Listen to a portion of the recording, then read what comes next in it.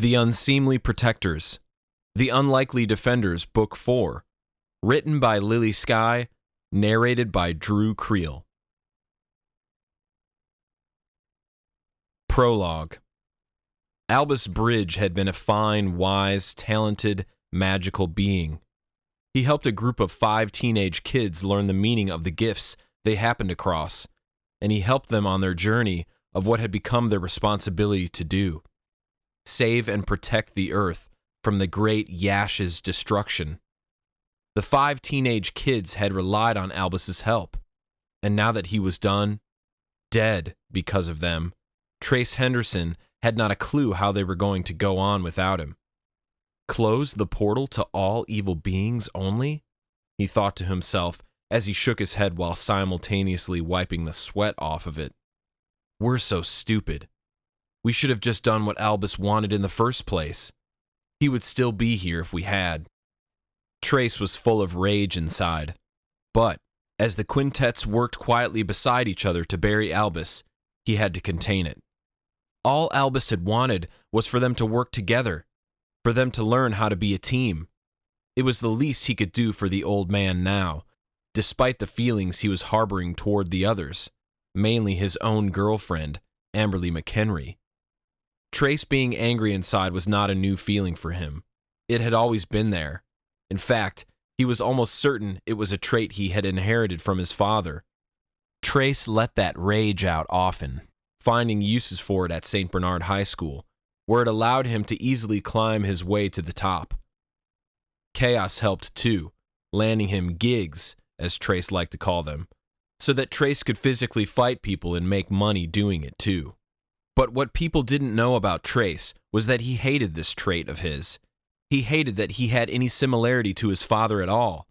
It was bad enough that he also had his father's same beefy, muscular build, but he got his straight, sharp nose and his stupid blonde hair from him too. His mother, Vivian, never stopped pointing it out to him. Trace didn't want to be like his father, but still, he knew that if anyone had met his father and then met Trace, they would say Trace was Calvin's mini-me. Trace supposed he had found one good way to release all of his anger, with his sword, the Pent Fire. He used it to fight and slay Yash's minions. It felt good. He was putting his anger to good use. He was ridding the world of evil. It was the only time he felt that his anger helped him more than it hindered him. Still, those flames on his sword had been weak lately, and Trace knew very well the reason why.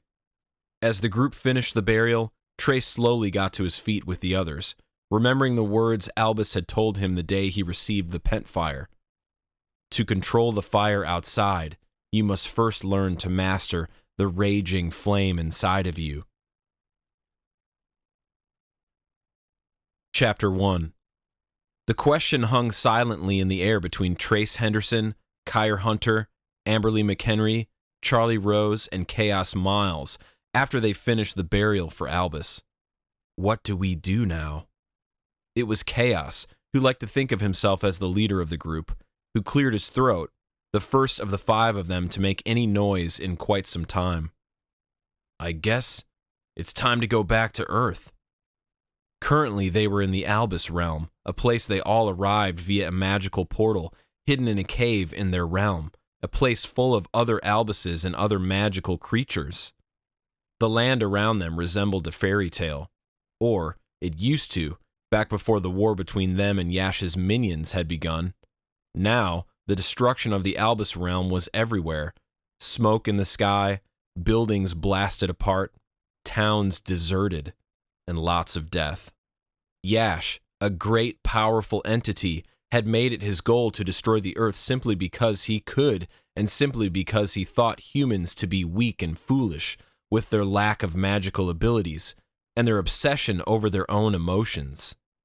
And even after the quintets, who stumbled upon their gifts inside of the cave in the White Forest, destroyed the portal that would allow Yash to get to Earth, Yash had found another way. There was another portal that connected the Albus realm to the Earth realm. Yash had easy access to the Albus realm, so he sent his minions down to clear a path for him to get to the portal. However, once again, the quintets worked to fight off his minions. who took on their forms of magical beasts in this realm and often faced multiple of them at a time. And even though Albus had told them all to destroy the portal completely so no travel between the realms could happen ever again, the quintets had put it upon themselves to find another solution, a way to seal it off to only evil beings. That way, Albus could still travel to Earth freely. They knew it was dangerous, but they didn't learn until the very end that a sacrifice was required. Before Rose or Amberley could try and make themselves the sacrifice, Albus ended his own life instead. It hadn't been what Albus wanted, and Trace would never forget the look on the old man's face right before he plunged the knife into himself, completing the seal. The minions they had been in the middle of fighting, a griffin, troll, and evil fairy, all disappeared as soon as they learned the portal had been sealed to all evil beings, including Yash. And Trace knew it was because they had gone back to Yash's ship to tell him the news. And now, while Trace was angry at himself for what they caused Albus to have to do, he was also mad at his girlfriend. Had Amberley not thought of him at all before she tried to sacrifice herself? Did she not care about him? About leaving him behind? Of course she doesn't care about you, Trace thought to himself as he avoided any eye contact with her. She had been distant from him for weeks now. She had been acting like she wanted nothing to do with him. And all the times they were together, they had gotten into a fight or argument. It wasn't like them. They used to be so good together. The rulers of their high school. Now what were they? When do we go back? Kire said, the next to speak. What is going to be waiting for us? Kire thought he was as much a leader as Kaos. He was incredibly smart, and he had recently proven to be good at soccer too, which instantly made him climb the poultry pole at school. The only thing that dragged him down a bit wasn't a thing but a who. Charlie, who preferred to be called Rose, was a plant-loving nerd, and even though Trace had grown to like her, Amberley was always complaining about how she lowered not just Kire's coolness meter, but all of theirs by a lot. You mean, you think Resin is going to be there, ready to fight? Amberley asked. Trace didn't look at her to see her expression. He didn't want to accidentally meet her gaze. He was too upset and hurt by her. Yeah, Kire said. Can you talk to Halo? Rose asked in a squeaky small voice. She was holding Kire's hand tightly, as if she never planned on letting it go, and Trace understood why. Kire had nearly died during their last battle, and it had been the contents of a vial in a bag Albus left behind that saved him. Rose and Kire had been having little love spats of their own, but upon realizing they could have lost each other, they now seemed closer than ever. Realizing Trace almost lost Amberley did not make him want to go and hold her hand, though. Kire hadn't meant to nearly die. Amberley had.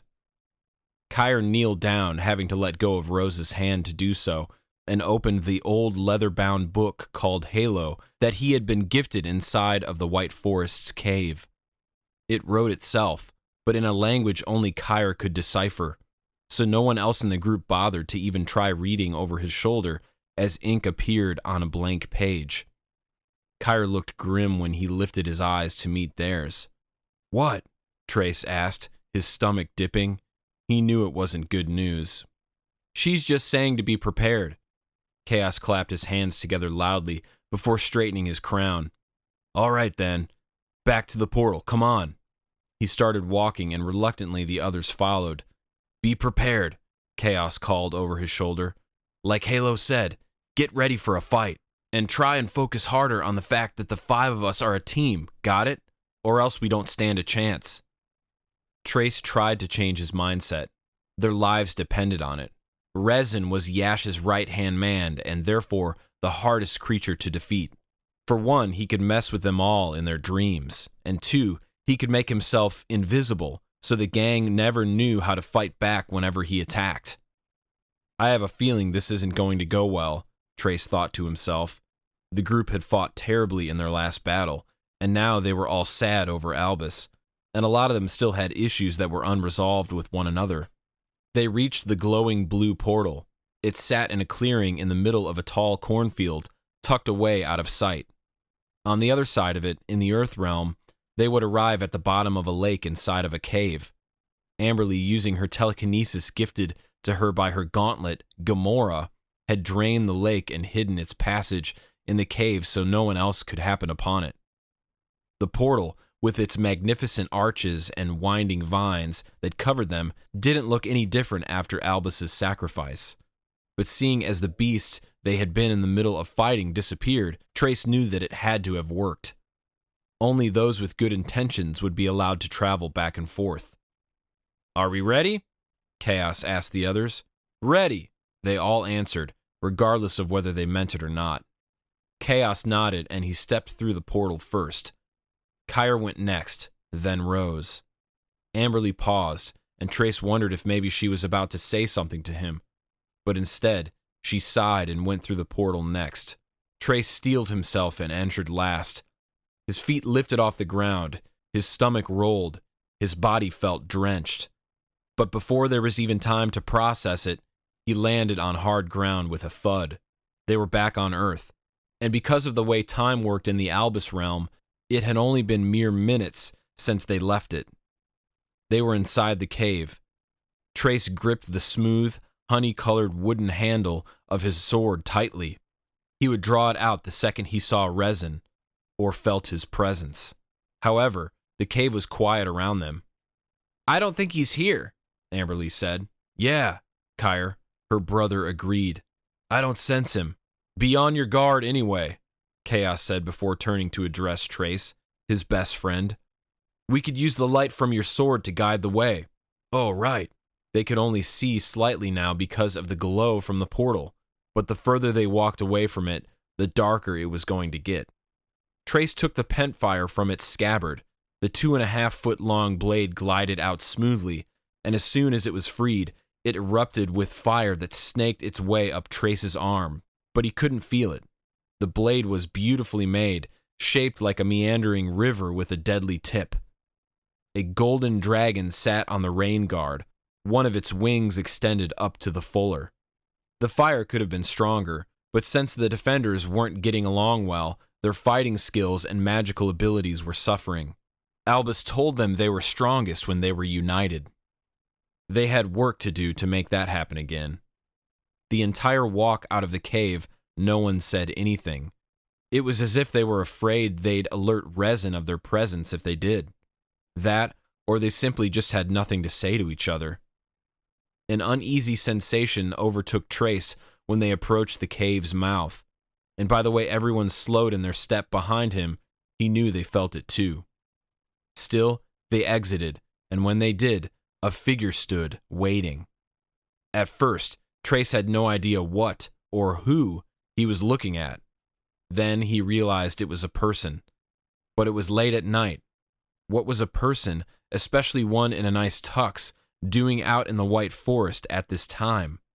And why were they wearing sunglasses over their eyes?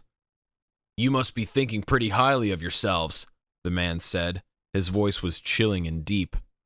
Everyone tensed. Before them, the man merely chuckled. "You've had your fun, children. But now your time is over. It's my turn." Trace was just beginning to register that this man in the sunglasses was actually Resin, and that they were seeing him for the first time before he felt his body lift in the air and heard the screams from Rose and Amberley. Trace was thrown back with force. He slammed into a thick tree trunk and lost his grip on his sword, whose flames immediately diminished the second his fingers were no longer touching it. He cried out but was quick to get back on his feet and back to his sword. He saw Resin, who had ripped his sunglasses off and was revealing to them sockets of fire where his eyes were supposed to be. He laughed, and as Rose tried to manipulate some vines to wrap around his body and restrain him, he merely glanced down at them, and they shriveled away from him and crumbled to dust. Seeing this, Rose looked petrified. Trace charged Resin as he lifted Rose into the air next. He threw her back, and before Trace reached him, Rose manipulated a bunch of leaves to cushion her landing. "He's going to use his mind to make you hallucinate," Kaos yelled at Trace, using his crown to get inside Resin's mind. Then suddenly, Trace saw nothing but pitch black emptiness all around him. "What is happening?" Trace feared to take another step. It was as if he had been transported somewhere. Then, out of the darkness, a lion made of fire started barreling toward him, having appeared out of thin air. Trace turned and started running, even though he couldn't see where he was going, and then his body slammed into something hard, and he fell to the ground again, momentarily losing consciousness. When he came to, he was back in the White Forest, and it was complete chaos. As much as the other defenders were trying to fight against Resin, who could disappear out of thin air and reappear wherever and whenever he wanted, they weren't good enough to overpower him. Trace was terrified that this fight was going to end badly. There was only one thing they could do right now to get out of here alive. Run. He got to his feet, his head pounding, and as soon as Resin was standing in one spot, focused on trying to get through Halo's protective shield around Kire, Trace ran in a wide circle around him with his sword, catching every bit of the forest around him on fire as he went. With Resin surrounded by the flames, Trace and the others stared in amazement. Barricaded in like this, Resin seemed weakened, unable to disappear or teleport. He yelled out in rage. "Guys, come on!" Trace bellowed, motioning for them to run with him. The other four didn't hesitate as the fire rapidly spread, making them all begin to choke on the smoke. They had escaped Resin yet again, but they couldn't run forever. Chapter 2. Trace was sulking. He was in his backyard, slowly kicking his soccer ball around the dead, half-frozen grass that was never tended to. He had school today, but he opted to skip it. The only person he told he wasn't going other than his mother was Kaos, since Kaos always came to pick him up in the mornings. Kaos had told him he was faking sick too. Trace wasn't the only one who lacked the motivation to go back to school after what had happened to them yesterday. Albus had died. Trace looked up at the sky, unable to keep his eyes away for too long at a time. It looked like the end of the world in their town of Montgomery. The fire in the White Forest was still ablaze, and it had grown and spread rapidly. There was a thick black cloud in the distance, and everything around him was coated in a gray haze. The sky was orange, reflecting the flames. Ash was falling and landing on Trace like snowflakes. He coughed, knowing he should go inside, but he didn't want to face his mom. He didn't feel like talking. This fire was his fault. Albus had always been around to clean up their messes after another attack from one of Yash's minions, like Hino or Jago, but he was gone now, and it allowed the fire to spread like a cancer.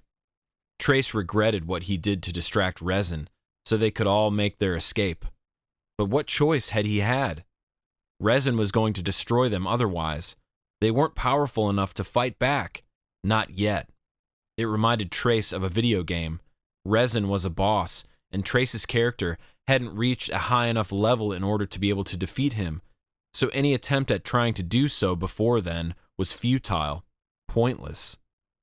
He knew that in order for them to gain the strength they had once upon a time, when they had first fought some of Yash's minions in the Albus realm after becoming more united than they had ever been, it had been almost too easy to destroy them.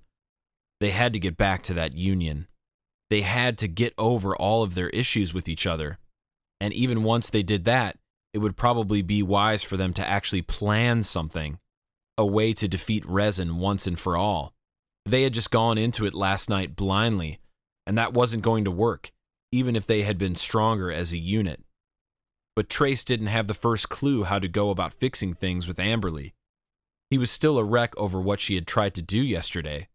He felt abandoned by her, just as he had been abandoned by his father long ago. He knew Amberley didn't think her sacrifice was selfish, but that was all he thought about. Not everyone gets to take the easy way out, he thought. Why should she? When the smoke lingering in the air became a little bit too much for him, and he was coughing more and more, he finally retreated back into his small, humble home. He lived in a simple one-story in a slightly shady neighborhood. Trace never had people over, really, because of how ashamed he was of the home life he had. People saw the popular and mighty Trace, the apex predator at school, and probably didn't think at all that he was as poor as he was. But when his father left him and his mother when Trace was a young boy, his mother fell into some bad habits and had a hard time ever keeping a job. In fact, even right now in their life, it seemed as if Trace's mother relied on him to make most of their income, even though Trace had so much other stuff to focus on, like saving the world, and much less school. "Hi, honey. Did the fresh air do you any good?" Vivian asked when Trace stepped into the kitchen from outside. He could see, all the way from where he stood by the door that was inside the kitchen into the living room. He could practically see the whole house from any spot he was standing. That's how small it was. His mother was lounging on their old sofa with a blanket that probably hadn't been washed in weeks draped over her. She coughed and smiled at him, her eyes droopy. The TV was on in the background, but it was muted because she wanted to talk to him. Trace didn't feel like talking, but he didn't want to upset her either. He loved his mother. She was perhaps the most important person on this planet to him. "Mom, can you not see what it looks like outside from there?" Trace had opened the blinds this morning, even though his mother preferred to keep them closed. He himself could still see how fiery the sky was, and he was much further from the window than she was. She turned and looked out the window as if she was just then realizing the blinds were open. "Goodness, that's just horrible," she said. "What were you even doing out there?" Trace rolled his eyes and laughed, walking over to join her in the living room. He took a seat in the old leather recliner. The surface of it was cracking and flaking off in pieces more and more every time he sat down. Their whole house was like this, filled with old furniture that hadn't been replaced since he was a baby. "I know, Mom," he said. "That's why I came back in. Are you feeling sick?" "It's not so bad," he said, feeling horrible for lying to his mother. He had already done so much of that when it came to the unlikely defenders. His mom couldn't know what he was up to, but before he had started to need to lie about that, he had hardly ever lied to his mom about anything. "That's good. I don't want you to fall behind," she said. His guilty conscience just grew guiltier. She also was not aware that he wasn't doing so hot in school. But how was he supposed to focus on some stupid essays and math worksheets when he had such a huge responsibility? "Don't worry about me," he told her, reaching out to pat her foot that was sticking out of the blanket. "Just worry about you." She swatted a hand dismissively. "Nothing to worry about with me," she replied. But it wasn't true at all. His mother was sick. She had a liver disease. It was why Trace was always trying to make money. On top of paying for their bills, and with little assistance they got from the government, they also didn't have health insurance. So they had to pay for his mother's medication for her liver disease out of pocket. And it was expensive. Yes, there were so many other things Trace could be spending the money on, like getting himself some counseling for all of his anger, saving up to be able to go to college someday, or buying himself a car. But his mother was sick, and her needs came first. "Whatever you say," Trace said, smiling. His mother was one of the only people who got to see him smiling. His friends and Amberley were the only other ones. On the TV in front of them, a news broadcast came on, and seeing that it was about the fire in the White Forest, his mother unmuted the TV with the remote. Trace tried not to listen, but it was impossible to miss the words, "massive destruction," and "devastating to our ecosystem." So he stood up. "You know what? I think I need to go back to bed," he told his mother. "Sounds good," she said with a yawn. "I'll probably take a nap here too." Trace kissed the top of her head and then retreated back to his small bedroom. Inside of it, he barely had room for a twin bed, a dresser, and a clothing hamper in the corner. He flopped down on his always unmade bed and pulled his phone out of his pocket. He had missed text messages from the quintet's group chat, but he didn't feel like opening the thread to see what they were saying. He hadn't lied to his mom completely about why he didn't want to go to school today. He still felt sore from all of the fighting he had done yesterday, even though since he had become an unlikely defender, he had gained immortality and quick healing abilities. It wasn't as if he no longer felt any pain. Eventually, with thoughts about Amberley and how he was reluctant to have to face her again tomorrow, he fell asleep for the majority of the day. Trace's head felt a little bit better, more screwed on when he woke up from his long nap. The sun had set outside, but still, the street lights in front of his house illuminated the surroundings, and Trace could still see the orange hue in the air. The white forest fire was still blazing, and he wished there was something he could do to tame it. He left his phone on the table beside his bed. He wasn't ready to deal with his friends yet, but he knew that he wanted to try to become better as a team. He knew he had to push things aside. They had a big fight coming with Resin, and it was crucial to their survival that they beat him once and for all. Despite the air and how he had started choking on it when he had been outside earlier, Trace managed to sneak into his backyard again, unseen by his mother, who seemed like she hadn't moved on the couch since Trace saw her earlier that day. His mom never came into the backyard, so she never spotted him when he was working with the pent fire, watching YouTube videos on his dusty laptop given to him by Kaos a couple years ago as he practiced his swordsmanship. His sword could also blast fire from it at directed targets, and Trace often practiced with old cardboard boxes. He placed them all around his backyard and used them as his targets, aiming the flaming balls of fire at them, which were similar to the ones Resin could shoot out of his eyeballs. Trace practiced for so long that he lost track of time and again only went back inside when the air became too unbearable. He felt good about his swordsmanship. He knew he had skill. He had been practicing for quite some time now, pretty much ever since he was first gifted the sword. But he knew that his skills alone wouldn't be what made him a good fighter when it came down to a battle with Resin. He needed all 5 of the quintets to be skillful, and they all needed to be able to use their powers together. Chapter 3. After Trace had hidden his sword back safely in his bedroom, he wandered into the kitchen and whipped himself up a freezer meal. He was starving from all the training, and he had slept so much that day that he hadn't had a single bite to eat. The ruckus of him moving around in the kitchen stirred his mom over on the couch. "Throw one in for me too, will you?" Vivian asked as she sat up and stretched. Even in the darkness of the living room, Trace could see how pale she looked. "Are you sure?" Trace asked. "It's late. Maybe you should just go to bed and wait for breakfast. Or did you not have dinner?" "I lost track of time, to be honest," she replied. He squinted at her. She suddenly looked wide awake, and her eyes were searching the room. She was thinking of a plan, and Trace wasn't sure it was one he wanted to know about. "Okay," he said flatly, heating her up a microwave meal as well. It wasn't that he cared that she wanted to eat when it was after midnight. It was more that he would prefer she just go to bed so that he knew exactly what it was she was doing when he went to bed as well. "Thanks, handsome," she told him. "Welcome." She got herself up from the sofa, albeit weakly, and joined him in the kitchen. When both meals were heated, they sat together at the counter and ate. "You're going to go to bed after this?" Trace asked her. "Are you?" she deadpanned. Her ice blue eyes, the same as his, peered into his mischievously, questioningly. "Yep, I sure am. Got to get enough rest for school tomorrow." "Good.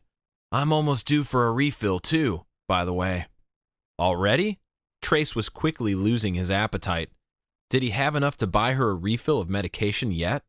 He'd have to go check his stash, but he was nearly certain he didn't. He needed to come up with some more cash stat. "I know the days go by quickly," she told him. "I really do appreciate how helpful you are, honey."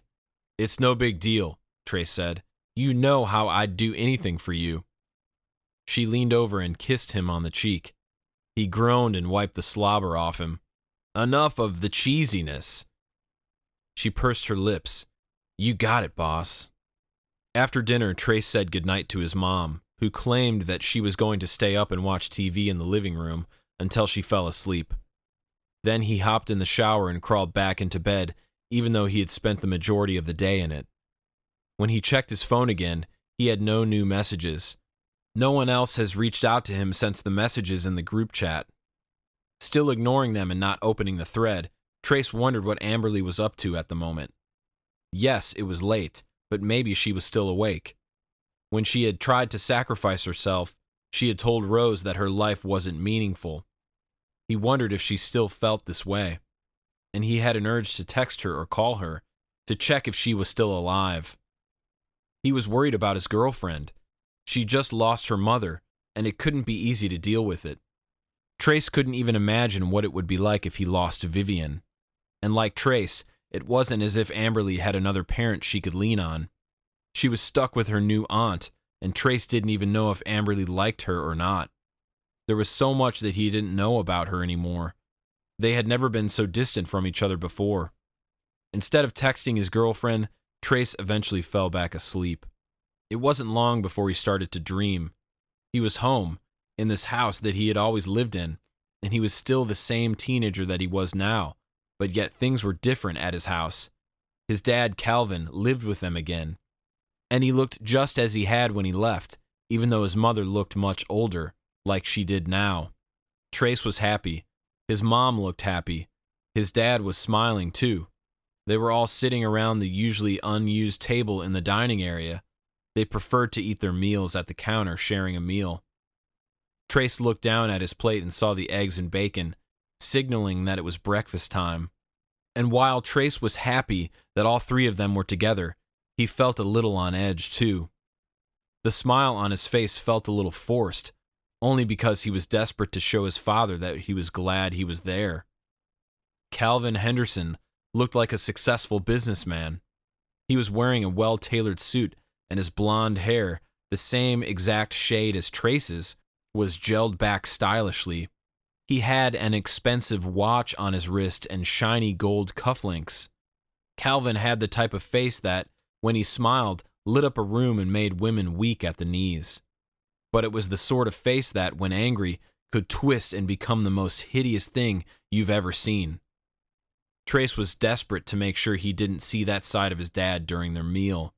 "So Trace," his father started, wiping his mouth on a napkin, "I heard a rumor at work." "What kind of a rumor?" Trace asked. His dad's tone was still casual and light, which had to be a good sign, right? "I heard from some colleagues that the fire in the White Forest was started by some teenager. You wouldn't happen to know anything about that, would you?" That was when his look changed. His father's eyes narrowed in on him. His eyebrows lowered. The smile slipped away. How could he have any idea what Trace had done? I don't know," Trace tried. He sat frozen in his seat, the butter knife in one hand and the fork in the other. "You don't know?" "I promise," Trace tried. But even as he told the lie, he knew his father wouldn't believe him. He should have just gone with the truth instead. But how could he even begin to explain to him why the fire started? Calvin turned to Vivian. "What were you thinking letting him leave the house anyway?" he asked her, his tone icy.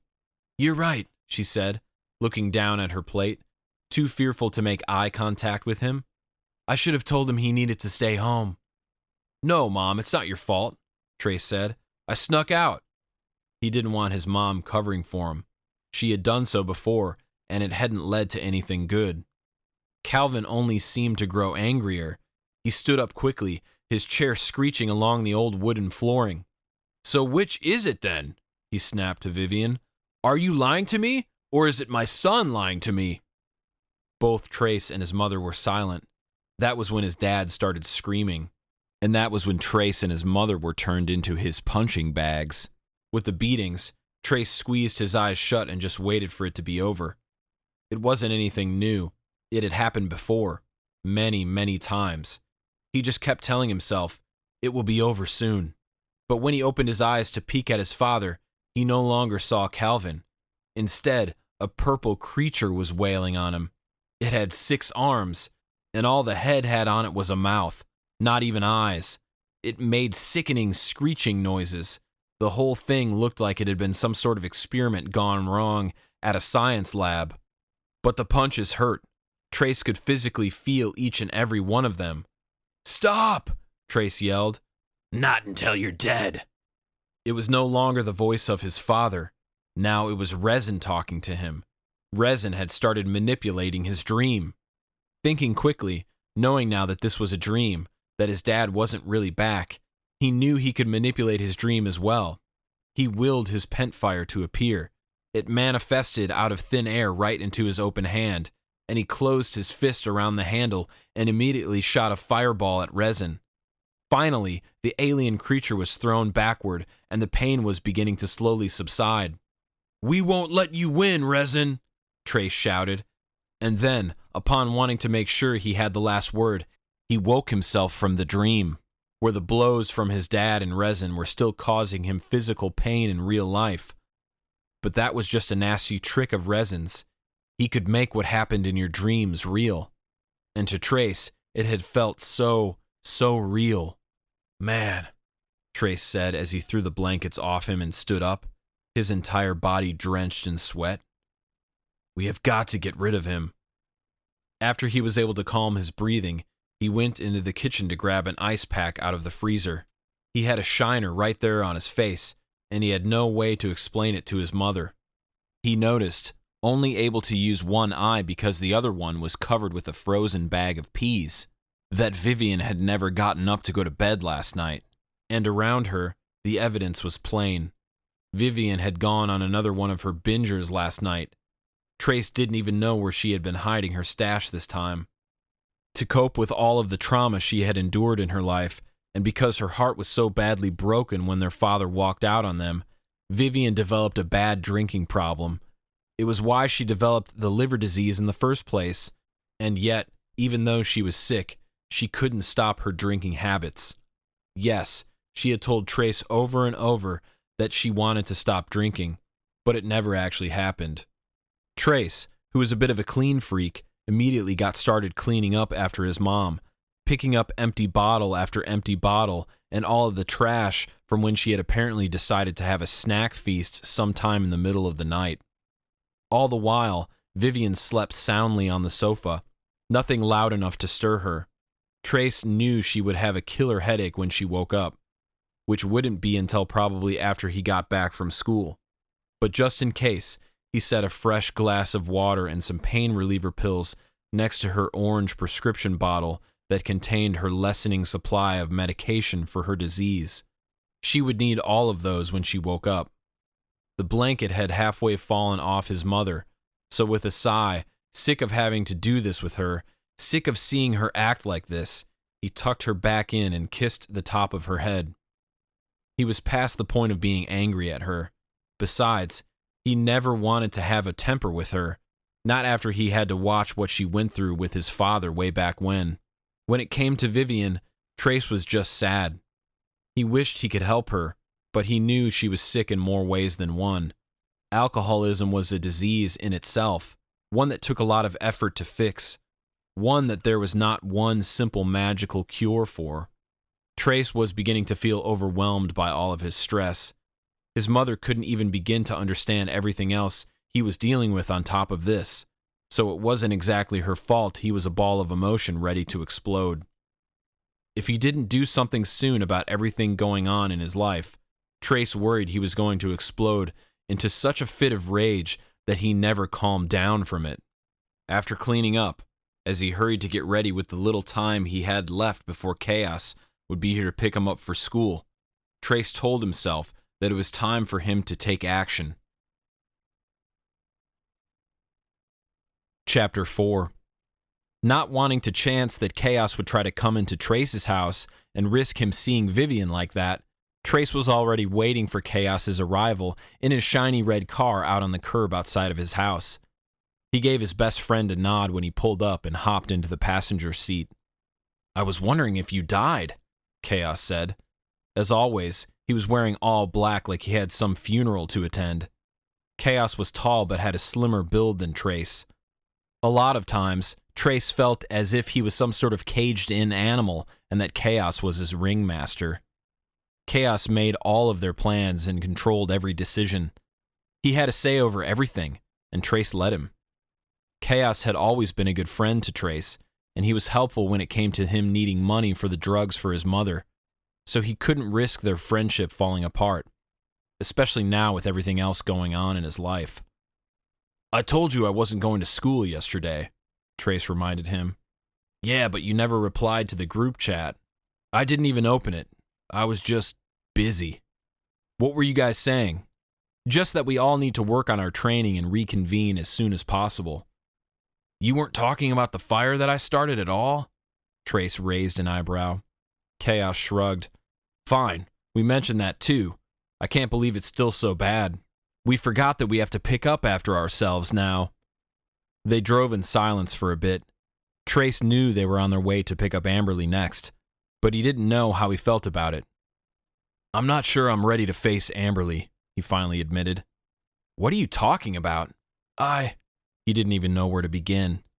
He turned in his seat so his entire body was facing Kaos. Dude, I've been doing everything you've told me to get things back on track with Amberley, to get her to like me again, to be the old us. But honestly, I feel like your advice has sort of made everything worse. Giving her space has only made her question if I even like her at all. I think it might have even made her think that I wouldn't care if she died. Or else she wouldn't have to, you know. I don't think it's really about you, Kaos told him. She's going through a lot right now, you know. Obviously, I am her boyfriend. They couldn't further the discussion because they had just pulled up to Amberley's new house, where her aunt lived. Amberley walked out the door in sunglasses, looking beautiful as always. Her long blonde hair was pulled into a tight, sleek ponytail, showing off her sharp, striking facial features. She was wearing a leather skirt, tights, and high-heeled furry boots. When she climbed into the back seat, all she gave was a simple, "Hey," and Trace didn't even know if it was directed at him or Kaos. Sleep good? Kaos asked her, being the one to keep the conversation flowing as he resumed driving. Sort of. I'm just glad it wasn't another night tormented by resin in my sleep. Trace had been about to mention how resin had decided to torment his dream instead, but he decided against it. Still, he wasn't sure who Amberley was talking to, and he was worried that if he opened his mouth, she would just tell him to shut up. Aren't you glad you even got to sleep at all? Kaos asked her. Trace snuck a glance at her to find her sneering at Kaos. What is that supposed to mean? She asked in her snooty voice. If you had sacrificed yourself, you wouldn't get to sleep ever again. Okay, she rolled her eyes. I would be dead, so I wouldn't even know whether or not I was getting any sleep. I'm just saying, Kaos replied. Trace could tell that he wasn't the only one affected by the fact that Amberley had tried to sacrifice herself. Kaos and Amberley were friends too. She had almost left him too. Where are we going? Amberley asked, abruptly changing the subject, her tone still full of attitude. Where do you think? Kaos asked back. We're going to get Kire and Rose. Amberley groaned aloud. You know the rules, Kaos said. No more of that, Amberley. I mean, I'm fine with us getting Kire, Amberley explained. During their last battle, Trace had caught a glimpse of how it seemed Kire and Amberley may have resolved the conflict with each other. Were they now going to act like a normal couple of siblings, or were they going to quickly go back to being each other's enemies? You have to be cool with Rose, too, Kaos said. She crossed her arms. Fine. She pouted the rest of the way to picking up Kire. Kire slid into the middle seat. What's up with her? He asked the guys, motioning to Amberley, who was facing out the window with her sunglasses still on. Just the typical Amberley, Kaos said. Beside him, Trace was still being silent. Charlie Rose was next on the carpool list. She walked out of her house wearing a floral long-sleeve shirt and old faded jeans. She had flowers in her hair like she usually did. Plant freak, Amberley muttered. Beside her, Kire swatted at her, like a brother would. As Rose entered the back seat, she also had a pouty look on her face. What's wrong? Kire asked immediately. She closed the door and buckled herself in. Don't get me wrong. I get why you did what you did yesterday to get us out of there, Trace, and I'm super grateful. But that poor forest. Yeah, I was thinking about the aftermath when I did it, Trace said. I know that there are firefighters on it and all that, Kaos said. But do you think we should, skip school and try to help them contain it? Discreetly use our powers or something? I was wondering that too, Amberley said, suddenly back to engaging in conversation. But I feel that it's just too risky. We could get caught. And then how would we explain ourselves? Maybe they would think we were just trying to do a good deed, Kire tried. With our crown, gauntlet, sword, weird necklace, and super old book, Amberley countered. She's right. Trace said, agreeing with his girlfriend, even though his tone was dark. It's too risky.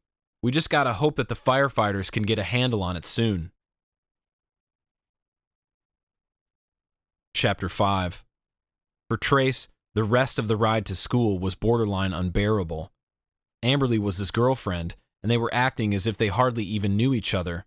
It was as if, right before his very eyes, Amberley was slipping away from him. And they were both so dang stubborn. Neither one of them felt that they were the one in the wrong. But how could Amberley not understand how upset and hurt he was by what she had tried to do back in the Albus realm?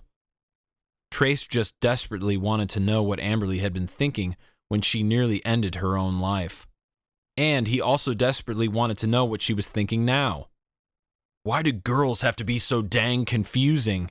He thought to himself as the gang pulled into the school parking lot in Kaos's car. Trace noticed the way, as usual, that everybody on campus seemed to turn their heads and look at Kaos's red beauty. The quintets had a pretty high social status, and that even seemed to include Rose nowadays too, since she had been hanging out with them. Trace had noticed recently the way that more people seemed to be interested in talking to Rose, how fewer people seemed to be teasing her all the time. In fact, he was pretty sure he saw one of his peers starting to put flowers in her own hair, and he suspected that Rose was the one who had started the trend. He wondered if more people were going to start following in her footsteps as well. They all got out of the car, and Kaos and Amberley walked together ahead of the other three.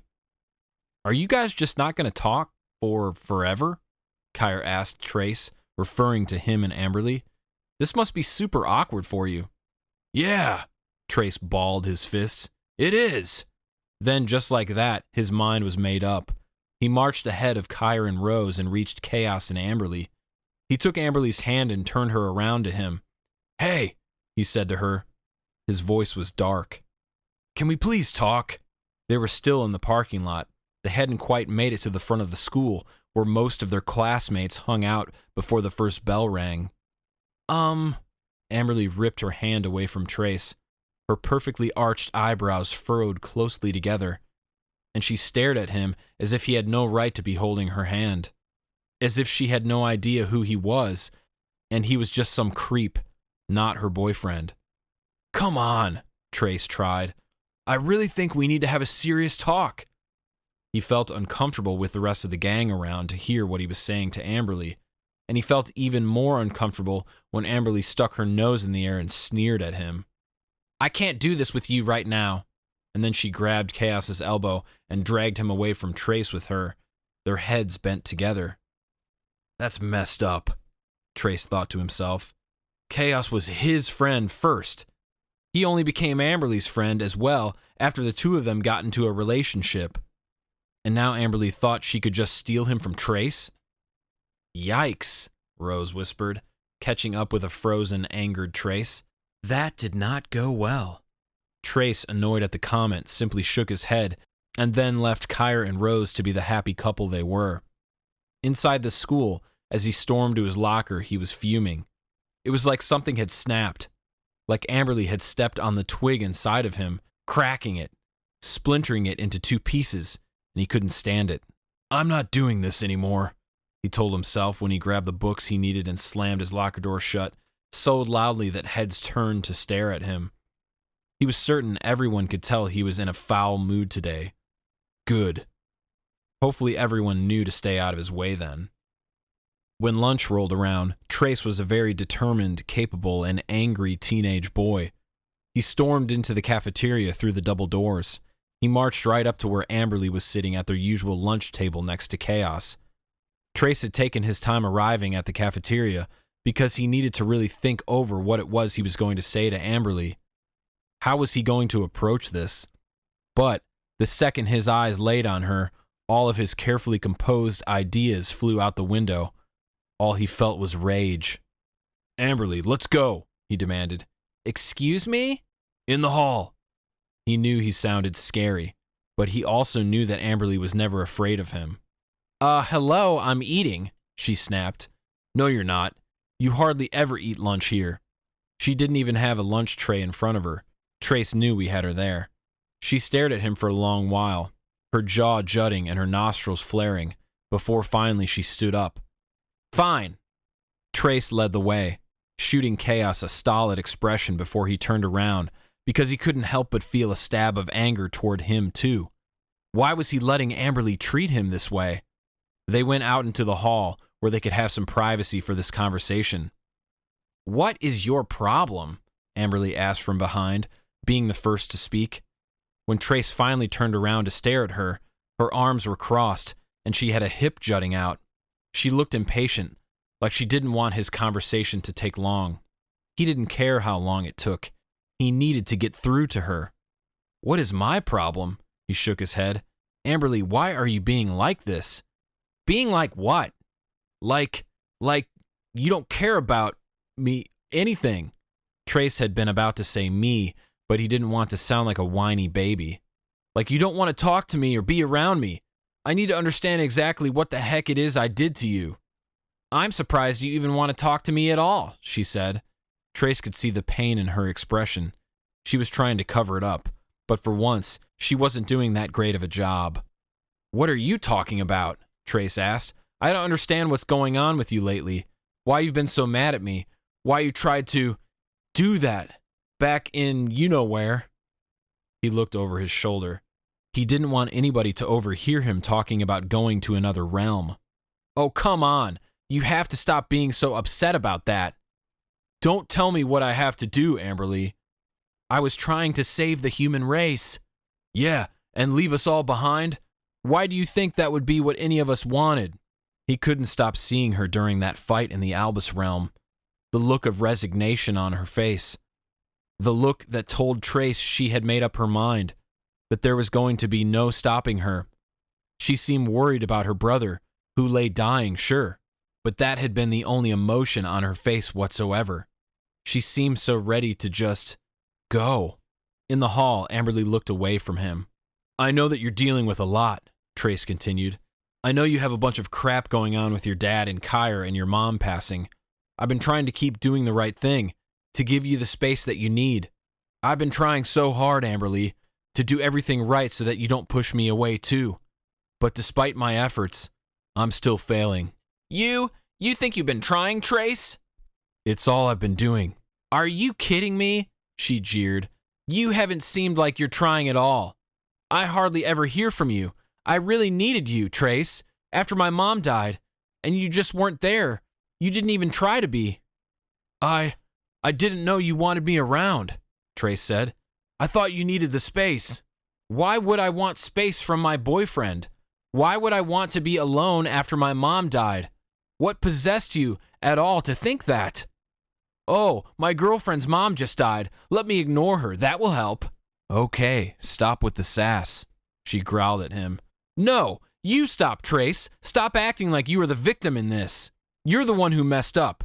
You're the one who became friends with Kire and Rose and suddenly decided that since you had them, it wasn't as important to have me. Is that seriously what you think? You are so far from the truth, Amberley. You're delusional.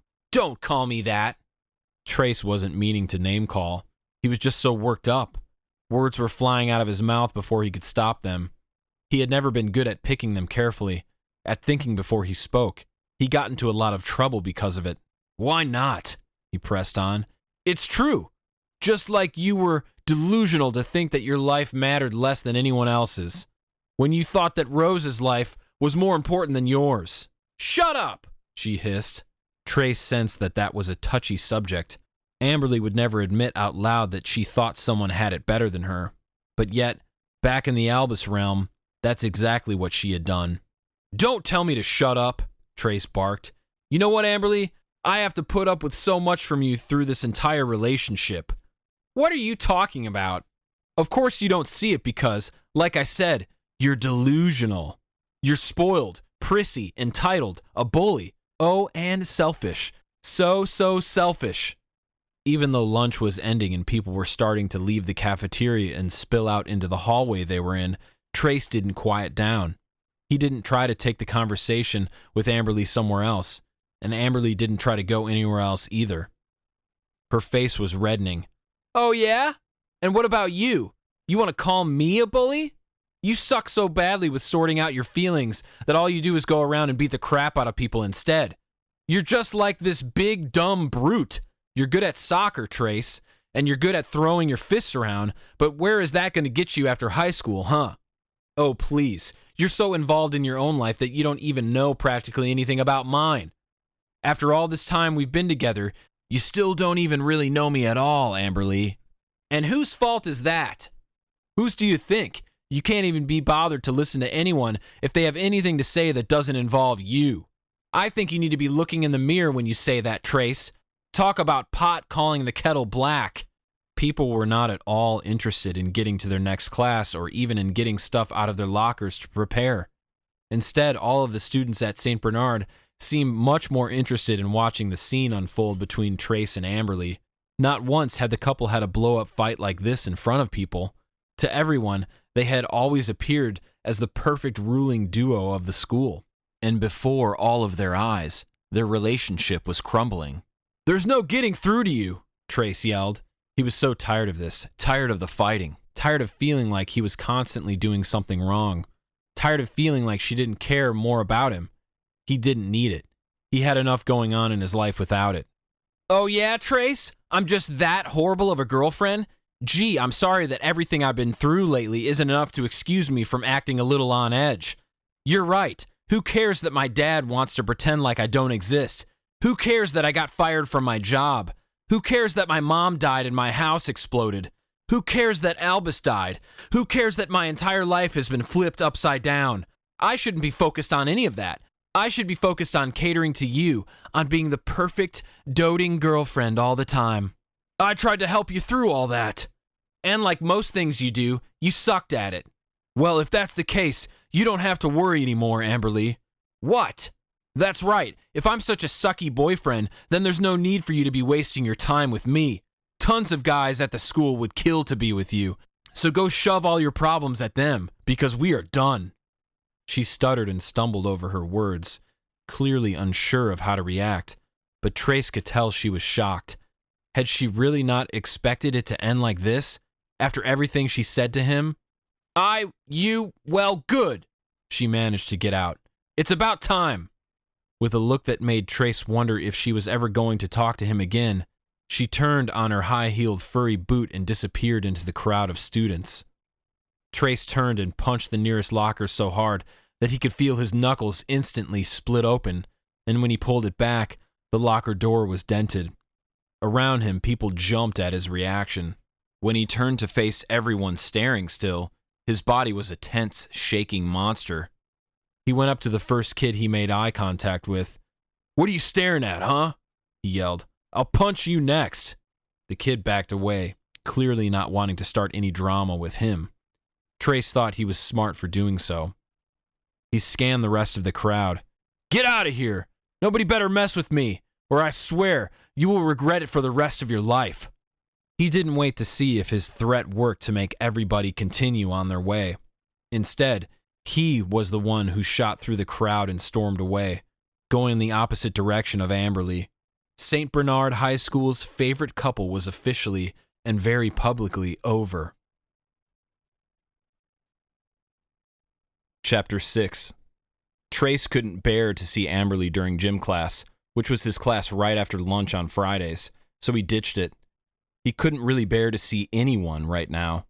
Not when he was so angry, so destroyed. He hadn't wanted to break up with Amberley. He'd never wanted that. He had just been so angry at her, and she had said some really messed up things to him. But they both had said messed up things. But still, Trace had been fully convinced even before the fight that Amberley hated him. So why had she been wasting her time with him?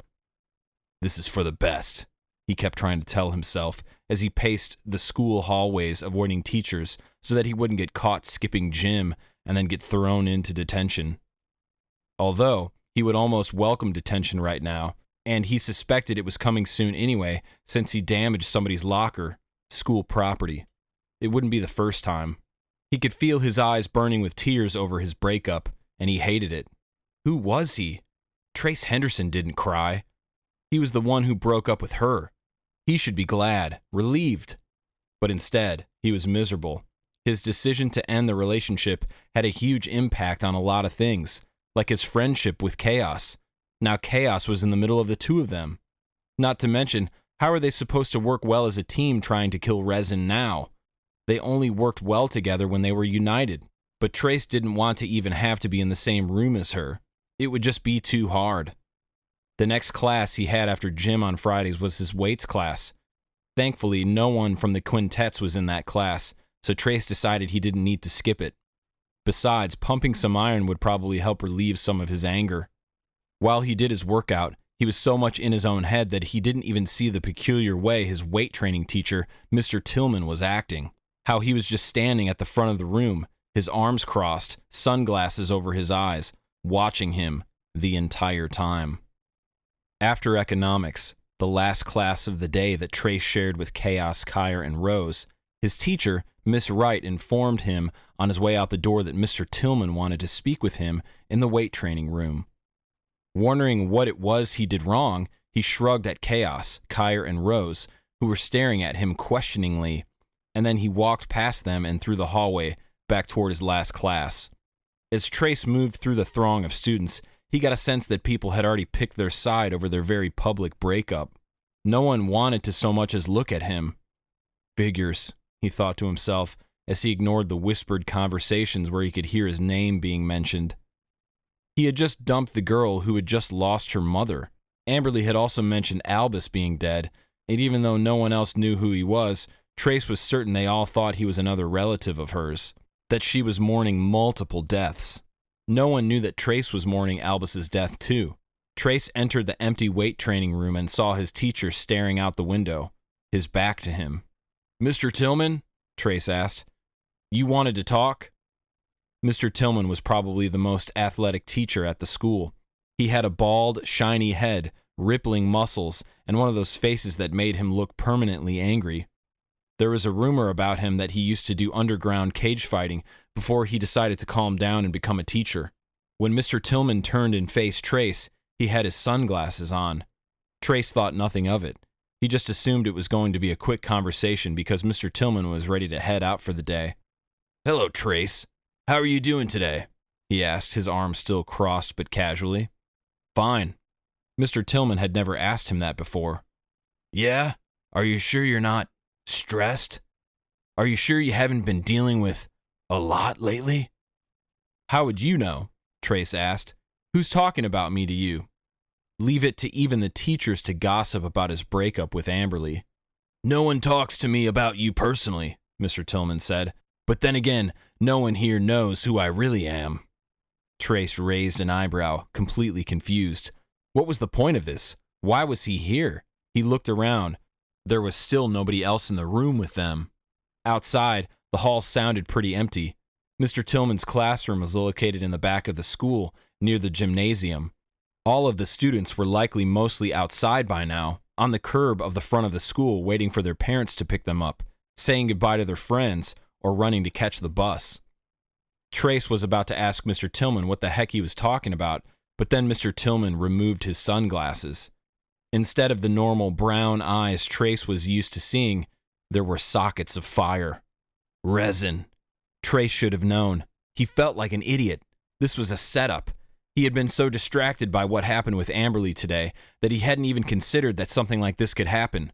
For just a moment, he had felt like a normal teenage boy dealing with his normal teenage problems, and he had completely forgotten that he had much, much bigger things going on.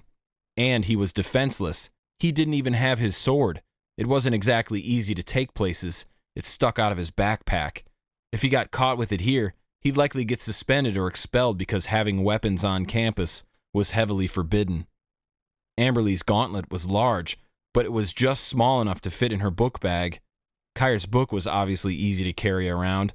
People probably assumed he checked it out from the library. Kaos got away with wearing that crown on his head, even if it was a little strange. People didn't question it because he was so popular, and Rose had that pendant she wore around her neck. It already looked like something that she would normally wear. He doubted anyone even paid it any attention. Resin must have known he would be the one most likely to not have anything to fight with. And now Trace knew he was in deep, deep trouble. Resin, who had either taken over Mr. Tillman's body or disguised himself to look like Mr. Tillman, let out a burning laugh. He was terrifying, and Mr. Tillman already looked terrifying without flaming sockets for eyes. Trace turned to bolt out of there, but Resin was quicker. He disappeared into thin air and then reappeared right in front of the exit of the room. Trace picked up a weighted disc and flung it at Resin. Resin dodged it, and it flew into the door, cracking the glass. Trace tried to run out again, but Resin used his power to pull Trace back to the middle of the room, where he tripped over a workout bench and fell on his back. "Use what you've got," he told himself, ignoring the pain, lunging quickly for the barbell resting on the chest press machine. It was long, much longer than he preferred, and it weighed 40 pounds without any added weight on it, but still, Trace turned it vertically like a sword or a bat, and was so quick to act that he managed to land a hit right into Resin's side. Resin flew into the smith machine and yelled. Then he welded his magic in between his hands. His ball of light sucked the electricity out of the room, making the lights overhead spark, and Trace ducked. The ball of electric mass soared over him, missing him by centimeters, sizzling some of his hair, and instead hit the white-painted brick wall. "Why do you even want to fight us anymore?" Trace managed to yell out. "Yash can't come here. We closed the portal. He can't get to us. Just give up already." Resin didn't offer to say anything back. He used some sort of telepathic ability, like Amberley had, to lift a 50-pound dumbbell in the air and send it hurling toward him. It bashed into Trace's stomach and knocked him off his feet with such force he was blasted into a punching bag, and he groaned as he fell to the ground. The lights were still flickering like crazy overhead. Resin was drawing more electricity from them. He was going to kill Trace with the next blast. Trace was sure of it. Then suddenly, the door to the room flew open, and at first, Trace figured Resin did it with his mind. But then he saw none other than Rose standing in the doorway, a fearful expression on her pale face. "Mr. Harrison!" she screamed down the hallway. "Come quick!" That was all she needed to do. Drawing attention to Resin would expose him for what he was. So in an instant, Resin vanished, leaving Trace in pain, crumpled on the floor. Rose raced into the room to help him to his feet. He moaned in pain some more. "Are you all right?" she asked. "Where's Mr. Harrison?" Trace asked, worried the teacher was going to come in and see the mess it looked like Trace had made all on his own. "He wasn't really out there," Rose said, shaking her head quickly. "I just wanted to make Resin think that a teacher was nearby." Trace clutched his stomach. "How did you know I was in here?" "I was in the greenhouse. I could see the lights in here flashing all weird and crazy while I was watering one of the plants. I just had a feeling it wasn't anything good." "Yeah, thanks for coming. We should get you some ice or something." "I'll be fine." "Will you, though?" Rose asked. Trace stared at her, sensing she was asking him something else. She continued, "We saw the breakup." Trace rolled his eyes. "It's whatever." "No, it's not," Rose said, reading him like a book. "Don't worry, I won't let it interfere with defeating Resin." "I don't care about that. You guys were together for a long time. I just want to make sure that you're okay." Rose was always so sweet. Trace hated that he had ever been so mean to her, but he could tell exactly why Amberley chose to continue to dislike her. She probably resented Rose for being able to be nice to people. It was a quality Amberley severely lacked. "I appreciate it, Rose, but we have other things to focus on right now." She nodded. Trace continued clutching his stomach, which was throbbing. He had already been injured there before Resin threw the weight into him. It had happened when he was fighting back in the Albus realm. He lifted his shirt just to see how bad the damage was now, and before he could even get a good look, Rose was gasping. "That looks bad." But the old injury he sustained during their fight in Albus realm was already almost gone, replaced by a fresh, bruising red mark where the weight hit him. As the unlikely defenders, they healed much, much quicker than the average person. "I'll be back to normal in no time." Rose sighed. "I know it's probably the last thing you want to do, but we should really get everyone together and tell them what happened. Resin attacked at school. He's infiltrated the teachers. He can be anyone at any time, and he doesn't care what kind of mess he makes. He has to be stopped." Great. It looked like Trace was going to have to see Amberley again today after all. Chapter 7. The gang all met up together at Aunt Marge's, their usual gathering spot. Aunt Marge's was a grocery store with a large room in the back for having tea and treats. The place looked like something right out of the Albus realm, and the Albus realm looked like something right out of a fairy tale. The tea room had a large clock on the wall with teacups instead of numbers. There was a large wooden shelf with different painted ceramic teapots that had knitted covers around them. The tables were clothed in soft, plaid pastel colors with frilly trimmings, and people like Trace looked like they did not belong when they sat down at a dainty table. "You need to make this quick," Trace grumbled as he watched Amberley walk through the door to join them. Just the sight of her made him nauseated, and it didn't help that his stomach was already in a lot of pain from what had just happened with Resin. "I would really rather be anywhere else right now." "What is this about?" Amberley snapped at the others when she sat down. "Is it really that important that you're forcing me to be near him?" The him she was referring to was very obviously Trace. Trace wasn't the only one who was still fuming over their incident in the hallway earlier. "I know things are weird and awkward right now," Rose said, surprising Trace with how she was the one to lead this meeting. She usually hung back on the sidelines, chiming in only when she needed to. "You got that right," Kaos said, his arms crossed. He wasn't looking at any of them. He touched the crown on his head, and in seconds, Aunt Marge was coming into the room smiling brightly and telling them that she would be right back with their tea and treats, and that it was all on the house today. Then she disappeared quickly. "You made her do that, didn't you?" Kire asked Kaos. All Kaos did was smile. "Kaos," Rose complained, "that's not right." Kaos merely shrugged. She shot him a dirty look and then continued on. "Anyway, Resin disguised himself as Mr. Tillman today and attacked Trace. Things could have ended badly if I hadn't found him. He got really hurt." "I'm fine," Trace was quick to throw in. Rose ignored him. "What is the plan, you guys?"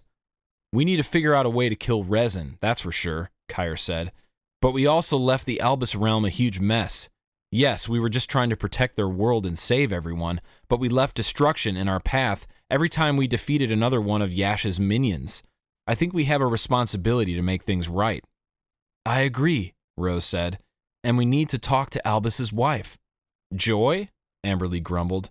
"Maybe we'll learn something from someone in the Albus realm that will give us insight into how to go about killing Resin here," Kaos chimed in. Then Aunt Marge returned with their tea and dish of cookies, and she smiled pleasantly and sat everything down on the table. "Whatever else you need, I am at your service," she said, beaming at all of them. Rose glared at Kaos until Aunt Marge left again. "Stop doing that," she demanded, but Kaos just smiled again. "The mind controller has a good point," Kire said. "I think the answers we're looking for are not found here on Earth." "But the White Forest is on fire," Trace brought up. "How are we supposed to get back to the portal?" "I know the White Forest better than maybe anyone in Montgomery," Rose said. "I will track the fire, and then I will map out a way for us to get back to the portal without getting caught in it. I'll let you guys know as soon as I figure it out." Chapter 8. Trace, relying on Rose to figure out a plan for them to get back to the portal into the Albus realm, went home after their meeting at Aunt Marge's. Kaos drove everyone except for Amberley, who didn't take Kaos's offer to be dropped off at her aunt's. She dashed out of there as soon as their meeting adjourned, not saying anything to anyone, her nose sticking up in the air because she was Amberley, and she was always snooty like that. It had been a trying and tiring day for Trace. All he wanted to do was go home, attempt to get some homework done, just enough so that he wouldn't fail and have to repeat his junior year, and then go to sleep after a long, hot shower. When he was dropped off at his house, the sky behind it was still glowing orange from the fire in the White Forest. It was a constant reminder of what he had caused. What if the forest was burnt to nothing? What if smoke filled everyone's lungs and caused lots of health problems later on? What if he, by trying to save people from dying, ultimately ended up killing people instead? He shook the thought away and walked to his front door. Inside the house, his mother was in her usual spot on the sofa with the TV on. But the second Trace saw her, he was almost alarmed because of how sick she looked. Her eyes were sunken in, and her skin was so pasty. She was getting so thin, too. "Hi, Mom," Trace said. trying to keep his exhaustion out of his tone. Trace, she said with a hiccup. She sat up and grabbed the glass from the coffee table. There was a dark red liquid inside of it. She took a sip and then sat back, looking unsteady even though she was sitting. Maybe you should just stick to some water, Trace tried. He hadn't even stepped away from the entryway, a little tiled space by the door that had a small table with a catch-all tray on it and a mirror hanging above it. Yet, have you gotten money for my meds yet? She asked slowly, instead of acknowledging his comment. I promise I'm working on it. It wasn't fair that this all fell on Trace. How much more stress could he handle? I have to do some homework. Are you going to be all right? She sighed heavily and nodded her head. Then she resumed drinking from the glass. Trace walked into the kitchen and set his bag on the small breakfast table. He pulled out what he needed, grabbed a giant glass of milk and a couple of snacks from the pantry, and then sat down to get started. He found it increasingly harder to concentrate on his schoolwork when, every so often, his mother kept returning to the kitchen with her empty glass, only to refill it with more of the dark red liquid. Trace was uncomfortable with the fact that she was opening her third bottle of the day. You're so smart, you know that? She told him as she nearly overflowed her glass. My son doesn't need to do stupid homework. Homework doesn't make anyone any smarter. Imagine if we had to go all day long and then come home and keep working. Ridiculous. Thanks, Mom, Trace said, rolling his eyes, but his back was to his mother, who was in the kitchen, so she didn't see it. Trace did not think he was at all intelligent. He was nothing compared to Kaos. Kaos had all the brains. So did Kire, too. You got your smartness from me, his mother said, not from your idiotic father. Mom, I don't want to talk about him, Trace was quick to say. If his mom started talking about their father when she was in a state such as this, it was nearly impossible to get her to stop, and things quickly often started to spiral. Not talking about him isn't going to make him stop existing, his mother replied, suddenly a bit of an edge to her voice. I didn't say that, Trace said. Your father, Mom, I have homework, Trace interrupted. I don't care.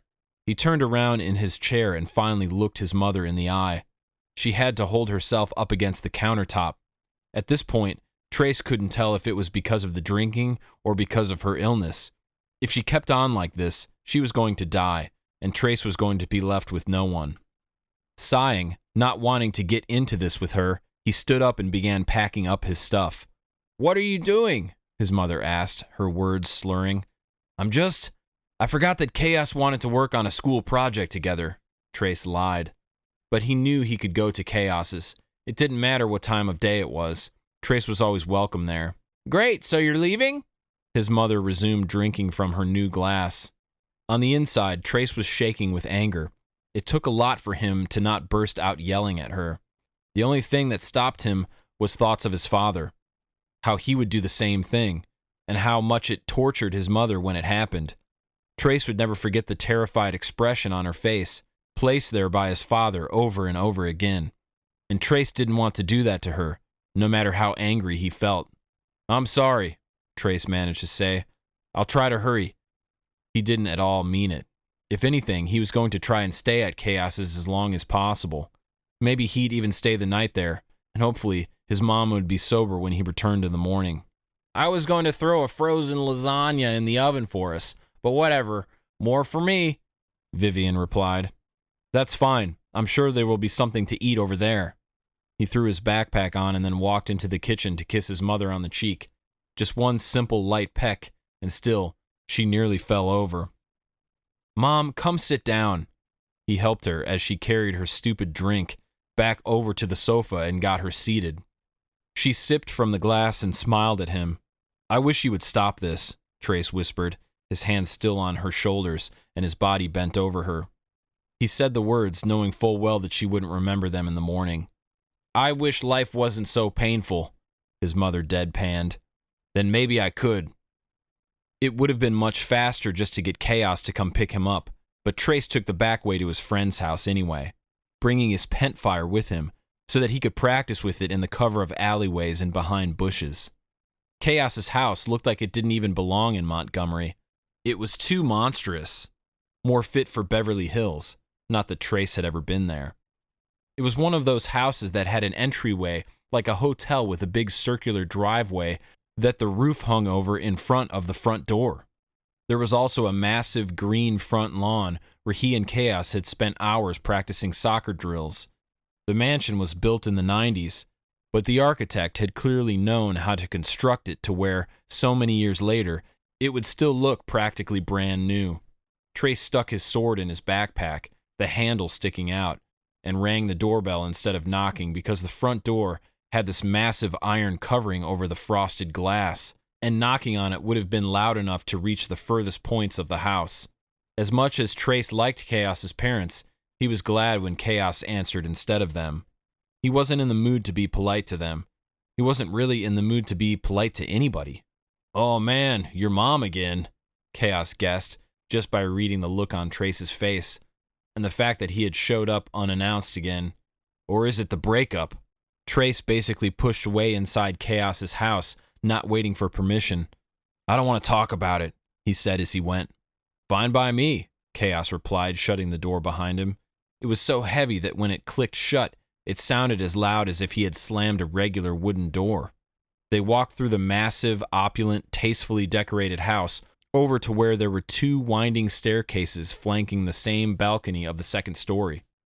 They each took their own staircase and raced up, something they had been doing for years.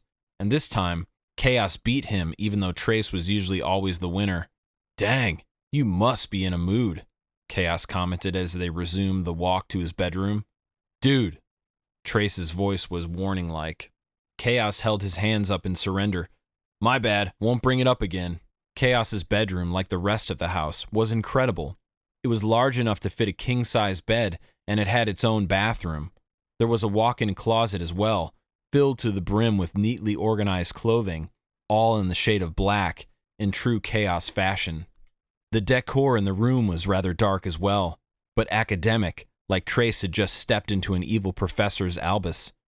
There were dark, wood-paneled walls, except one was composed of wooden bookcases overflowing with things Trace would never have any desire to read, and wasn't sure he'd understand even if he tried. Instead of carpeting, Kaos had a wooden floor.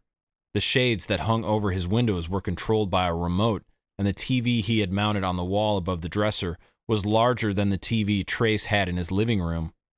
"So what do you want to do?" Kaos asked. "Don't you still have homework too?" Trace replied. "Already finished it." "How?"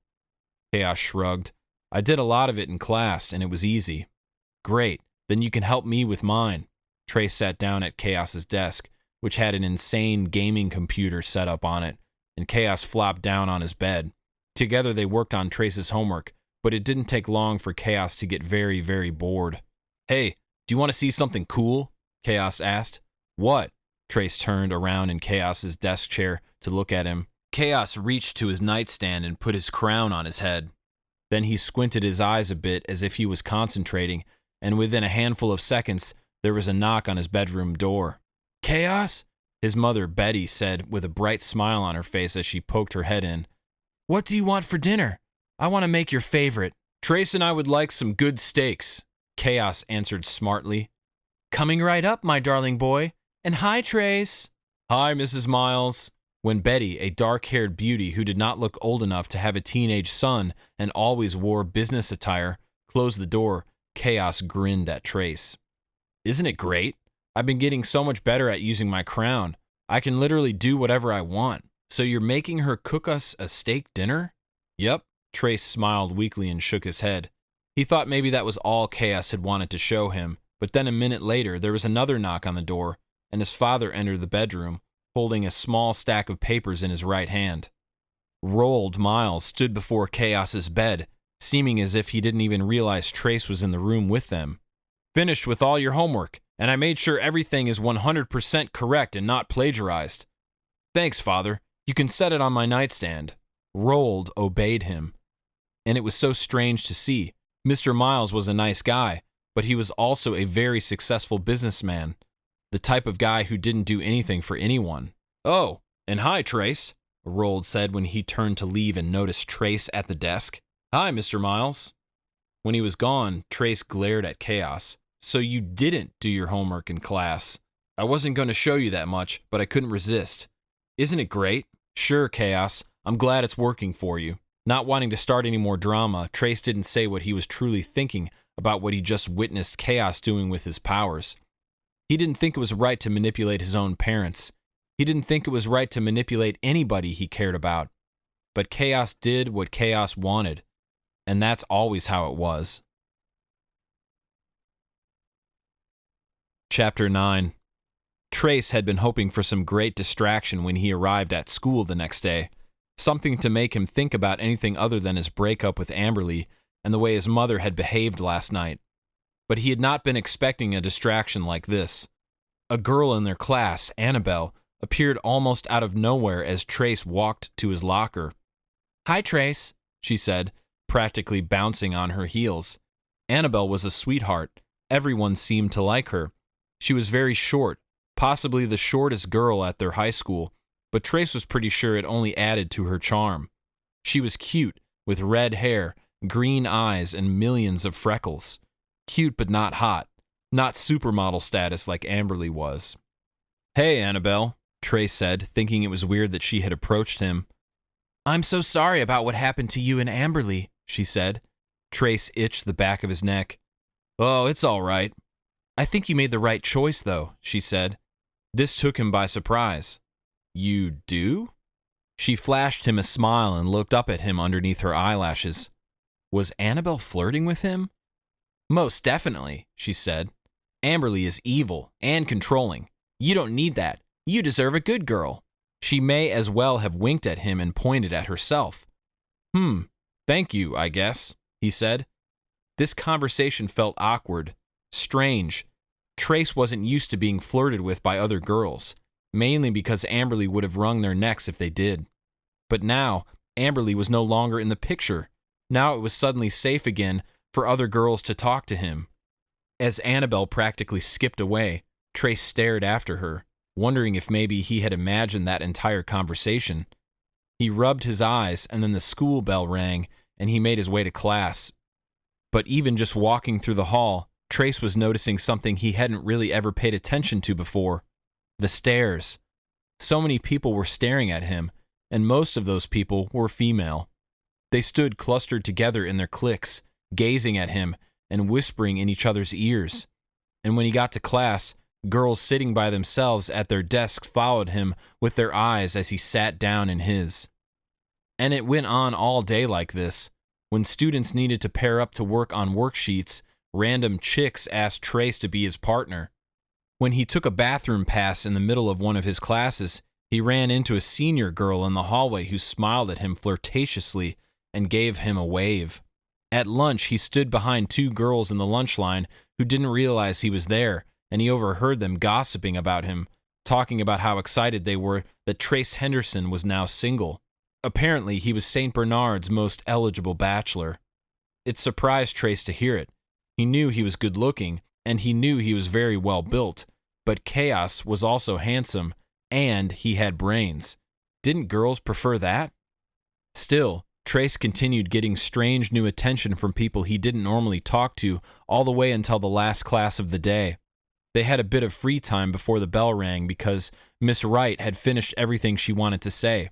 So Tatum Blanchard, one of his classmates, approached him and gave him yet another flirty smile. "I'm excited to see you win after school today." Trace looked behind him, wondering if maybe she was speaking to somebody else. However, no one else was there, so he turned back to her. Her brown eyes looked slightly devilish as she tucked her dyed blue hair behind her ears. "Win what?" he asked. "Your fight," she said. "Fight? You're such a goof." Tatum giggled and playfully nudged him with her fist. "I'll be cheering for you." She didn't even wait for Trace to ask her to further explain herself before she returned to her friends in the corner of the room and started giggling with them. Trace turned around to go find Kaos, but Kire and Rose were closer, and they were staring at him pointedly. "Do you have any idea what she was talking about?" Trace asked. "How do you not know?" Kire asked. "Apparently a fight has been set up for after school today. You and Carter McDuffie." Carter McDuffie was only a sophomore, but Trace supposed he had heard that the kid was always looking for a fight. He was a troublemaker, a rebel. That would have been nice to know a long time ago, Trace said, irritably, glaring at Kaos even though Kaos was too busy having a discussion with Miss Wright to see him.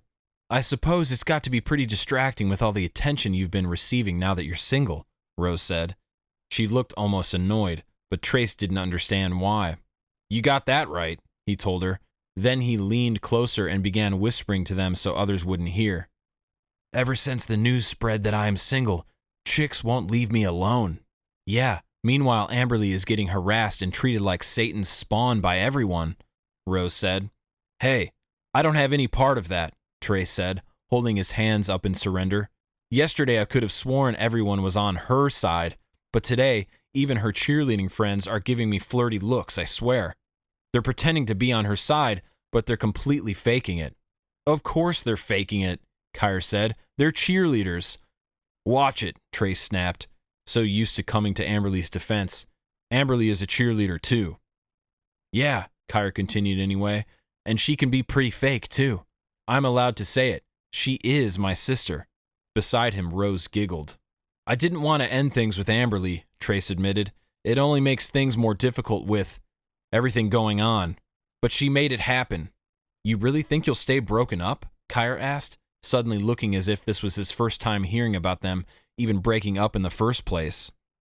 Trace was unsure how to respond. Could things get better with Amberley? Could they resolve their issues and pretend like the breakup never happened?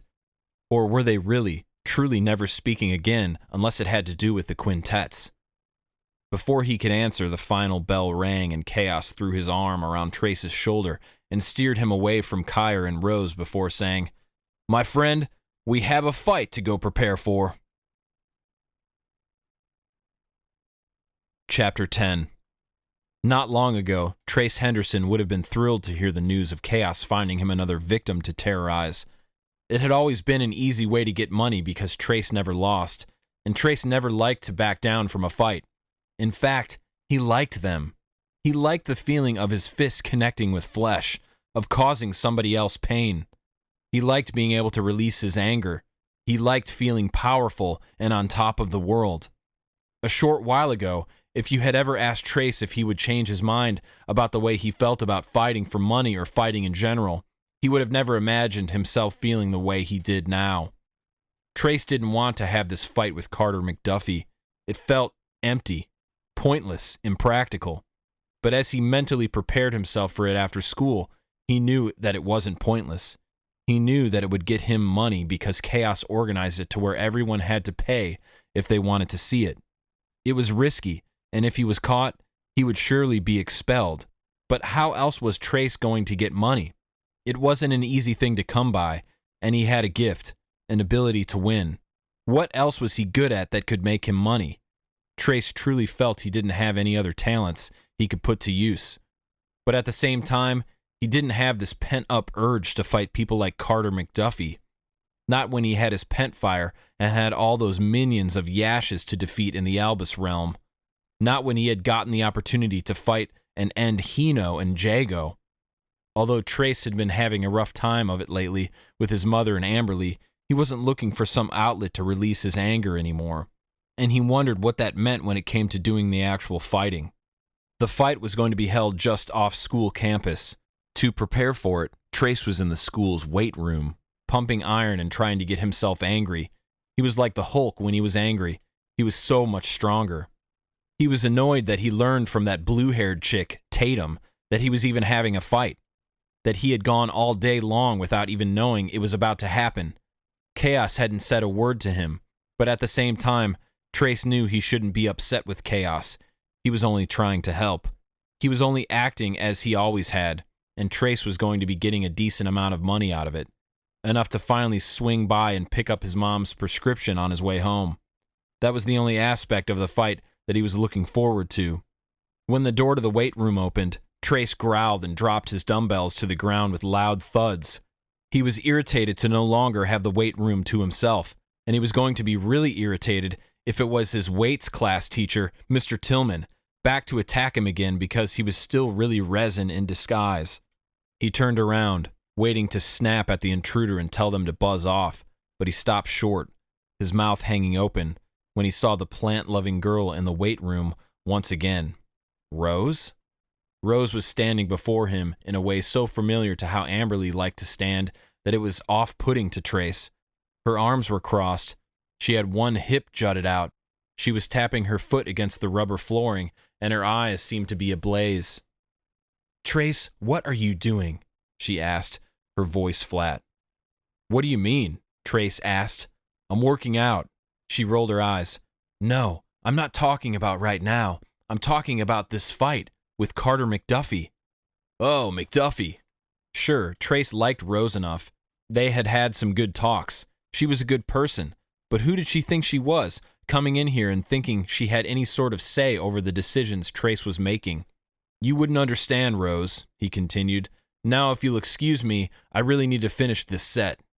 "No." "I'm sorry?" "Trace, don't do it." "Why do you care so much about Carter McDuffie?" "I don't care about Carter McDuffie. I've never even talked to him before. It's not about him. It's about the principle of it all. A fight ring. For money. I just don't get it. Trace, you have your..." She looked around to make sure nobody else was in the room before looking back at him. "Pentfire. Your sword. You're supposed to fight by defeating Yash's minions. By protecting people. Not hurting them. I thought you had changed." "Look, I would prefer to be doing it that way. You're right. But I can't just..." Trace trailed off because he didn't want to tell her too much. Rose didn't need to know why he needed this money. He didn't need the pity. "Are you afraid to tell Kaos no or something?" she asked, trying to guess. "He's not that scary, Trace.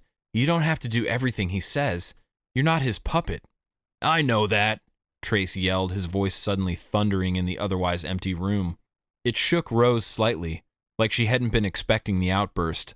But Trace didn't blame her. He hadn't been expecting to get so angry so quickly. He began trying to apologize. "Rose, Instead of being angry, Rose just looked hurt. "I hope you at least consider what I've asked," she said before quickly leaving Trace alone again. "Crap," Trace said under his breath, feeling bad for upsetting her. Maybe he should have just told her the real reason why he was doing this. Maybe she would have understood more and wouldn't have pitied him like he expected. He picked up his dumbbells to resume his bicep curls, but then the sound of the door opening again made him drop them a second time. This time it was Kaos entering the room. "What were you doing talking with Rose?" Kaos asked, pointing behind him. "I just passed her in the hall. She looked angry. Wouldn't even say anything to me. Long story." Kaos shrugged. Truly nothing bothered him, ever. "You about ready? People have started to gather, and I've already collected a good amount of cash, so it has to happen." "Nice of you to tell me that it was happening," Trace grumbled. "I thought I did," he said simply. "Either way, Carter might have a lot of experience fighting, but he still doesn't have the muscles that you do, my guy. I think you've got this in the bag." "I really don't feel like doing this," Trace admitted, shocking even himself. Now that the words were out, he kept going. "Can't we just give everyone their money back? Find some other way to make the cash? I'm sick of doing this, dude." "Was it something Rose said?" Kaos asked, his eyes turning dark. "No." Trace had been already having all those thoughts before Rose came in. "Trace, this fight has to happen. Everyone is expecting it. And it's easy money. Because it's an easy win. You're good at fighting. You beat everyone." "Yeah, but I don't do enough fighting trying to protect this world." "But that doesn't pay for your mom's medicine." "I know, which is why I want to find another way." Kaos put a hand on Trace's shoulder. "Look, we can try to think of other ways to make the cash, but that has to happen after this fight, got it? It's too late now. You know your mom needs her meds, Trace, before it gets bad." Trace thought of how sick his mom had looked yesterday, of how she continued her drinking anyway.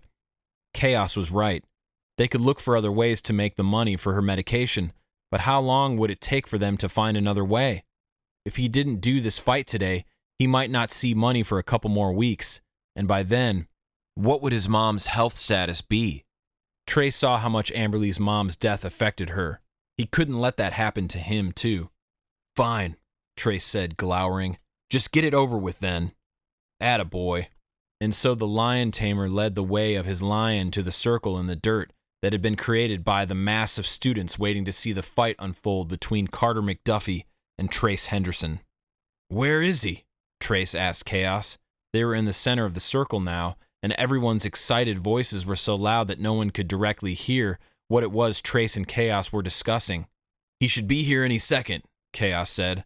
Just as Trace was hoping maybe he would be a no-show, the crowd parted, and Carter McDuffie entered the circle. He was leaner than Trace, somewhere in between his build and Kaos's gangly one. It was still clear because of the tank top he was wearing, even though it was cold out, that Carter had strong muscles. And he was wearing sunglasses, so Trace couldn't correctly gauge his expression. His mouth was unmoving as he stood on the other side of the circle and faced him. Trace found himself scanning the crowd, looking for the person who had his back, who was always cheering for him and only him, but instead of finding Amberley anywhere, he met his eyes with a sorrowful Rose. She was silently pleading for him not to do this. "But I have to do this," Trace thought. "I'm ready," he said to Kaos, tearing his eyes away from Rose. Kaos beamed around at the crowd. "My fellow classmates," he said loudly, and once Kaos was speaking, everybody stopped to listen to him. "Let the fight commence!" Wanting to just get this over with, Trace made the first move, advancing on Carter and swinging a fist. He wanted to catch him by surprise with how quickly he moved. However, Carter had apparently been anticipating that. He blocked the punch with his forearm, and just the block had been strong enough to cause Trace's fist to throb. Growling, Trace threw another punch, but again it was blocked. Wanting to leave Carter no time to make his own move, Trace just kept punch after punch, trying to land one somewhere on his body. How was Carter fast enough to stop him? How did it seem he was anticipating all of his moves? And why was he wearing sunglasses when there was a risk of him getting punched in the face? Just as Carter threw his first punch, one that Trace couldn't block before it flew into his cheek, Trace realized the truth. It wasn't Carter McDuffie before him. This was Resin. The glasses were the giveaway, covering his fiery eyeballs. Was he possessing Carter? Or did he just make himself look like Carter and the real Carter was stuck in a closet somewhere? Was the real Carter still alive? Was the real Mr. Tillman still alive? What had Resin done? New feelings of anger flooded Trace's body, weighing him down and grounding him in this new reality. And the new reality was that by having this fight right now, Trace was doing his part in protecting the world. He wasn't just some high school kid trying to get some extra cash by taking others down. He was an unlikely defender of Earth, trying to prevent this evil being from causing death, pain, and destruction. Trace yelled, his body feeling like one of those strength games at a carnival where you hit the puck with a hammer and try to make the bell ring. With Resin's punch, the puck had been hit, and Trace's yell was the bell. He fought harder. For a moment, he didn't understand why Resin didn't just use his powers, but then he quickly figured it was because there were too many witnesses. Too many people would learn the truth of there being other entities in this universe. So Resin was trying to really play the part of a normal teenage boy. And while Trace fought harder, Resin fought skillfully. He was quick to dodge, quick to block. He knew when he had an opening to throw a punch at Trace. People started cheering less for Trace and more for Carter. Bunch of bandwagoners, Trace thought to himself, as his head pounded and he swallowed a mouthful of blood. He couldn't believe this was happening. Trace never lost a fight against a student, and even though Carter wasn't actually a student, his classmates at St. Bernard High would never know it. What would happen to his reputation? What would people say? Where was the real Carter McDuffie? His thoughts overwhelming him, and his desperation to protect himself ended up being Trace's downfall. With one final blow, the lights were completely knocked out of him, and everything went black. Chapter 11. When Trace eventually came to, he didn't want to open his eyes, so they remained closed. He was embarrassed, unable to believe that he actually lost a fight, in front of the entire school. Of course he had been fighting Resin, but it wasn't as if all of his classmates knew that. To them, they all thought he lost a fight against a sophomore. Trace knew he was never going to be able to live it down. This made him hate Resin more than he ever had before. "I'll give it 30 more seconds, And if he doesn't wake up, we need to call 911, Rose's voice said, and Trace assumed she was talking to the other members of the Unlikely Defenders. He didn't know how long he had been unconscious, or where they even were anymore. Perhaps they carried him off somewhere? As he listened closer, he could still hear other voices in the background. It sounded as if his peers were somewhere in the distance, talking excitedly with each other, maybe congratulating the winner of the fight. Rose, I know you're worried, but remember, he has super healing powers. He'll be back in no time. That was Kaos's voice. Kaos. Trace was also mad at him, enough so that he was able to open his eyes and peek around at everyone. He had been right. The only ones around him were Kaos, Kire, and Rose. There was no Amberley. None of the girls from earlier who had been excited for him to win the fight. It was as if since he lost, nobody was interested in him anymore, and it felt low. He was unable to see that the ones who mattered most, besides Amberley, were right in front of him. He's awake! Kire gasped, hitting the others so that they paid attention. Everyone looked down at him, and Trace sat himself up, his head throbbing as well as other various body parts that resin had attacked. He wondered what he looked like. How bad was it? Was he going to have to hide anything from his mom? She would lose it if she knew how he was getting money for her medicine. The last thing Vivian wanted was for Trace to be like his father. That was resin, Trace informed the others. It wasn't a fair fight. Don't worry, Trace, we know, Kire replied. I knew it instantly, Rose added. Trace shook his head, still angry with himself even though beating a fight against resin, all by himself, not able to use his pent fire, was obviously impossible. Trace was just almost incapable of not being hard on himself. I was set up to fail, he said, glaring at Kaos. As he sat there on the ground in pain, the other three stood crouching around him. He growled. He could see in the distance that he had been right. Everyone who had paid to watch the fight was gathered around the new top dog at their high school. But where was the real Carter McDuffie anyway? Was he inside resin still? Or did resin kill him or kidnap him and steal his form? None of them knew how similar resin was to Jago or Hino. Resin was a whole other ballgame when it came to the things he could do. No wonder he was Yash's top minion. Dude, I had no idea, Kaos said to Trace. It was an oversight I should have looked into, especially with what happened to Mr. Tillman. But hey, win or lose, you still got paid for the fight. And obviously this was important. Trace hadn't even wanted to do the fight at all, but he did need the money. He held out his hand and Kaos put a fat stack of bills in it. Don't spend it all in one place, Rose said with an eye roll. If she only knew, Trace thought. They gave Trace a couple more minutes to stop feeling so dizzy. Then they helped him to his feet and back to Kaos's car. The whole walk over, Trace looked around for any sign of his ex-girlfriend, thinking that it felt strange to not have her with them. But she was nowhere in sight. It was a good and bad thing. At least he didn't have to see her over-celebrating Carter McDuffie/Resin's win. Could she tell that he had been fighting Resin? Did she have any idea? Trace sat in the front seat, not buckling himself in because his body hurt too badly, and stared out the window. After the loss, he didn't feel much like talking. The loss of Amberley, the loss of the fight. Oh, by the way, Trace, Kire piped up from the back seat, leaning forward and sticking his face in between the two front ones. We talked while you were trying to stay alive against Resin. It's happening tonight. What is? Trace grumbled. We're waiting until it gets super late. Then we're going into the White Forest, he says. Trace looked out the window in the direction of the White Forest, where the smoke was still billowing. The fire was still roaring. It was dangerous. But the fire was also his fault. Are we going to battle the fires? He asked. We'll do what we can on our way, Rose said, but we really have to focus on avoiding firefighters and making it to the portal unharmed. We're going back into the Albus realm to start some cleanup. And what about Amberley? Is she going to come? Trace asked. He thought he sounded both bitter and hopeful at the same time. I'm going to talk to her, Kaos announced, since I'm the only one she seems to really want to be around right now. Trace slouched in his seat and didn't say another word for the remainder of the car ride. After Kaos dropped him off at home, he had to pull his phone out and turn his front-facing camera on to get a look at his injuries. Crud. He had quite the shiner on his right eye. Not wanting his mom to see it, He threw his hoodie up over his head and pulled it as far over his face as it would go. Then he entered his house.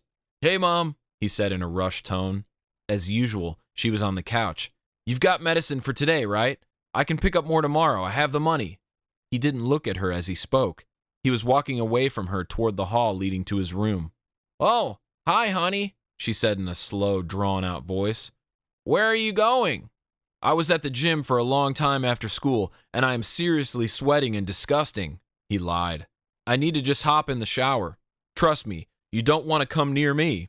He stood lingering in the darkness of the hallway. Over his shoulder, he could see his mom squinting in his direction, unable to fully make him out. "All right," she said. "Well, thank you, Trace. Yes, I'll be good for one more day, but I do need it tomorrow." Yeah, I got you," Trace said, turning to leave again. "I love you," he called over his shoulder before he disappeared out of his mother's sight. He took a long, hot shower, and when he got out and wiped the moisture off the mirror, he took a closer look at his face. Already the bruise was starting to yellow, the signs of healing. He was glad. When he showed up at school tomorrow, he would hardly even have a bruise, and no one would be able to think that Carter McDuffie beat him up too badly. After he changed into a clean pair of pants and a simple t-shirt that he would throw a hoodie over when he left again later, he flopped down on his butt and turned on his TV. He wanted to sleep, but he didn't want to deal with another resin incident so soon. He also had homework he could work on, but he was too distracted by his thoughts of the day, the fight, his mother, the Albus realm, and Amberley, and he knew he wouldn't be able to get anything done. Productivity wasn't possible when he felt like this. He waited until the others texted in the group chat that their family was asleep and that they were ready to sneak out and go to the White Forest. Then he grabbed his pent fire. He pulled on his hoodie. He left his room and saw his mom passed out yet again on the sofa. Knowing she wouldn't wake up from it, he kissed her softly on the forehead before he snuck out of his house and was greeted by the orange sky. The walk to the White Forest didn't take long, but it was hard to figure out where the others were waiting since they all had to remain hidden and out of sight from firefighters. Already, being this close to the edge of the dense brush, even though where they met up hadn't been burned by the fire yet, the smoke was heavier, and Trace began to cough. "Over here!" a voice whisper yelled. Trace looked to his right and saw a hand waving from behind a bush. He ran toward it, hunched over, trying to look more like an animal in case anyone saw his outline, and then he ducked down behind the bush and found himself the last to arrive in the group. Amberley was there too. She looked like a snowy fox in all white, her sweater fuzzy and begging for Trace to feel its softness. She wore that on purpose, he thought. She wanted him to see what he was missing, and he missed it all right. But what could he do? Their relationship didn't work. They didn't work. "All right, now that we're all here," Kaos started, all of them still ducked behind the bush, trying not to cough. "Rose, do you think you'll still be able to manipulate plants to shoot out of the ground and stuff, even if we walk through the charred parts of the forest?" I think so," she replied. She blended in a lot more with their surroundings than Amberley, wearing a dark green turtleneck and black jeans. And Amberley, Kaos paused and looked her up and down. "Do you think you could have worn something that stood out any more?" Amberley shrugged. "What? When we get to the Albus realm, I want the townspeople to know that I am their guardian angel, come to save them all." Kire snorted. "It's not like we're saving them anymore. We destroyed a lot of their homes while trying to fight Yash's minions off." "Yeah," Rose joined in. "Do you think your outfit is even going to still be white by the time we get there?" Amberley crossed her arms and looked away. "What were you actually going to say to me, Kaos? Anyway, Amberley, do you know if you can manipulate the flames to move out of our way?" Kaos asked. "If I can move water, I'm sure I can move fire," she said. Kaos rubbed his hands together. "Excellent, and I'll be able to tell if I can hear a firefighter's thoughts nearby. Trace, use your sword if we are attacked by any wild beasts or resin, and then use the flames to light the way once we're in the cave. But try not to light anything else on fire, got it?" "Obviously," Trace snapped. He was still a little bitter about losing the fight that Kaos set up for him without telling him. Kaos ignored the tone. "Kire, I guess you just let us know if Halo gives you any warnings or ominous messages, and be prepared to pull the shield out if we get trapped in new rings of fire." "Yep," Kire said. "Are we ready then?" Trace asked. He was uncomfortable being in the same place as Amberley and wanted to just get this over with. Just remember to work as a team, Kire said as a final word of advice. Trace knew it was directed at him. He was passive-aggressively letting him know that he and Amberley needed to put aside their anger at each other for the group's sake. Their abilities need to work well to get them successfully through the White Forest, back to the Albus Realm's portal. As they started their journey, passing massive sequoias and stepping over the giant roots in the ground, Rose kept magically bringing up various greenery from the ground, such as trees, bushes, and thick vines. The leaves overhead from the trees that were already there seemed to grow larger and create canopies, blocking out the sky. I don't think you need to do that quite yet, Trace told her. We haven't reached any burned parts. Yeah, but the greenery provides oxygen, Rose reminded him. We want to be able to breathe as easily as possible. Good point, Trace said. Until then, he thought Kaos wanted her to grow new plants simply to start the reforestation process after all the destruction his fire had caused. Rose was in the front of the group, since she knew her way around the White Forest better than anyone else. It's not looking good, she said, after walking a while. What do you mean? Kaos asked. I thought maybe I could find another route to the cave where we wouldn't have to go through any flames, but it looks like we're going to have no choice. In the distance, Trace could hear yelling, and he could see the brilliant glow of massive flames eating up all of their surroundings. It was loud, too, not just the sound of the fire crackling, but the helicopters dumping water down, the hoses spraying moisture into the air, the thuds of tree branches and tree trunks falling to the forest floor, unable to any longer support their own weight. Just to their left, as they warily neared the flames, a tree splintered and cracked so loudly that they all jumped. Trace was confused as to why this was happening until he noticed the flames at the very top of the tree. They were in the middle of it now. I think it's best if we maybe start running, Kire suggested in a slightly high-pitched voice. The tree began to fall, and as the others ran for it, Amberley used her gauntlet to move the massive thing out of the way. It thudded so loudly to the ground by them that Trace thought there was no way it didn't draw attention to them from the firefighters. Coming from the west, one of the voices yelled. They heard that tree, Kaos said, his crown on his head. They're coming to check the area. We need to go.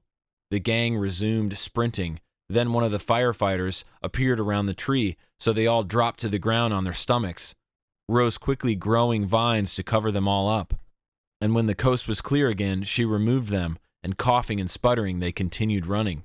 How much longer? Amberley asked, creating a pathway through the thick flames with her gauntlet while Rose was unable to grow plants fast enough before they were already destroyed by the fire. It was getting harder to breathe, and it was hot. Trace was drenched in sweat. We're getting closer, Rose said, sounding out of breath. Trace knew she was weakening. You can do it, Rose, Kire said. We are all counting on you, Kaos added. Hello, Amberley called from behind everyone, and she continued to manipulate the flame. I'm the one keeping us from getting burned alive. Thank you, Trace found himself saying. Amberley turned her head as if she hadn't heard him. There, Kire yelled, pointing straight ahead. Finally, they could see the mouth of the cave.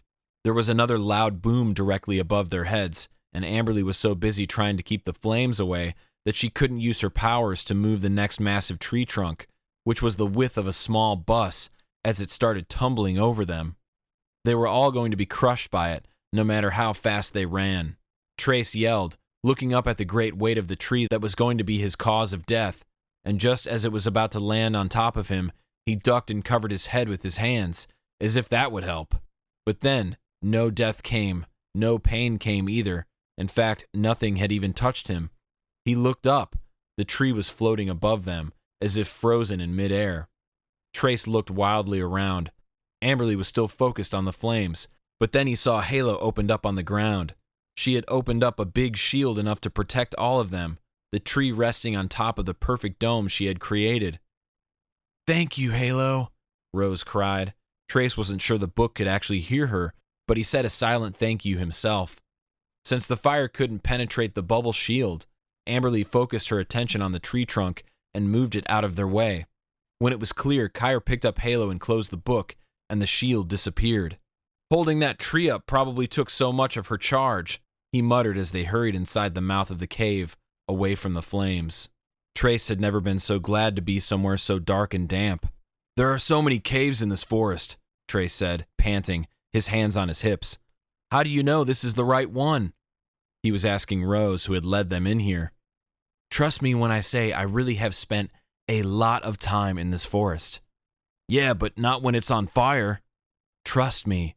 Rose was panting too, her hands on her knees and her face pale. This is the right one. Trace was a bit concerned that she already seemed so weak when they haven't even reached the Albus realm to use their powers to clean up after themselves yet. He tried to tell himself that he was part of the team, even with Amberley on it, to see if that would maybe help things. Well, buddy, Kaos said, slapping Trace on the back, Rose says we're in the right place, and I believe her, so why don't you light that sword up and lead the way? Irritably, Trace followed Kaos's instructions, and they all walked in silence, catching their breath and calming down from their dangerous journey. The cave started to look more and more familiar the deeper they went, and eventually, Trace even recognized the spot where Amberley used a bunch of boulders to keep the entrance to the empty lake where the portal sat at the bottom, hidden. Amberley groaned when she saw all the rocks, like she forgot she was going to have to do more work, and began moving them out of the way again with her gauntlet. Then, finally, there was an opening big enough for them to fit through, and once they got inside, there the portal sat, at the bottom of the drained lake, the marble arch glowing blue and inviting them to enter. Chapter 12. The sky in the Albus realm was blue, just like the Earth realm, but it was a different sort of blue, a brilliant blue, a shade like Trace had never seen before. They hadn't been able to see the sky on all of their other trips to the Albus realm because of all the smoke in the air from their battles and the towns getting destroyed. But now, even though it was the middle of the night back in the Earth realm, it seemed to be bright and early in the morning in this realm. Birds chirped, maybe a magical kind of bird, and flowers bloomed. The inclined land they were on allowed Trace to see so much of their surroundings from the field where the portal was hidden. High, thriving cornstalks of colorful corn, rolling hills of a strange greenish-purple hue, the tall black mountain with the sharp, jagged cliffs, and an old crumbling castle. Large bodies of water shimmering in the sunlight, dense wooded areas, some of the leaves on the trees an oddly vibrant pink color. It looks so different, Rose breathed, coming to stand beside Trace. It's incredible, he said. Well, from here, it looks like it, Kire joined in, but we have a lot of work to do. Something tells me you're excited about cleaning and fixing the buildings and basically spending an entire day or more doing chores, Trace pointed out to him. Kire shrugged. I like using my hands. Trace rolled his eyes and looked behind him. Amberley and Kaos were together in their own little corner, talking in hushed tones to each other, saying things that Trace couldn't hear. Aye, he said, bothered by what he saw. Why don't we all come together and figure out what we're going to do first? Amberley is not feeling well, Kaos said, speaking for her. It was strange because Amberley loved to talk. It could only have meant that what Kaos said was true. I'm not feeling so hot either, Rose admitted, giving Kire a faint smile. You two put a lot of work in for us to get here safely, Kire said. You need some rest and nourishment. I'll cut down some corn, Trace offered, pulling out his pent fire, eager to put it to use. I can get my own corn, Amberley piped up. Just listen to what your body needs and rest, Amberley, Trace instructed, fighting back the eye roll. He waited and was fully anticipating for her to snap back and keep arguing with him, but again, to his surprise, she obeyed him and took a seat on a large, smooth boulder. Since it was big enough for two, Rose walked over and joined her. Trace grew slightly worried. How much of her powers did it take to move all those flames aside and lift that tree off Halo's shield? Especially since their powers weren't working to the best of their abilities. Trace knew it to be true because the flames on his sword were still weak. They didn't have to worry about time passing in the Earth realm because they had quickly come to the realization that what was hours or days here was only mere minutes once they were back on Earth. But the strange thing, which Kaos pointed out, was that once they were back in the Earth realm, it seemed as if time moved in unison again with the Albus realm. For when they returned to the Albus realm, It was clear much more time had passed from when they last entered it. "It's not like we're simply on another planet or in another country," Kaos had said with a shrug when they tried to do the math and figure out how it was possible. "This is another realm. It has a whole other set of rules. Physics and gravity and nature even have a whole new set of rules." Trace started a small campfire. Kire cooked the corn and Kaos fetched the girls some water from the creek. After a couple hours, when they had gained their energy back, they were ready to get started. "Where to first, then?" Trace asked, eager to have something to do other than stand around, trying not to memorize every detail of Amberley's face so that he could think about it later. Kire pulled the teleportation rock out of his backpack. "I say we head to one of the villages and start clearing away rubble." "Don't forget," Kaos pointed out, "we still need to go find Albus's house." "But we have no idea where it is," Kire reminded him, "so we will need to ask somebody for directions."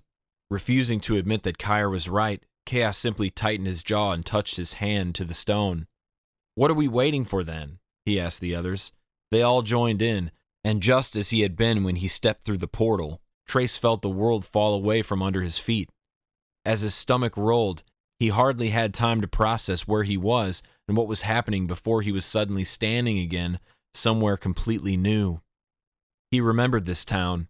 It was the very first one they had stepped foot in after their long journey when they first came to the Albus realm. He could tell it used to be a quaint, artful little village with the Tudor buildings and dirt and cobblestone-lined streets, but it also seemed as if it was a poorer village because everything had crumbled so easily. Structures didn't have the best craftsmanship. It was a lot different from the last time they had been there as well, mainly because there were actual villagers walking about. The last time they were in the Albus realm, they hadn't met a single person who lived there other than the two Albuses, Gertrude and the strange prophet. All of the villages had been deserted, and Trace feared that everyone had died but hoped they were all just in hiding.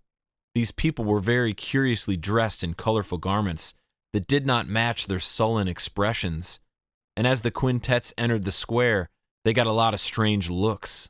"I bet we'd look really odd showing up dressed like this," Rose commented in a whisper. "Glad you can finally see it," Amberley teased. "I wouldn't exactly say we're the ones dressed weird," Trace said, staring at the nearest villager who was digging around some rubble, humming a sad tune. His colorful garments looked like something Trace would wear if it was wacky pajama day at school in the 1800s. Bright robes, fluffy collars, funny slippers. "Being in their world, we are," Rose argued. "We're drawing attention to ourselves," Kire said. "I also highly doubt they walk around with flaming sword and crowns on their heads," Amberley added. "Who are you?" The voice was so near and so sudden that all five of them jumped. A man had appeared, dressed far less colorfully than all of the others. He had grayish skin, too, dark black hair and black eyes. He looked as if he had never had a fun day in his life. Hello," Kire said awkwardly. "We've come to help." "Help?" He had an accent, and it was thick. If they lived in the Earth realm, Trace would have guessed they lived somewhere in Europe. "We've been battling and destroying the creatures who ruined your village," Kire continued, "and we think that the battle is over now, so we'd like to help rebuild." "A bunch of children?" another man asked, approaching. He looked much more colorful than the gray one. He still had the same thick accent. He looked gloomy, but not as much so as the gray man. "We don't trust strangers here," the gray man said. As the two addressed them, more people started to gather, wanting to watch the scene, curious as to who these kids were. "I am an officer here," he added, "and I've got plenty of torture chambers in our prison." "We mean no harm, truly," Rose said in a squeaky voice. "We were given gifts, you see, to help fight and protect. We've been getting help from Albus." "From Albus?" the colorful man asked. "Which Albus?" The gang looked at each other. "Albus Bridge," Rose tried. The men were confused. "They're all Albus Bridge," the gray one said. He is old. Long white hair and beard," Trace added. "Quit fooling around, boy," the gray man scolded, putting a hand on his sword in its sheath. "I think they really don't know," a nearby woman in a bright yellow gown with matching slippers said. All Albuses have white hair and beards. He's married to Gertrude, Trace tried, scanning the crowd, waiting for someone to tell him they were all married to Gertrudes as well. Oh, Gertrude's Albus, the gray man said. Well, if they know Gertrude, then I highly doubt they're lying, the colorful man responded. They're from another realm, a groggy, old-sounding voice said from somewhere in the crowd. People parted to see who was talking, and it revealed a small old man with a cane. While he was dressed in vibrant purple and looked to be the same age as Albus, Trace could tell he wasn't as magical as him. Something about him looked so average. The Earth Realm. A long time ago, when I was very young, we used to be able to move between the two realms. They are telling the truth. See what they're wearing? They've been given the ultimate gifts to provide their realm and ours with protection. Kaos climbed on top of a particularly large piece of building that had crumbled so that everyone in the crowd, which was very large now, filled with mostly men, but some women and children as well, could see him. The man is right, he said, his hands on his hips as he puffed his chest out. Your realm was attacked, and we sent those beasts away. Without us, your entire world would likely have been destroyed. Kire climbed up as well to join him, laughing nervously. That sounded really cocky, he said apologetically. We're just here to help. It's as simple as that. Kaos glowered at him and looked like he wanted to push him off the wall. The crowd began talking at once. I don't know if we should trust them, someone called. They're just kids, helpless kids, another one said. What's Albus doing giving magical gifts to a bunch of teenagers? And for God's sake, what are they wearing? Amberley also joined them on the piece of wall. She didn't say a word to anyone. Instead, she used her gauntlet to pick up another wall that had toppled over behind the crowd. She lifted it upright and then used other pieces of material to keep it from falling back down. Rose quickly joined in, manipulating plants to hold the structure together. Everyone was wordless as they watched the two worked in perfect unison. Together, Amberley and Rose practically rebuilt an entire house. By the end of it, Trace was certain they had finally won the townspeople's approval. He was the last one to remain on the ground, so he climbed up the wall and joined the others. So what do you guys say? He asked, addressing the crowd. Are you satisfied? The crowd cheered and clapped. Thank you, Kaos said after a while of soaking it all up. The teenagers smiled at each other. Trace even caught Amberley's eye, and she was smiling too. But when she realized she was smiling at Trace, she quickly looked away. Also, Kaos asked, we need directions to Gertrude's Albus's home. Can anyone tell us where we might find it? I can, the colorful man they first spoke to said, stepping forward. Kire hopped off the wall and pulled Halo out of his bag. Using his magical quill, he opened to a blank page. Could you explain it to me? He asked. You're going to write directions in that? Amberley asked, scratching her nose. Halo will be able to recite them and keep us on the right path, he told her with a side eye. That's genius, Rose said, beaming at him. Trace watched the two smile at each other, thinking he wouldn't be surprised if Rose hopped off the wall to plant a kiss on his lips right in front of everyone. Gross. While the man gave Kire instructions to Albus's home, the rest of the group got started on helping the townspeople rebuild. Trace used his own strength to move things around and lift heavy material. This place was so deserted before, he said to a guy he was helping carry a long piece of lumber. Where did everyone go? When the attack happened? A lot of us fled, he said. He looked to be only a little bit older than Trace, but he had an equal amount of muscles. A lot of us also died. The ones who couldn't make it out in time. But over in the hills, it's a good place to hide. I'm sorry for your loss, Trace said, hanging his head slightly as they dropped the lumber to the ground by the house they were working to rebuild. I reckon we would have lost a lot more if you guys hadn't shown up, he said. Then, to Trace's surprise, he even offered him a bit of a smile. It only confirmed how much Trace liked it here. He felt he was somewhere he belonged, somewhere he was important, somewhere where he made a real difference. Part of him, in the wildest bits of his imagination, wished he could stay here forever.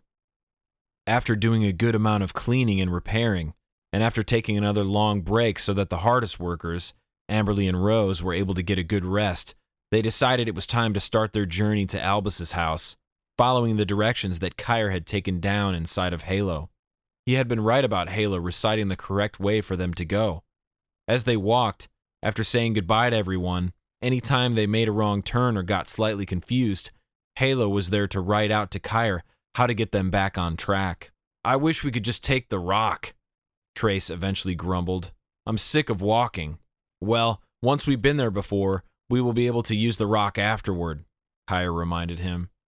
"That doesn't help me now, though." "Quit your whining," Kaos said, shaking his head. "Don't even get any thoughts started." Trace thought about his best friend.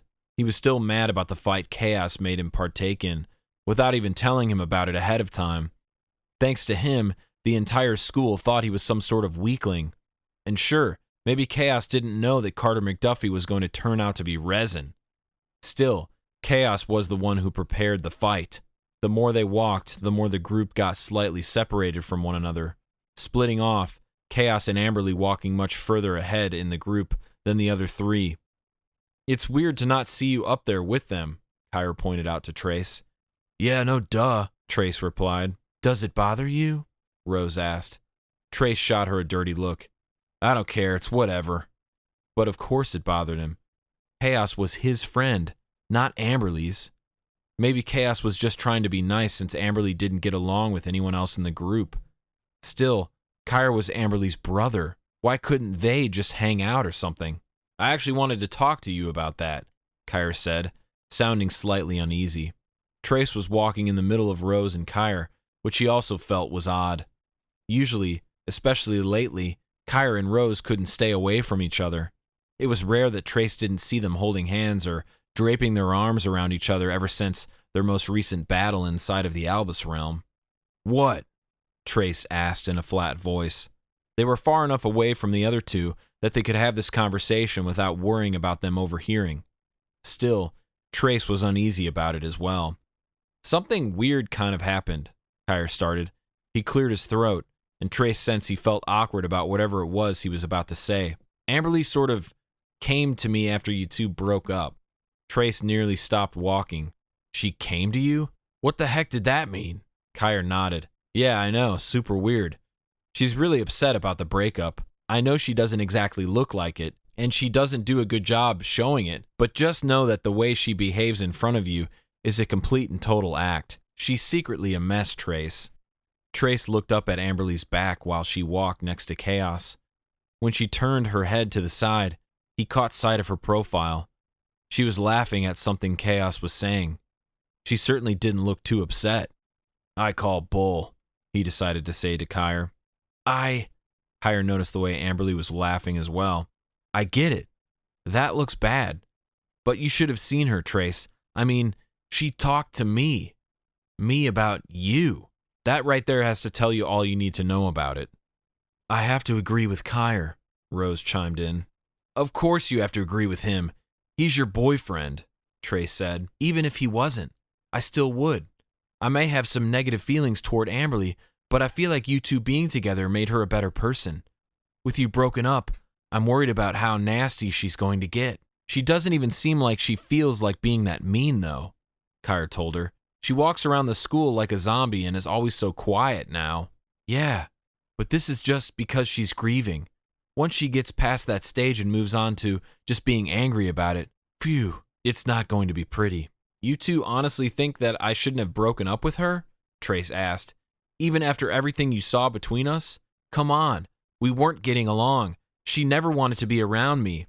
Everything I said and did made her mad. You don't even know how many times I was pathetic around Kaos, trying to get his advice so that I could figure out how to help Amberley and make her feel better after her mom died. His advice ended up being crap." "I could have told you that," Rose said. "I didn't know that he had been advising you, because it seems like you sort of pushed yourself away from her, Trace, and she probably really needed you." "Yeah, Kaos advised it. He said that Amberley really wanted space." "What does Kaos know?" Kire asked, shooting a dirty look at the back of Kaos's head. "He's never had a girlfriend." "He could if he wanted to," Trace said, unsure why he was defending him. Kaos was a popular guy, and sure, some people thought it was strange how he sometimes wore his crown to school, and that he always wore black, but he had tons of money for one, and he was also not that bad looking. "Do you think maybe you and Amberley should talk?" Kire asked. "If you guys can sort things out, I know it would be really helpful for the group." And Trace interrupted him. "I'm not talking to her, Kire." He stopped walking. "You're seriously taking her side?" "I'm not taking anyone's side," Kire replied as he and Rose stopped walking with him. "It's just a suggestion." "How can you even want to be with Rose after the stunt she pulled?" he asked Kire. "What stunt?" "Trying to sacrifice herself for the portal. Don't you think it clearly means she doesn't care enough about you if she was so willing to just leave you behind like that?" "That's not true," Rose gasped. Kire's eyebrows wrinkled. "I don't think that at all, actually," he told Trace. "She wasn't trying to get at me by sacrificing herself. It wasn't about me. It was about something so much bigger." Trace had a very hard time seeing it any other way. He felt betrayed and abandoned by Amberley. Getting worked up, he decided it was better to keep his mouth shut. "You guys just need to work on your communication. You shouldn't have broken up. You should have worked through your issues. It feels like you just gave up," Rose said. "You know what?" Trace growled. "I don't need this. Leave me alone." He resumed walking, speeding up in the direction of Kaos and Amberley, but not reaching them entirely. Kire and Rose seemed to be able to sense that he no longer wanted to walk beside them, and they lingered behind, the quintets walking in 3 separate groups. They were not united at all. Chapter 13. Thankfully, the route to Albus's home took them to the outskirts of a lot of the other towns and villages that still had so much damage done to them. They didn't have time to stop and help every single one of them. They would eventually resume helping the reparations, but now getting to Albus's wife was most important.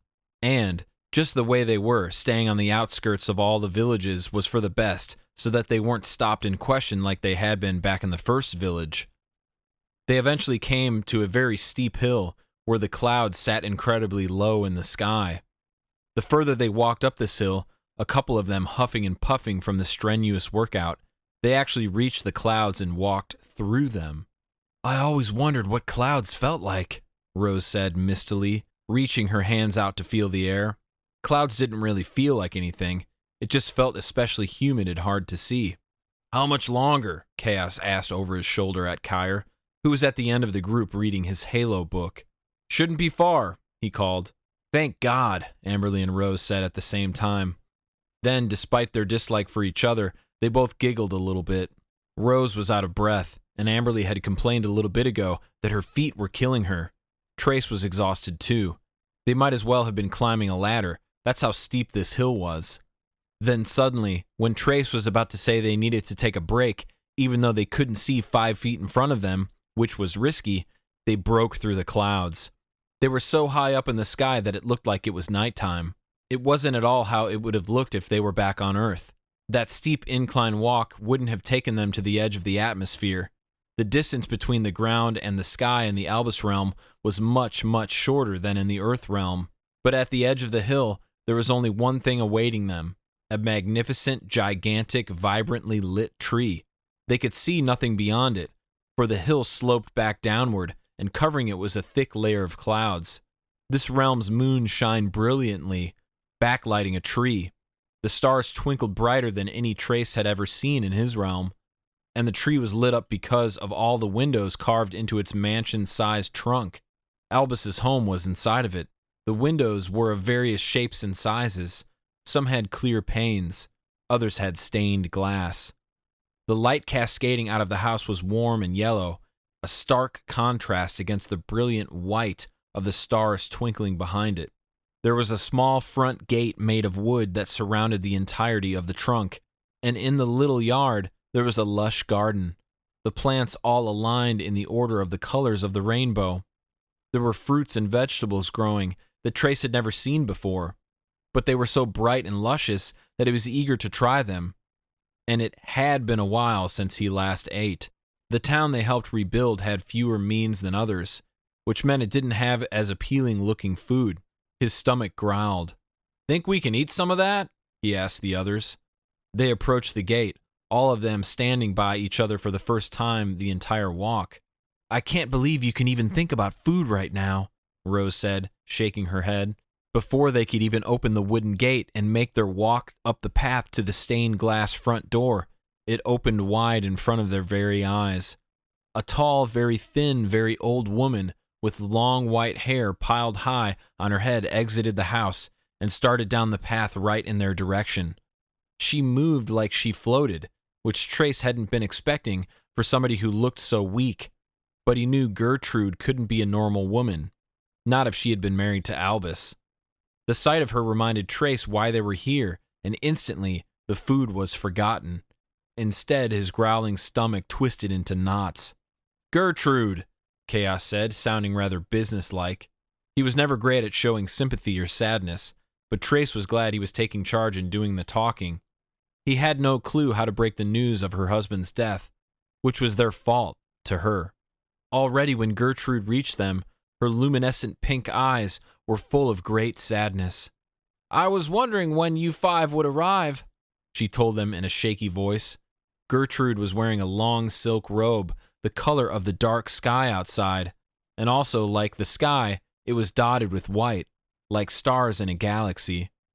Her nose was long and narrow, as Albus's had been, and her skin was wrinkled and pale. She had thin lips surrounded by smile lines. It was as if Albus used to make her smile very, very often. "I'm so sorry to say that we have some not-so-good news," Kaos told her, still on the other side of the gate with the others. "I already know," she said, nodding her head slowly and solemnly. "I knew of my husband's passing the instant it happened. I felt it deep inside my soul." "I'm so sorry," Amberley told the woman, surprising Trace.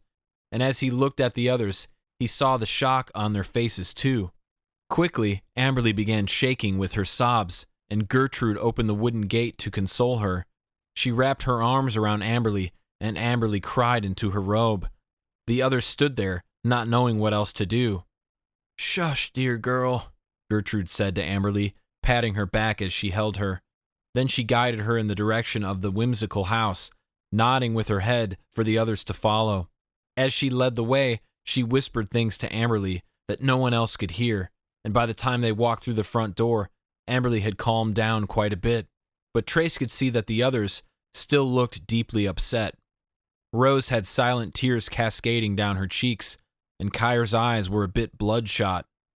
Kaos looked sad, but he didn't look anywhere near tears. Trace felt more sick to his stomach than anything, Albus being dead. Amberley breaking down like that, it was almost more than he could take.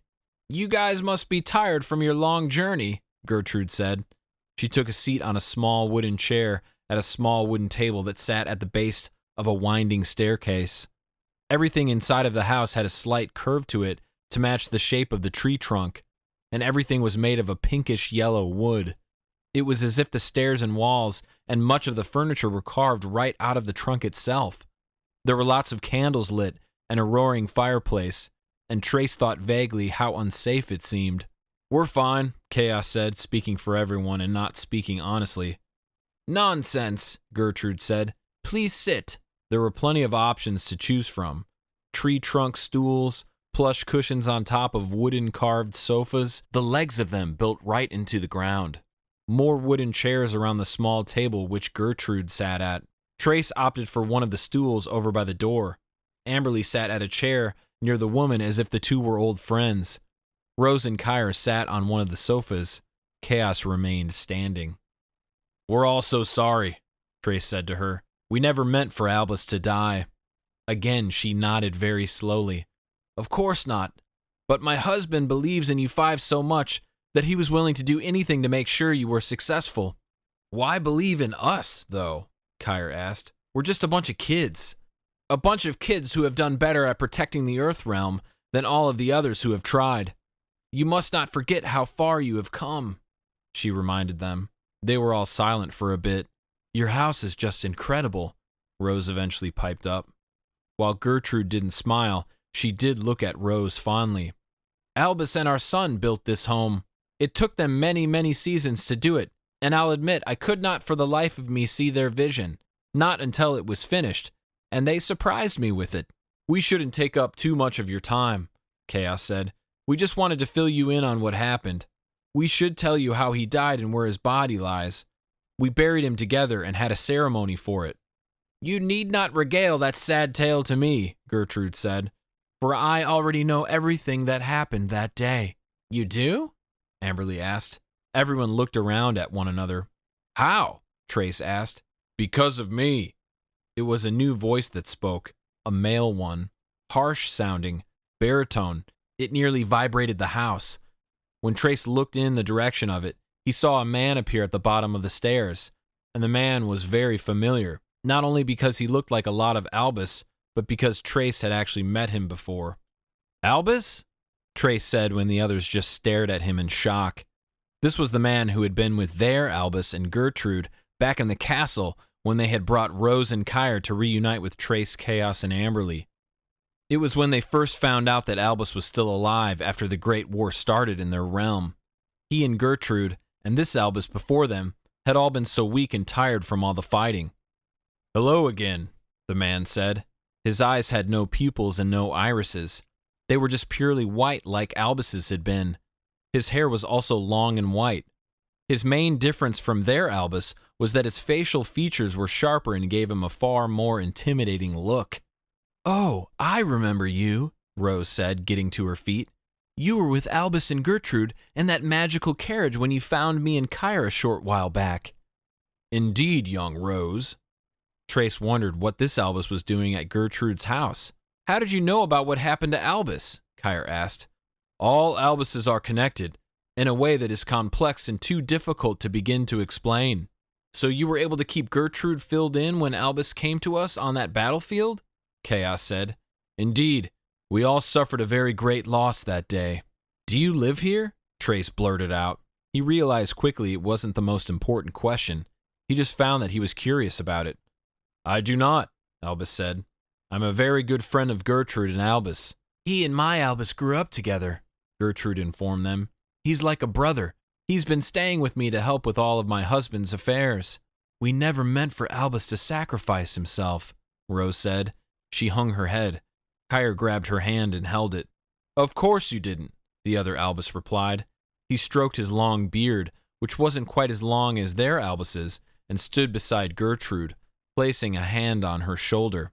Ultimately, he made that decision to place his life in front of all of yours. I know it may seem difficult, but you mustn't blame yourselves. This Albus and I do not blame you, Gertrude added. Trace felt relief.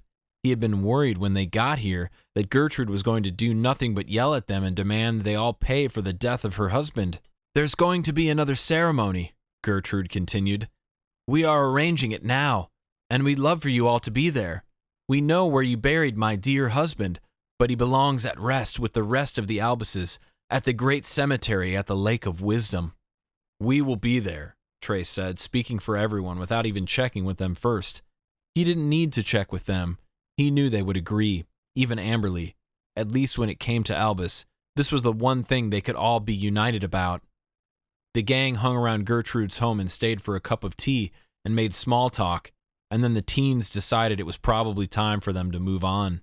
Thank you so much for having us, Rose said to Gertrude as they all gathered by the door. Gertrude opened it for them. Even though I already knew what happened to my husband, I am grateful that you all came to see me. Before you go, the other Albus said, still seated in a chair at the table. He looked as if he were simply too tired to stand with the others. Maybe there had been something besides tea in his cup. I want to inform you that when it comes to Albuses, there is a lot we know about one another, even things we don't want to know.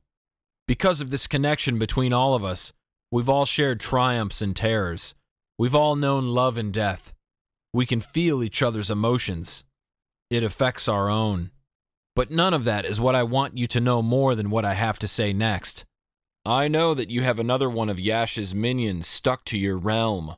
Resin is chained to Earth, and you must beat him. We've been working on it, Kaos said. Albus nodded. Let this be of help. Albus left behind something that will give you insight. You must find it. That is all I can say about it. Chapter 14. The next day, when Trace got in Kaos's car and they made their way to pick up the others before school, all of the others, he quickly realized he wasn't the only one still feeling a bit sick from all of the smoke of the fire in the White Forest. It had been quite another ordeal to get out of the forest last night after their visit to the Albus realm, and by the time they made it to safety, they had all been coughing and wheezing, their eyes and lungs burning. I just kept thinking about the air in the Albus realm, Kire said, when they were all together, making the drive to school. How clean and fresh it was. It's like the two realms reversed, Rose said. It used to be that one was covered in smoke and fire. Now it looks like a fairy tale land, Amberley chimed in. She seemed to be in a better mood than usual. Seeing it made Trace smile a little, even though it wasn't as if she was talking to him. He was just glad to see she had accepted a ride from Kaos at all. I'd totally live there, Trace said, voicing what he had thought about yesterday. Why don't we? Because we are defenders of the Earth realm, not the Albus realm, Kaos said. Our lives and our homes are here. Trace rolled his eyes and Kire smirked at him. What the? When Trace looked up at Kaos, he saw his friend staring in the rear-view mirror. Trace looked over his shoulder and saw a police cruiser behind them, their lights on. They were getting pulled over. Were you speeding? Amberley asked, noticing it too. I don't think so, Kaos said. He didn't have his crown on, or he probably would have easily been able to tell why they were in trouble. Well, don't keep driving, Rose said, her voice shrill. Pull over. Right. Kaos followed Rose's order and steered his shiny red car to the side of the road. They were right in the middle of the countryside, a vast expanse of land right before they got to the road that led to their school. Trace watched out the back window as the police officer pulled over behind him and got out of his vehicle. He kept his hand on his belt and walked like he ran this town as he approached Kaos's window. He motioned for him to roll it down, and Kaos obeyed. The officer peered in at all of them from behind his sunglasses. You know why I pulled you over today? The officer asked with a bit of a southern accent. No, sir, Kaos said, a bit of an edge to his voice. As a rebellious teen, it went against everything in his nature to be respectful to a police officer. I don't have the slightest idea. No?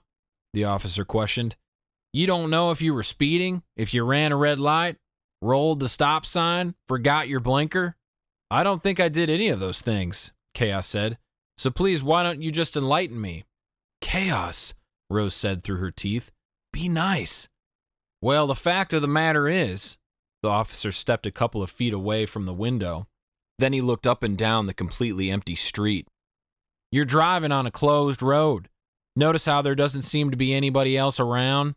Trace realized it was a bit strange that no one else had driven past them. This was a pretty common route to school, and not that he had been paying much attention, but he couldn't remember driving past any closed road signs. Closed? Kaos jeered. Why is it closed? Oh no, Amberley suddenly said in the seat next to him. Then the police officer started laughing, but it wasn't a normal laugh. It was a cackle, an evil one. No freaking way, Trace breathed. He couldn't believe he didn't see it the second the officer got out of the car. The dang sunglasses! But there was no time for any of them to do anything.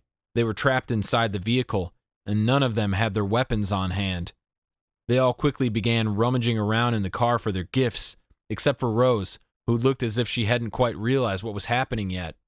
Resin, disguised as one of Montgomery's police officers, took a couple more steps back on the empty street. Still laughing, he ripped off his sunglasses and exposed his flaming eyes. Trace's sword was in the trunk, so he was trying to push Kire and Rose out of the way so that he could pull Kaos's back seat forward. Stop! Kire yelled at Trace's pushing because he was trying to dig into his backpack to get Halo out. Everyone was freaking out, and it got worse when Kaos's car began lifting in the air. Guys! Rose cried, looking out the window. Guys, what's happening? Oh my God! Amberley gasped as she realized how quickly they were all rising up into the sky. Further and further they went. Resin had complete control over their vehicle. What do we do now? Kaos asked. You're the leader, Amberley screeched. Fools! Resin yelled from far away, way down below. But even that far away, his voice still had the ability to boom as if it were playing on the radio inside of Kaos's car. Haven't you learned by now? Trace did feel like a fool. They should have been on their guard. They should have known Resin was going to continue to pull stunts like this to catch them by surprise so that he could more easily defeat them. And this time, it felt like he was finally going to win. None of the quintets had flying abilities. It wasn't like they could just jump out of the car and land safely on the ground. Everything was happening so fast that none had even gotten a hold of their gifts yet to fight back. All Resin had to do was let go of the car, and they would all die. Crap, crap, crap, Trace yelled, wanting to hit himself. He wanted to hit all of them.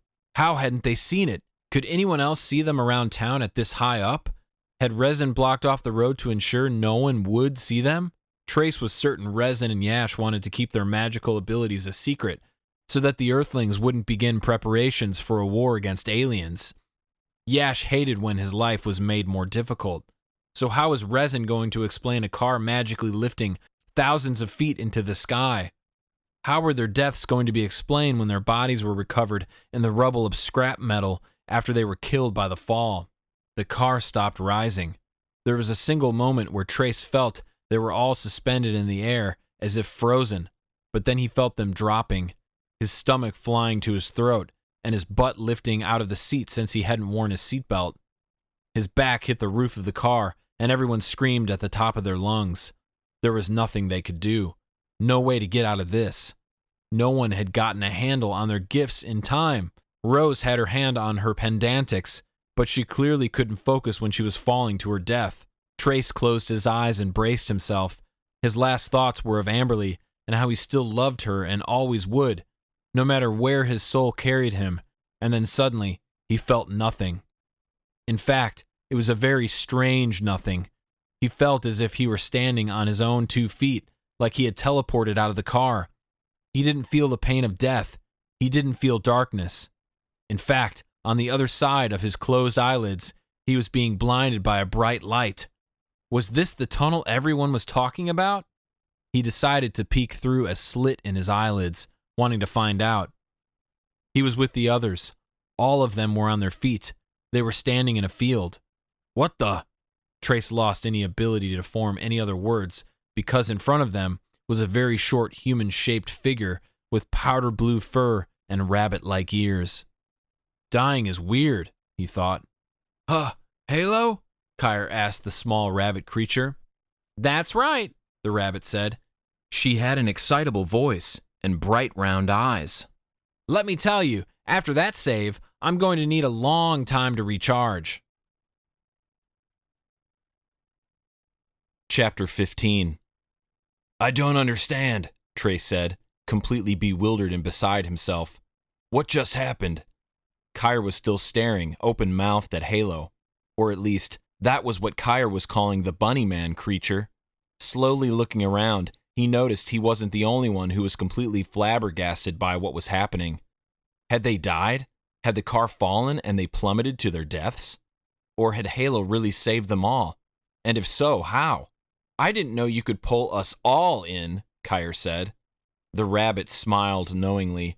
Trace had no idea what was happening, but then the rabbit looked at him. He couldn't exactly describe it, but with that one penetrating look, it brought the reality to Trace. This was real. They hadn't died. Kire? Rose said slowly, tiptoeing toward her boyfriend and extending her arm out like she wanted to pull him away from the rabbit. What is this? What's going on? What do you mean by pulling us in? Amberley added, being the furthest away from everyone, standing by herself. Trace watched the exchange as Kaos turned to her, saw her standing back there alone, and made his way to go and be by her side. And Trace didn't like it one bit. No need to look so afraid of me, Halo the rabbit said. After all, you should be plenty used to me by now with all of the help I've been giving. Oh, guys, Kire said, turning to look at everyone else. He accepted Rose's handhold, and he still looked to be a bit discombobulated. This is Halo. This is what she looks like. A rabbit? Kaos trailed off. Trace turned back to stare at it some more. He supposed he didn't even picture Halo to have a figure. He just saw it as a book and nothing more. A book with a mind. What, you've never met a talking rabbit before? She asked, shrugging and turning away from everyone. She started walking, and everyone looked at each other. Are we supposed to follow? Trace asked in a quiet voice, not wanting the strange creature to hear him. That's the idea, the rabbit called over her shoulder. This has only happened to me once before, Kire said. I had no idea this could happen. Well then, Rose said after the rabbit, I guess we should follow her. You don't want to get lost in this world of nothingness, Halo called over her shoulder. Trust me. Without further ado, the gang grouped up and followed behind Halo. Trace was walking right beside Amberley, but she didn't look at him. Where are we going?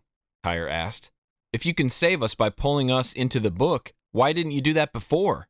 Kaos asked before the rabbit could answer the first question. All of those times we were in battle near death.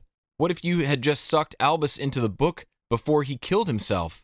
I was already a great deal weaker by those times, Halo explained, opting to answer Kaos's question instead of Kire's. You see, I need to charge and recover. Pulling someone into my world is exhausting, depleting. I cannot do it often, and during the last battle when Albus did pass, I had already taken up a lot of my energy using a shield to protect you all. There wasn't enough power in me to do that. It is a rare occurrence, one that cannot happen often, so don't get used to this. But, while I have you all here, I might as well show you something. Show us what? Amberley asked. You'll see, silly girl with silly shoes. Trace looked down at Amberley's feet. She was wearing heels, and as they walked through the field up the hill, he deemed them to be insensible. These are expensive, she snapped bitterly. Halo pretended as if she hadn't heard her. They were about to reach the top of the hill. What awaited them on the other side of it? I figured I could have written this all out to Kire, the rabbit continued, but it is probably best that I just show you. Trace was beginning to feel out of breath from the walk. He couldn't believe it. He had just thought he was going to die, and now here he was, in a whole new world. Finally, they reached the peak of the hill. They all stood in a straight line as they stared down the other side of it. Fire, destruction, a town crumbling to nothing. What is this? Trace asked, his voice escaping him and making the words come out in a whisper. It's your world, Halo said. What are you talking about? Amberley snapped. What is this from? The White Forest Fire. Does it get bigger or something? Goodness, no, Halo replied. Trust me, a silly forest fire could not create a mess like this. Then what could? Kire asked. I think... Kaos trailed off and his face twisted into one of fear and confusion. What? Trace asked him. If you were thinking that a mess like this could have only been done by Yash, you would be correct. Halo looked regrettable for saying it. Trace couldn't peel his eyes away from the scene. Is this the future? He asked, feeling nauseated. But we closed the portal. Yash can't get to Earth anymore. Does Resin do this or something? No. There's just no way. But there is a way, Halo said. What are you talking about? Kire bit out, his fingers curling into fists. Halo, we closed the portal. This wasn't happening. You think the Earth no longer needs to be saved, don't you? She asked them. Well, seeing as we closed the portal off to him, yes, Amberley asked. She had nothing but attitude for Halo, in typical Amberley fashion. I am sorry to break this news to you, but everything is not what it seems back in your world. I don't get it, Kire said. He looked close to tears. We did everything we were supposed to. Albus, he died, Halo. He risked his life to help us close the portal. Are you telling me that Yash can still get to Earth? That Yash still has a way to destroy it? It was unimaginable to hear it, unimaginable to picture it. They had worked so hard. They had done so much fighting. Yash was supposed to be a thing of the past. They were supposed to only have Resin to worry about now. They didn't think Resin was capable of ending the world. They just thought him a nuisance that they needed to figure out how to destroy before he destroyed them. The tension in the air was high as they all waited for Halo to answer them. She clasped hands together in front of her, or were they called paws, and bowed her head briefly. Then she looked back up at all of them. I am afraid there is still a way for Yash to end all of you. Trace didn't think he would mind if he was never pulled inside the book of Halo ever again. He hated the way it felt, the falling sensation, the squeezing at his stomach and his head, the whooshing noise floating through his ears, the sensation of everything squeezing and then releasing. And when he was back on his own 2 feet in the Earth realm, the first thing he saw was that Kaos had arrived before him, and Kaos's back was turned to him as he stared at the mess that was his car. It was a hunk of crushed metal and busted windows, scraps and glass all around them. Kaos sank to his knees. Trace put his hands on his own knees, hunching over and trying to get rid of the dizziness. He felt horrible for Kaos. His car meant everything to him. "You're telling me, after all of that?" Kire said, being the only one to speak, as they all stared at Kaos's totaled car. "We still have to go to school?" "My car," Kaos said. "Why did Halo make us leave?" Rose asked. "Why would she just tell us such monumental news, that Yash can still destroy Earth, but then make us leave without even telling us how, when, or why?" Her eyes were glistening, and when Trace glanced at Amberley, he noticed Rose wasn't the only one who wanted to cry. "Amberley?" Trace asked in a gentle tone. She averted her gaze and walked over to Kaos instead, kneeling down beside him to comfort him about his destroyed car. Even though this was a common road to take to school, no other vehicles had yet to pass by. Resin must have created a blockage somehow. Trace was overwhelmed. He didn't know what they were going to do about Kaos's car, how they were going to explain it to anyone. They had all magically gotten out unscathed. Literally, magically. No one would buy it. And then there was the Yash situation, the devastating, absolutely crushing news that the Earth was still in danger. Just when Trace thought he could rest again, the easiness was stripped from him. The certainty was completely gone. Now he thought he'd never rest easy again. Miraculously, though Trace thought it had been a nearly impossible task, he made it through the school day. He had to take the bus home for the first time practically since Kaos first got his license. He was gifted the car on his 16th birthday. When he walked in through the front door of his home, his mother was having a coughing fit on the couch. "Are you all right?" Trace asked immediately, dropping his backpack to the floor and rushing over to her side.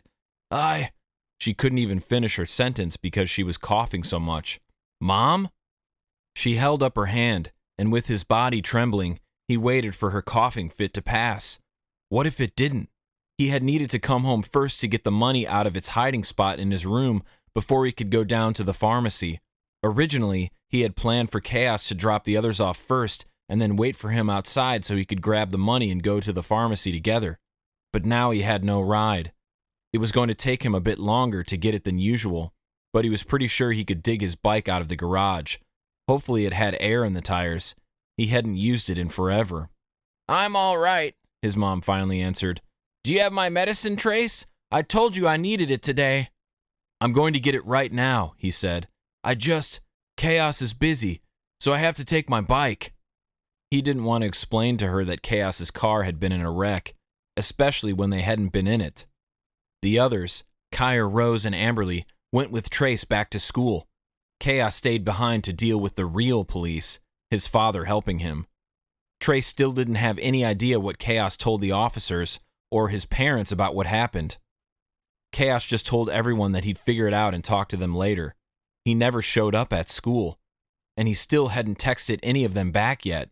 But, bitterly, Trace almost wondered if maybe Kaos and Amberley were texting, separate from the group chat. "I'm being stupid," he thought to himself. "Why am I getting a jealous feeling about Amberley and Kaos? Like anything would ever happen with them." "Your bike?" his mom repeated. "You haven't gotten on that thing in forever." He was about to smile at her, but then she reached for something on the coffee table. A beer. "Mom!" He snatched it from her hand. "Seriously?" Normally, Trace was pretty sure he wouldn't say anything to her, that he would just let her drink the beer and waste her life away, like she always had. But Trace was getting fed up, with everything. And now, with the worry of Yash still coming down to destroy the Earth, he had to think about things like this. What if, when the world was falling apart, his mom was too drunk to even get off the couch? What if he couldn't get her to run? What if he couldn't get her anywhere safe? She needed to stop this.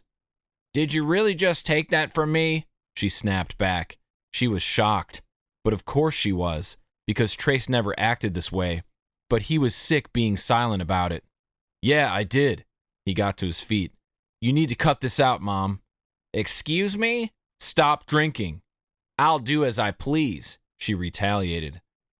Trace started collecting everything off of the coffee table, all of the unopened beers along with the bottle of wine and the shooters of liquor. "No, you won't." Because doing what you please is going to end up getting you killed. And then what will happen to me, huh? Did you ever even consider it? Do you ever think about anyone besides yourself?" She tried to get to her feet but was weak. "Trace, stop!" she yelled, frantic. She grabbed Trace's arm, trying to get some of her alcohol back. It was as if she would die without it. But she was going to die with it, too. "Stop, let go!" Trace yelled as she grabbed his arms and didn't let him pull away from her. "You can't have it!" To his disbelief, his mother was crying now. "You can't just walk in here and control me. You're acting like your father, Trace." "Good," he yelled out, not meaning it after the words were out. He hated it when she said that. He didn't want to be anything like his father. His mother feared his father, but maybe what Trace needed right now was for his mother to fear him too, to fear him enough that she wouldn't try to stop him when he threw out all of her alcohol. His mother froze, dropping her hands from his body. She was frigid. The only thing moving at all was the tear down her cheek. Then finally, in a low, quiet voice, she said, "You don't mean that." "You gotta stop, Mom," he said, his voice cracking. Without letting her get another word in, he left the room with all of the alcohol. He walked outside to the dumpster and tossed all of it. Would she spend the last little money she had to go and buy more? Probably right after he left to get her medicine. It was likely. But this felt good for now, at least. It didn't feel good to make his mother cry, of course. It didn't feel good to hurt her feelings, but it felt good to get rid of her alcohol. Once it was all disposed of, he went back inside the house and into his bedroom to find the cash from his last fight. But wait, where was it? When he checked his secret hiding spot in between his mattress and his box spring and that brown envelope, it was gone. "Mom!" he yelled. "Were you in my room?" He got no response from her. Trace doubted she had ever been in there anyway. She was too weak to hardly get off the couch, much less walk around his room in search of money. Besides, if she did find money, she would have known that he needed it to buy her medicine. Or did she care about getting more alcohol more? He began tearing his room apart. He dug through his closet. He rifled through his bookcase. He got on his hands and knees and searched under his bed. The more time that passed without finding the money, the angrier he got. He started growling, then yelling, then kicking and hitting stuff. "Where is it?" he yelled. If his mom could hear him having his tantrum inside his bedroom, she didn't say anything about it. He didn't understand it. His mom was home all the time. If someone had broken in to take it, she would have known. It couldn't have just disappeared into thin. He cut himself off when the realization smacked him in the face. The money disappeared into thin air because resin took it. "You've got to be kidding me," he yelled, punching the wall so hard his fist went straight through it. "What was that?" his mom finally called from somewhere in the living room. She was probably still on the couch. "Don't worry about it," he snapped. I'll be right back." His mother needed the medicine, today. As he left his room to go into the garage, he could hear her starting up another coughing fit, but Trace didn't have the money to get the medicine. He hopped on his bike. Thankfully, it still had air in the tires, and raced down the street to Kaos's house. Once there, he pounded on the door, sweating and coughing from the bad air quality and how hard he had pumped his legs. "Hey, man," Kaos said when he answered the door. Trace was a frantic mess. "The money is gone," he cried out. "Resin took it. Kaos, I needed that money. My mom could literally die if she doesn't have her medicine." He couldn't believe he had been so stupid to leave it unprotected. He should have kept it close to him, in his pocket or in a safe pouch around his neck or something. Now his mom's life was at risk. Kaos looked like he had already had a very long day, but Trace did not care to ask him about it. He didn't care to know what happened with the car or his parents, or if the police had suspected anything. All he cared about right now was replacing the money that resin took. "Trace, it's all good," Kaos said in a calm voice. "We'll get more money." "How?" Trace asked. "Are you going to give me some? Steal some from your rich parents?" "Not from them." There was a twinkle in his eye. Trace grabbed him by the shirt collar. "This is no time for games," he shouted. Kaos stepped away from him. "Trace, chill." "Help me." Thankfully, Kaos's parents let him borrow one of their cars, a beautiful sparkling Mercedes, and Kaos sped through the town, pulling into the nearest corner store. What are we doing here? Trace asked, anger still very evident in his tone. What's the easiest way for us to get you more money? Kaos asked him. Trace just stared at him. Kaos pulled his backpack from the back seat and took his crown out of it. He placed it on his head. Just follow my lead. They went inside the corner store. There were some other customers at the counter and wandering through the snack aisle, so at first, Trace followed Kaos around as they browsed through the shelves. We have to wait for them to leave, he whispered to Trace. That's when Trace realized it. Were they going to rob the place? Kaos, don't worry about it. Of course he was worried about it. They were about to become criminals. When they were alone in the dingy, dirty corner store with the young man behind the counter, Kaos put his hands in his pockets and casually approached him. The person behind the counter didn't even look old enough to consume alcohol. He was scrawny and pimply with greasy hair. If you want some cigarettes, I'm definitely going to need ID, Your Highness, the guy said to Kaos, eyeing his crown. Kaos smiled at him, and then Trace saw the focused look in his eyes. I'd like for you to give us all of the money in your register. Yeah, sure thing, the guy said, immediately obeying him. He opened the cash register and started taking everything out of it. And after you give us the money, you're going to destroy the camera footage, and you're not going to remember that you saw us in here. You got it? It felt so wrong, but Trace did nothing to stop it. What else could he do? How else could he get the money to pay for the expensive medication? Before he knew it, they were outside the corner store, and Trace's pocket was full of cash. As Kaos drove away, he had a smile on his face. There, how easy was that? Thank you, Trace told him, finally feeling like he could breathe again. Don't mention it. Chapter 16. At lunch the next day, the quintets all leaned in close to each other at their table, not wanting their conversation to be overheard by any of their classmates. So, can you finally tell us what happened yesterday? Kire asked Kaos. At first, Trace's stomach dipped. Was he talking about the corner store they robbed? It's all taken care of, Kaos said. I already told you guys. But how exactly? Kire asked. Trace felt relieved, but he also felt a little guilty because after they got the money for his mom's medicine yesterday, Kaos took him to the pharmacy to pick it up and then dropped him off at home. Trace was so worked up over everything that happened yesterday that he completely forgot to check on his friend and make sure everything was okay after his car was destroyed by resin. When you guys all went to school, I rummaged through the wreckage and got the gauntlet and the sword out of the trunk. Then I hid them away in some bushes and had my dad come. I removed the closed road signs that resin set up and just tossed them in the woods. Then, when Dad arrived, I used my powers on him, made him call the towing company. The towing company arrived. I used my powers on that guy too. The car is totaled. There's no fixing it. But I made my dad believe that the accident wasn't our fault and that it was a miracle we all got out unharmed. It was easy, really. The gauntlet and the sword are in my locker, safe and sound. But Trace wondered if that was entirely true, because Kaos looked tired today.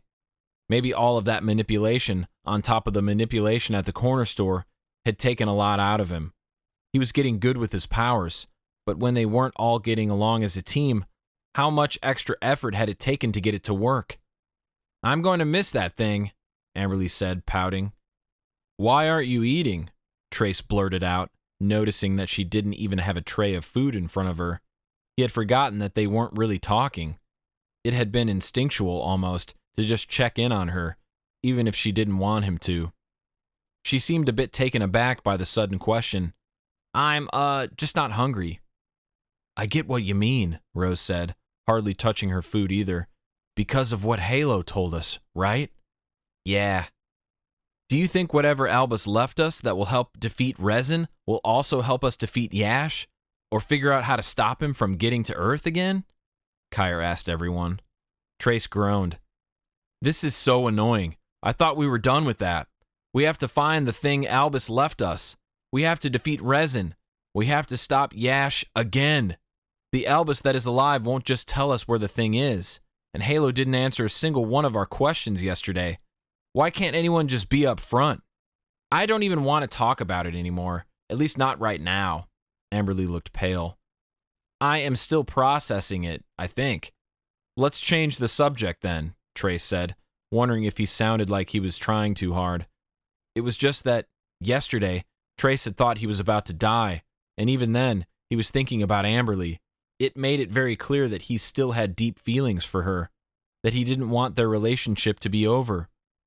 Okay, did anyone else see the news this morning? Rose asked. Everyone stared at her. What? She asked. You might be the only teenager on the planet who watches the news in the morning, Amberley said. Rose rolled her eyes and shrugged. It was just on when I was eating breakfast, anyway. You know that little corner store on 4th Street? Oh, crap. What about it? Kire asked. I used to always swing in there when I had a craving for candy. This guy who had been working there forever, who was always really nice to me when I went in, apparently robbed the place. He robbed his own job. He even tried to destroy the video footage of it. He was apprehended, but he's claiming he had no recollection of taking the money, and he's swearing he doesn't have it. Isn't that weird? What's weird about it? Kaos asked, looking deeply intrigued and not at all horrified like Trace felt. He worked there forever, and just randomly decided yesterday to steal the money, and then try to claim he doesn't even have the money. Trace stared at Kaos. Kaos smiled at him briefly before leaning back and crossing his arms. Huh, I should have been more thorough with my demands. Wait, what do you mean? Rose asked slowly, then her eyes grew with suspicion. But it was Amberley who figured it out first. You robbed a corner store? Shush, Trace demanded in a panic. Why did Amberley have to say it so loud? Amberley lowered her tone and leaned in closer. Are you crazy? Trace, why do you look guilty too? Kire asked. Were you there? It's a long story, Trace tried. What is wrong with you two? Rose bit out. It hadn't been my idea, Trace defended. He didn't mean to throw Kaos under the bus like that, but even though Kaos had only been helping Trace himself felt they went about it the wrong way. Like Kaos had used his powers for evil instead of good. Do I look like I needed the money? Kaos asked. I did it to help a friend relax. Because of you, some innocent guy is in jail, Rose hissed. And there's discussion that maybe he had a mental breakdown. I'm sure he'll get through it, Kaos said, not looking at all sorry about it. Kaos, you can't just use your powers like that, dude, Kire joined in. Even I think that's pretty messed up, Amberley agreed. We look out for each other, don't we? Kaos asked coolly. Each other? So you got the money for Trace? Rose asked. Kaos just shrugged in reply. It was an emergency, he explained. What are you talking about? Didn't you just get a boatload of money from the fight? Rose asked him. Yeah, but Resin took it. You expect me to believe that? That Resin needs money? Get real, Trace. He did, Trace yelled. He took it to screw with me. I needed that money, Rose. If you need money that badly, why can't you just get a job like anyone else? Getting money this way is so much funner, Kaos answered for Trace. The fighting, the casual manipulating, it's exciting. Jobs are boring. Sounds like something a spoiled rich kid would say, Rose grumbled. What did you just call me? Kaos snapped. He had his crown on his head even then, and with Trace having seen what he did yesterday to abuse his powers, he began wondering whether his friend was going to manipulate some girls to beat up on Rose. She was brave to mess with him with his crown being on. He couldn't manipulate her, but he could manipulate everyone around her. Rose fell silent, but the scowl didn't leave her face. You shouldn't use your powers that way, Kire said. It was a bit reckless, Amberley joined in. You guys are seriously giving me this crap right now? Kaos asked. Well, I'm not going to deal with it. I was helping Trace, so get over it.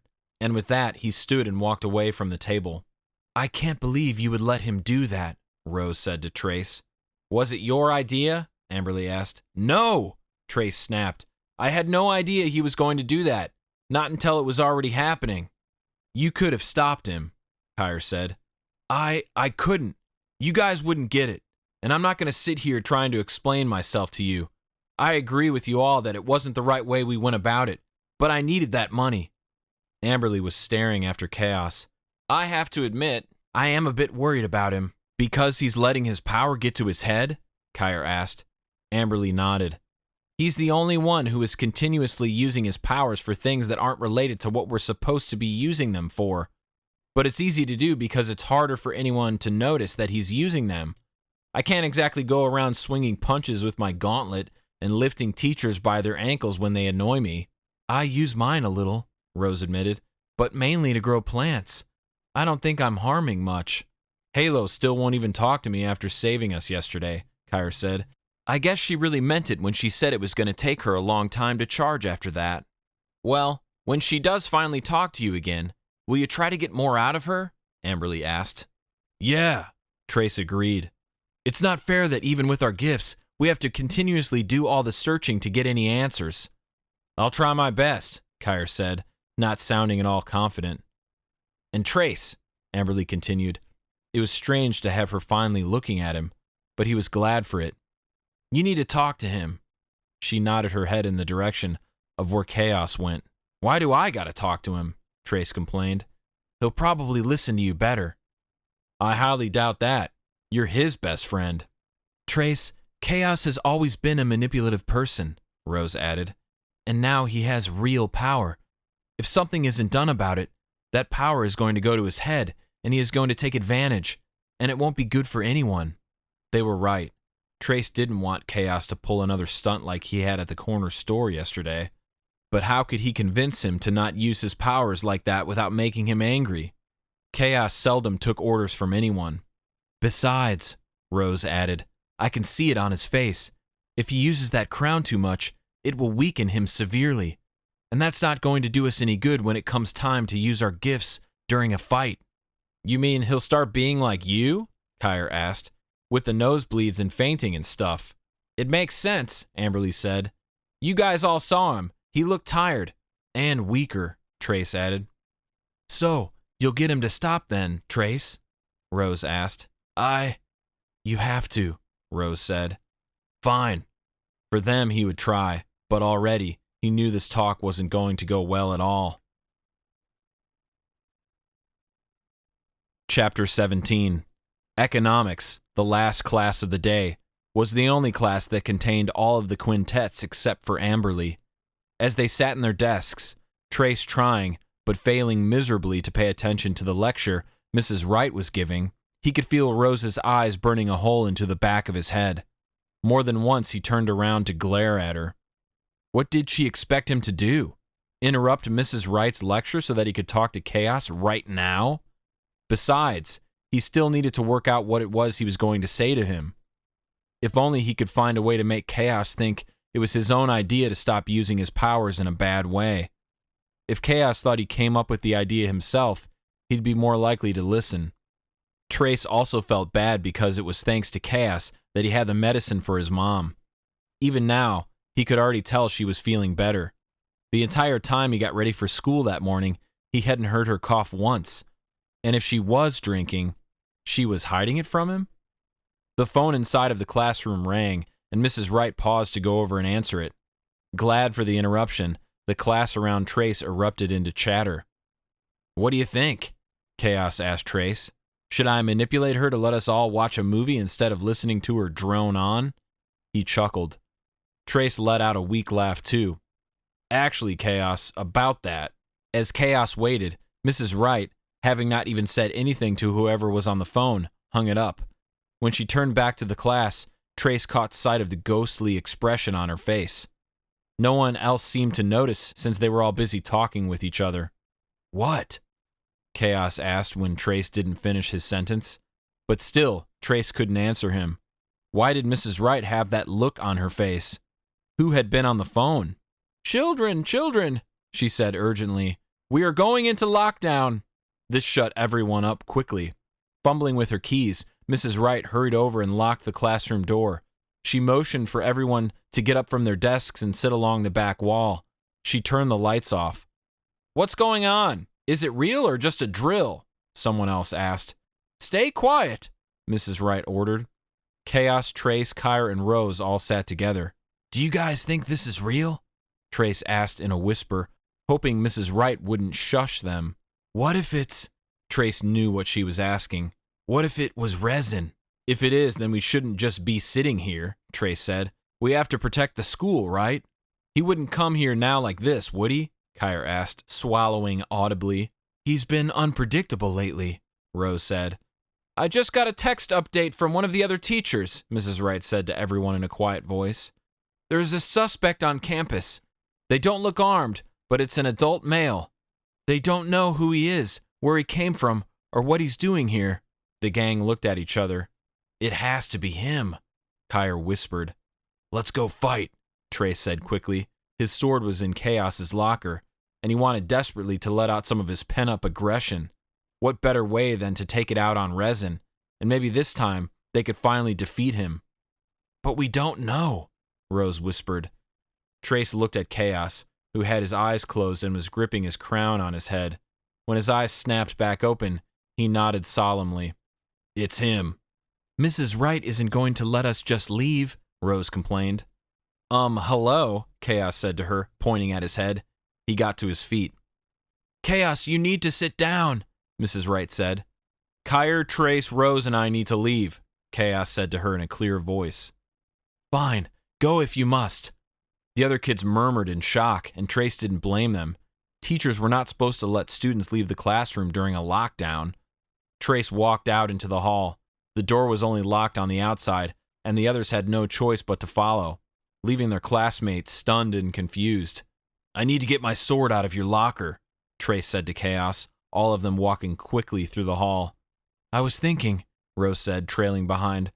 Resin's P attacks are frequent and chaotic. Do you think maybe he is worried we figured out the other way to stop Yash from coming here?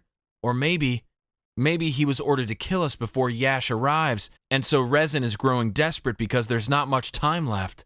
But we haven't figured out anything yet, Kaos said.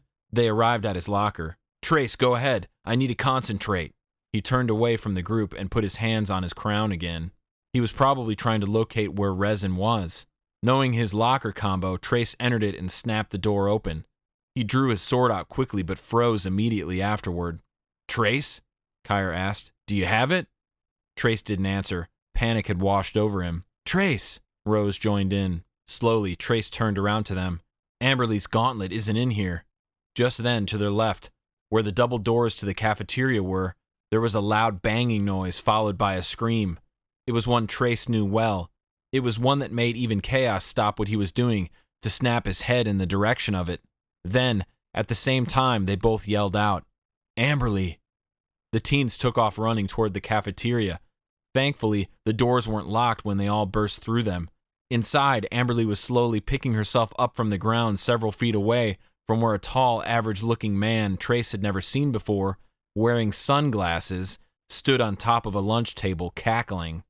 Halo, you gotta wake up now, Kire said to his book, which he had pulled out of his back pocket before they all left the classroom. You've got to be ready to save us. Amberley, Trace called when he saw the pained expression on her face. Resin had heard her. He moved to go help her up and make sure she was okay, but before he could get anywhere, a chair flew into his abdomen, knocking him back. I've been waiting for you all, Resin said, laughing. Trace had no idea who his disguise was. He could be anyone, some random stranger from the streets. Kaos ran to help Amberley out instead. Are you crazy? He asked her. She ignored Kaos, picked up the chair with her powers, and threw it back in Resin's direction. Around them, Trace saw the cafeteria was a wreck. Tables were knocked over and broken. Trash cans lay on their sides, discarded food pouring out. Some of the windows were shattered. It was as if Resin had gone on a rampage, destroying the room just for the fun of it. The police are going to be here any minute, Kire yelled to Resin. Do you really think this is such a good idea? Resin didn't answer. Instead, he threw a glowing blue ball of electricity at Kaos, and Trace barely dodged it in time with the flat side of his sword's blade before it could smack into his friend. His sword shook with the electric energy shooting through it, the fire on it weakening briefly. Then, yelling out, he charged at Resin. He jumped up onto the table, slashing his sword wildly through the air. Come on, fight me! Resin floated into the air. You're no match for me! None of you are! Trace hardly listened. All he could think about was how Resin had hurt Amberley, and he needed to pay.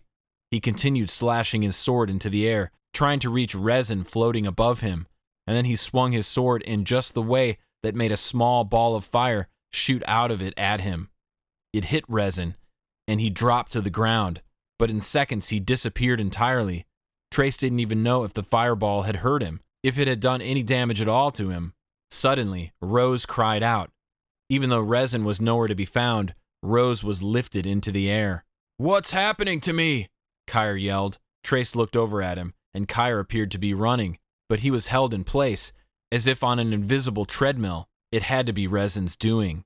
Yelling out in anger, Amberley started lifting chair after chair and throwing it around the room with her kinetic abilities, as if she were trying to hit Resin, but with no idea where he was since he had turned invisible. Trace tried to make it over to Rose, but Resin threw her into one of the unshattered windows, using so much force that her body broke through it, and she fell to the ground outside. "Rose!" Kire yelled. None of them could see her now.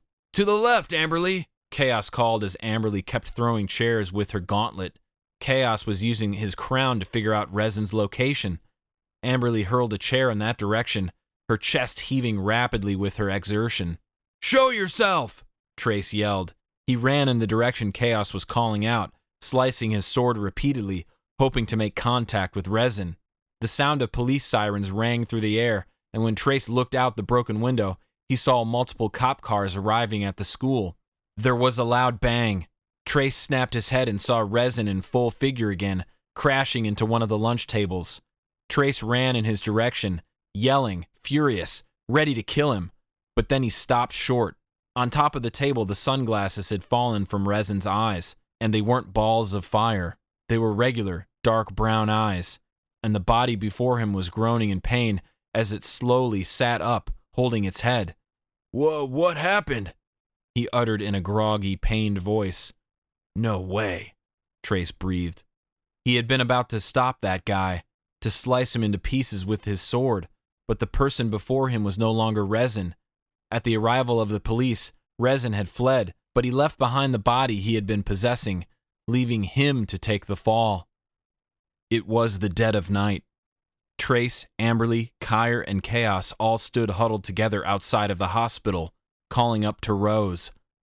When Rose had been flung out of the window by Resin at school, she suffered injuries.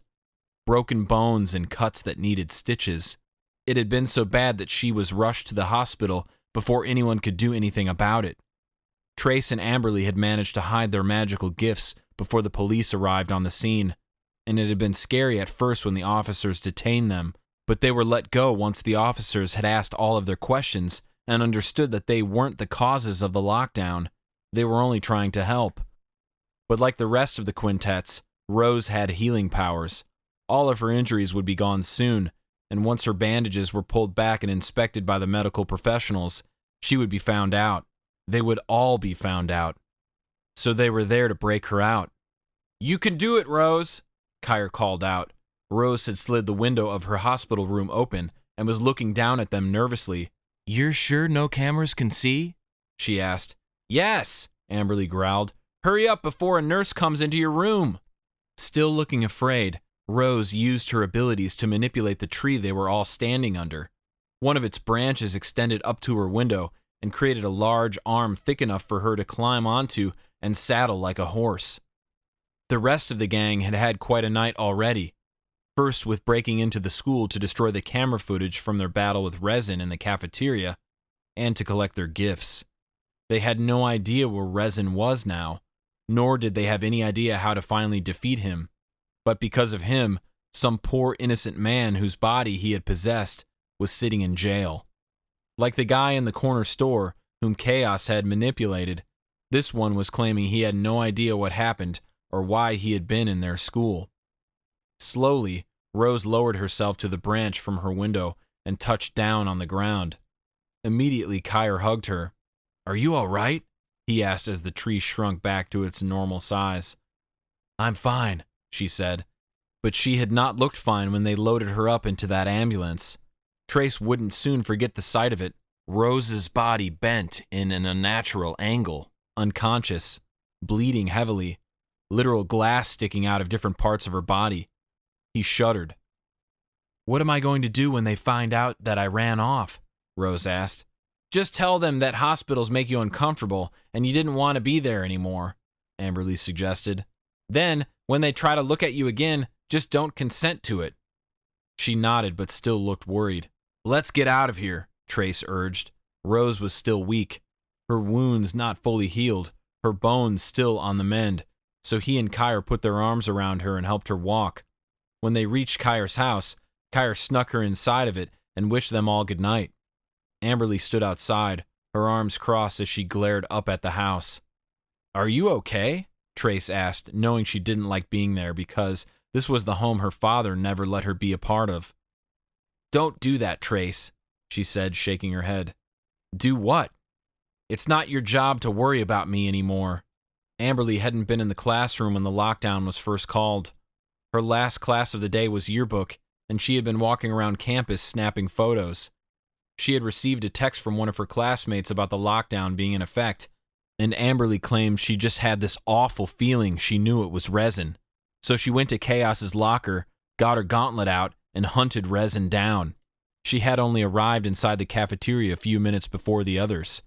Her words stung Trace. He wanted to tell her, right then and there, that he wanted it to be his job to worry about her. Nothing would stop him from worrying about her for the rest of his life, even if they weren't together. "Amberley," Kaos said before Trace could get any words out, "let me walk you home. I know your house is in the opposite direction, but I don't want you out here alone." "What about Trace?" Amberley asked. Kaos looked at him. "You're good on your own, right?" Trace cleared his throat and wiped the disappointment from his face. "Oh yeah, I'll see you guys later."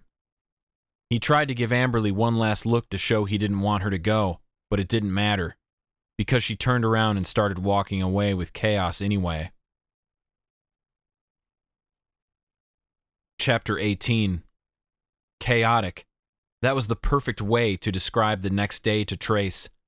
Everything felt so out of control, with Resin acting so out of character, attacking them at every chance he got, not caring about the destruction he left in his wake, making innocent people act as the culprits, wiping their memory, and leaving them with no way to explain how they didn't do it afterward. And there was nothing any of the quintets could do about it either. They knew that the person's body that Resin took over was innocent, but they couldn't explain any of that without exposing such a huge secret, more than likely getting called crazy over it and locked away in a loony bin somewhere. When Trace and the others arrived at school the next day, they banded together before entering. There were news vans everywhere. People were smiling and waving at them. Some were taking pictures. Trace's mom already informed him, as he was getting ready earlier, that their rescue was all over the news. Everyone thought them heroes, and it made Trace feel crappy, because what they didn't know was that they were the reason their school was intruded upon in the first place. They were the reason why their lunchroom lay in practically ruins. "This is insane," Rose said as all 5 quintets stepped inside the school together. Trace was used to being stared at because of his popularity and his menacing traits, and more recently because of his newfound solohood. But this was a whole new level. He felt literally famous. "I bet this is overwhelming for you, huh, Rose?" Amberley asked, with almost a sneer. As they all walked through the halls, she kept her head held high while Rose had bright red cheeks and kept looking at her feet. "How could it not be?" Kire said in her defense. "I'm used to it," Amberley replied.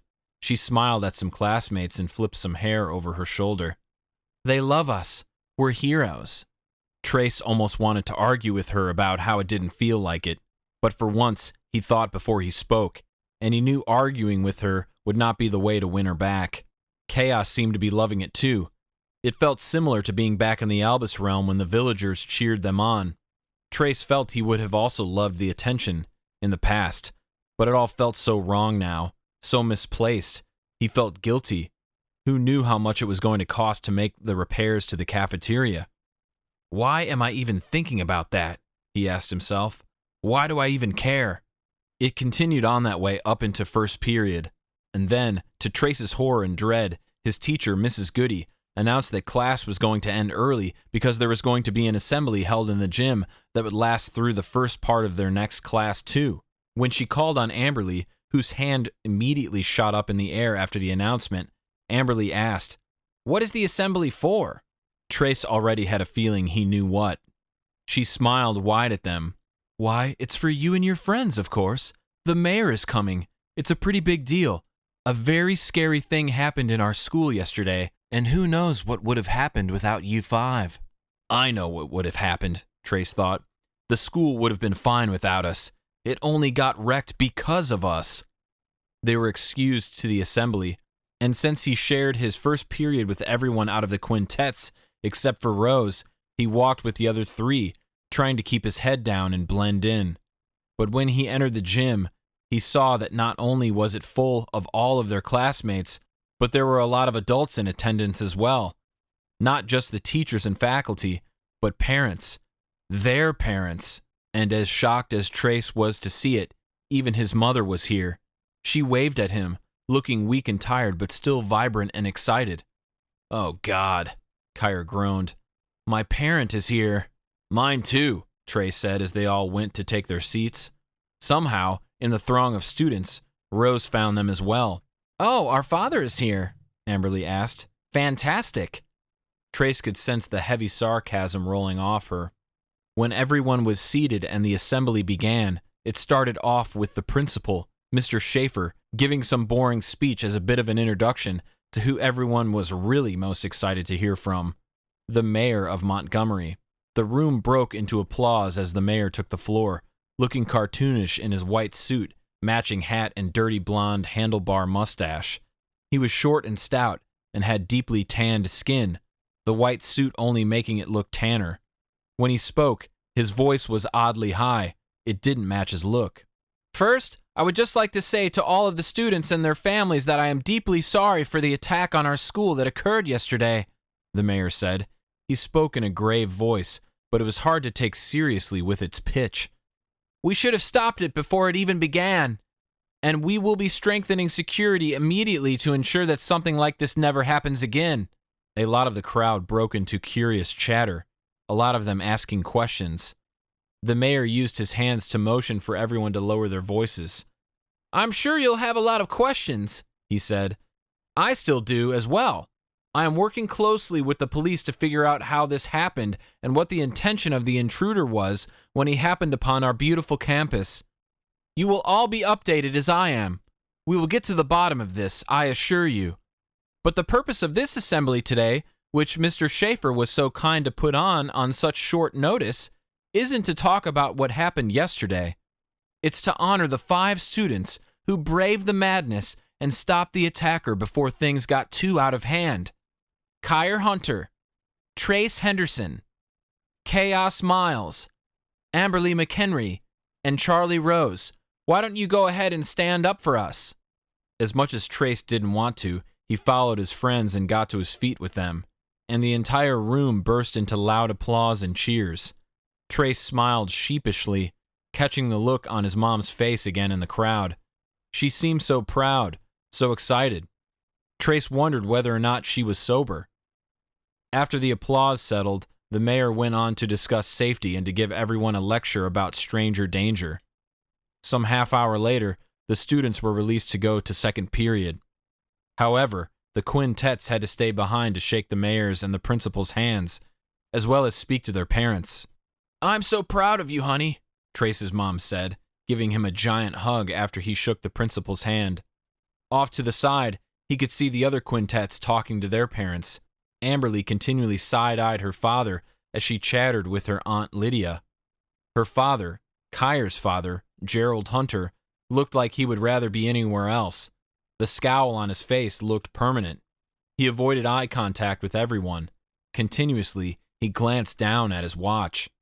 "Kids, parents, if you could all gather," Principal Schaefer said as the mayor waved goodbye. The quintets gathered around, their parents standing behind them. "I just have to say, while it was very brave, what you all did, sneaking out of your classes during a lockdown, is against school rules," Mr. Schaefer said. "You put yourselves in real danger. If anything had happened to you kids, it would have fallen on me. Do you understand?" "I didn't sneak out of class," Amberley said. "I was already in the hallway when that guy got here." He looked at her briefly and then narrowed his eyes. "Still," he said, "you took a great risk, and I don't want the rest of the students to think you're setting an example. I don't want any of them to think it's okay to leave class during a lockdown like that if it happens again. God forbid, of course. I don't think they need to be lectured, Amberley's Aunt Lydia spoke up. They were heroes. Yes, it was dangerous and rather stupid, if you want my honest opinion, for them to go at him themselves. But in the end, they did put a stop to that psycho. The other parents murmured their agreement, even Gerald Hunter. Principal Schaefer must have felt overruled by all of them, for he crossed his arms and let out a sigh. Very well. I just thought I would be the one to remind you that being a hero is not more important than being safe. The way I see it, Mr. Schaefer, Trace said, surprising himself for speaking out, if everyone was worried about only protecting themselves, then who would have saved us? Chapter 19. When Trace stepped outside that Saturday, he found clear skies, no smoke in the atmosphere, no ash falling into his hair. The fire in the White Forest had finally been extinguished. At this news, he awoke to text in the Quintet group chat, where they all decided they should go back to the Albus realm and continue cleaning up the mess that they had made. And according to Kire, who was informed by Halo, Albus's funeral was going to be held today in the magical realm. The gang was still getting a lot of attention from the media for their heroic saving of their high school. It was hard to sneak away from their families and houses and meet up with each other at the edge of the woods. They were worried about being followed, about being caught with their gifts. What would the media think of Trace's sword and Amberley's strange gauntlet? They looked a bit ridiculous, like they were about to go play make-believe with each other with some theater props from backstage at their auditorium at school. It was still somewhat early in the day, and a lot of the teens were just waking up, so they didn't have a lot to discuss as they trekked through the burnt-up, charred remnants of the forest. Several times as they made their way to the cave, there would be nothing but the burnt, dead graveyard of tree trunks to one side of them, and a perfect, lush green forest, looking as if nothing ever happened, to the other side of them. The entire forest hadn't been burned down, and Trace was incredibly grateful, even more so that Rose had her gift and could spring up new plants here and there as they walked along. She didn't overdo it, though, because she knew she needed to preserve her energy for cleaning up the Albus realm. Once the gang arrived back in the Albus realm, it was another clear, beautiful sunny day, much like it had been back in their world. For the first time, both worlds having blue skies gave Trace a strange feeling of hope.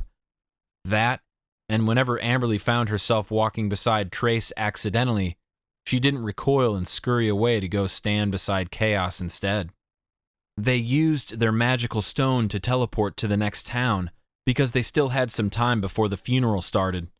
Trace fully expected that they would have to re-explain themselves to all of the villagers about why they were there, why they were dressed so strangely, who they were, and what they wanted. But it appeared that as time passed, the word had spread like wildfire through all of the villages and hamlets, and everybody knew who they were and knew to expect them. They were greeted with smiles, applause, and handshakes. Lots of men and women were eager to get to work with them, and tons of little kids were excited to see their magical abilities firsthand. Trace enjoyed himself thoroughly. He met a little boy who couldn't be older than 8, who was fascinated with his sword. Trace loved showing him all the things he could do with it, and the little boy thought it was the coolest thing in the world when the fire snaked around Trace's arm but didn't affect him. It seemed every time Trace came back to the Albus realm, he remembered how much he loved it and how much he dreaded going back to Earth. He liked being here, where he had a purpose and where he could put himself to work. It was almost easy to forget he was heartbroken about Amberley and stressed about his sick alcoholic mother. Albus's funeral was to be held in the forest near where his house was, so when the time came, the group teleported to the great treehouse. There, they saw no one was home, but there were signs pointing in the direction they needed to go to get to the funeral. And when they all arrived at the clearing among all the thick trees, they were amazed at how many people had shown up to say goodbye to Albus. There were all sorts of beings, magical and not, wearing all sorts of different garbs and styled outfits, all clashing together in a delightful and colorful way. There were no chairs. Everyone stood before Albus's wooden casket, with a gap down the middle of the crowd creating an aisle. Everyone looked pleased to see the quintets there. Gertrude and the other Albus were standing at the front by the casket, and Gertrude smiled warmly at them, though her eyes were bloodshot. Albus gave a low head nod. The casket was closed. They would not be seeing Albus's body, and Trace was relieved. The service started, and as they all stood among the crowd, Trace found himself next to Amberley once more. He thought about her mother and how Amberley had just been to a funeral for her not long ago. "Are you doing okay?" he asked in a quiet voice, so that he wouldn't interrupt the service. Amberley looked at him as if she were unsure whether or not he was talking to her. When she seemed to realize that he was, she bit her bottom lip. "I guess," she said. "I don't know." "It's okay if you're not," he told her. "Is it bringing up memories of your mom?" "That and it's just sad in general. I mean, all of these people are pleased to see us, but we're the reason Albus is dead. Just like at school, with Resin." "Wait, you feel weird about being congratulated at school too?" Trace had thought he was the only one. She shrugged. "Not that I was going to admit it, until now, I guess." She chuckled a bit, but then the strangest thing happened, and her shoulders crumpled, and Amberley began to cry. Trace wanted to comfort her. He wanted to make her feel better. He even lifted up his arm to put it around her, but he hadn't been quick enough. On the other side of her, Kaos quickly enveloped her in a hug. She buried her head in his shoulder and cried as the service continued. It nearly broke Trace's heart all over again to see it. He should be hugging Amberley, not Kaos. He cleared his throat and faced forward, pretending neither of them were beside him at all. The service was sad, but it was also nice, in Trace's opinion. He got to learn a lot about Albus and the type of man that he was. A lot of people spoke, sharing sweet stories and memories of him. Apparently, Albus was quite the comedian. He made a lot of dark times a little bit brighter for many people. When the service was over and the casket was lowered into the ground and covered with dirt by a group of other Albuses, all looking shockingly alike, the crowd broke apart into little groups, talking with one another. A lot of them were curious to meet the unlikely defenders, and it kept Trace plenty occupied for quite some time as he shook hands and learned many names he would surely forget in an instant. When he turned away from a short, frumpy little woman named Zaravina, he bumped into someone. "Oh, It was Amberley. They had bumped into each other at the same time, both turning away from someone else.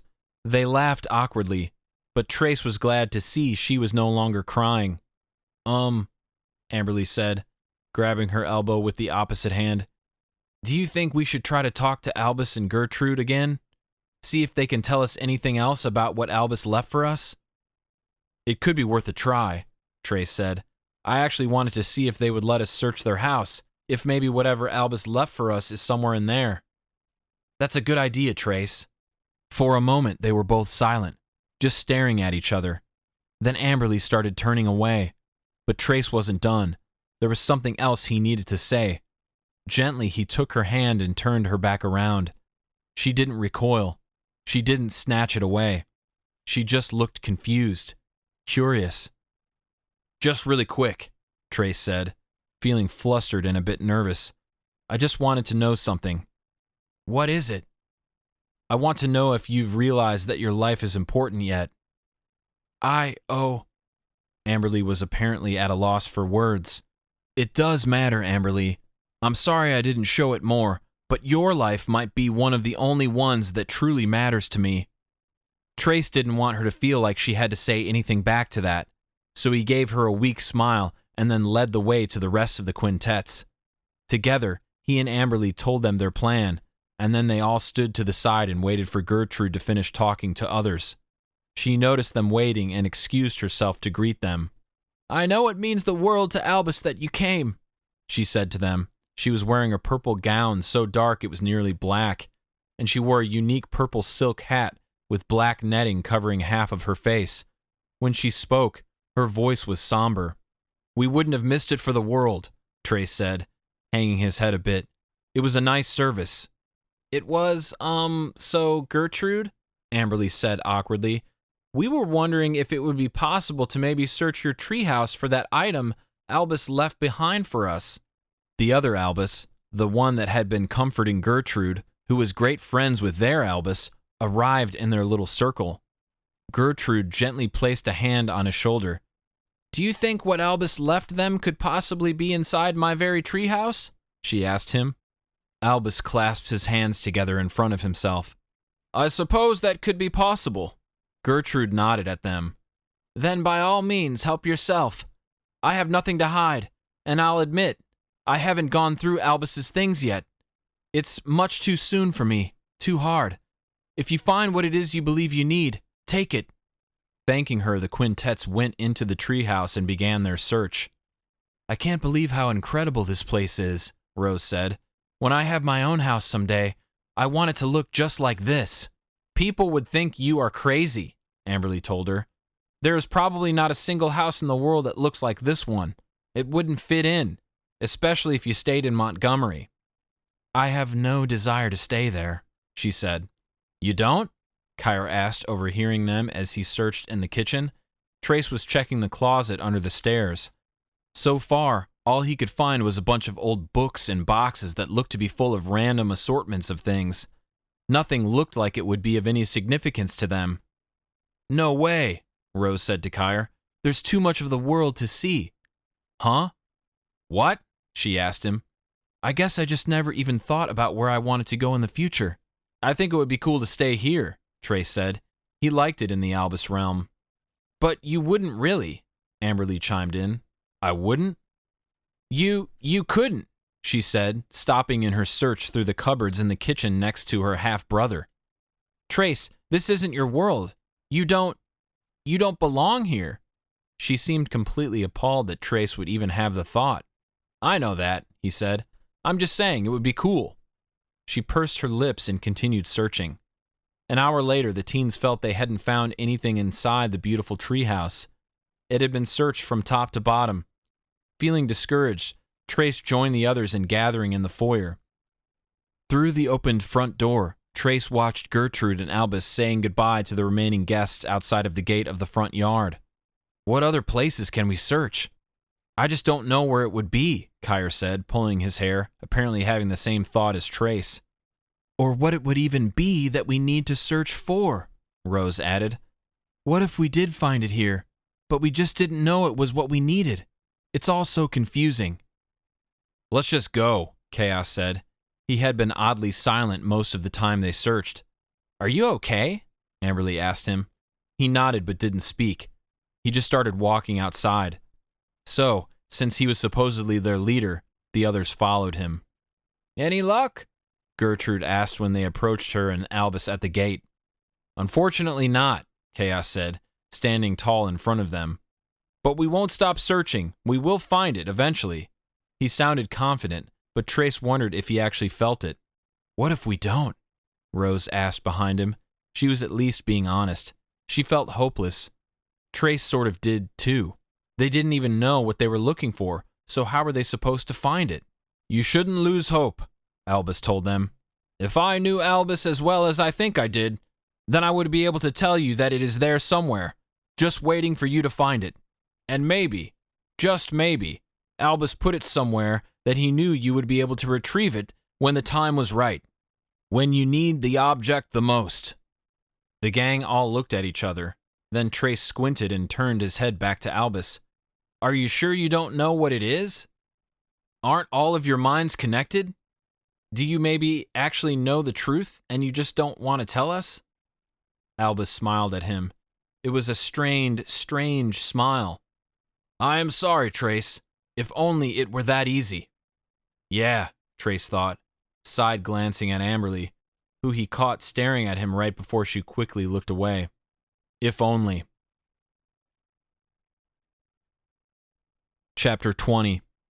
The next day, after a quiet morning at his home, Trace answered a call from Kaos, who told him to meet him at Stone Ridge Park, a park that was within walking distance, falling right in the middle between Trace's house and Kaos's.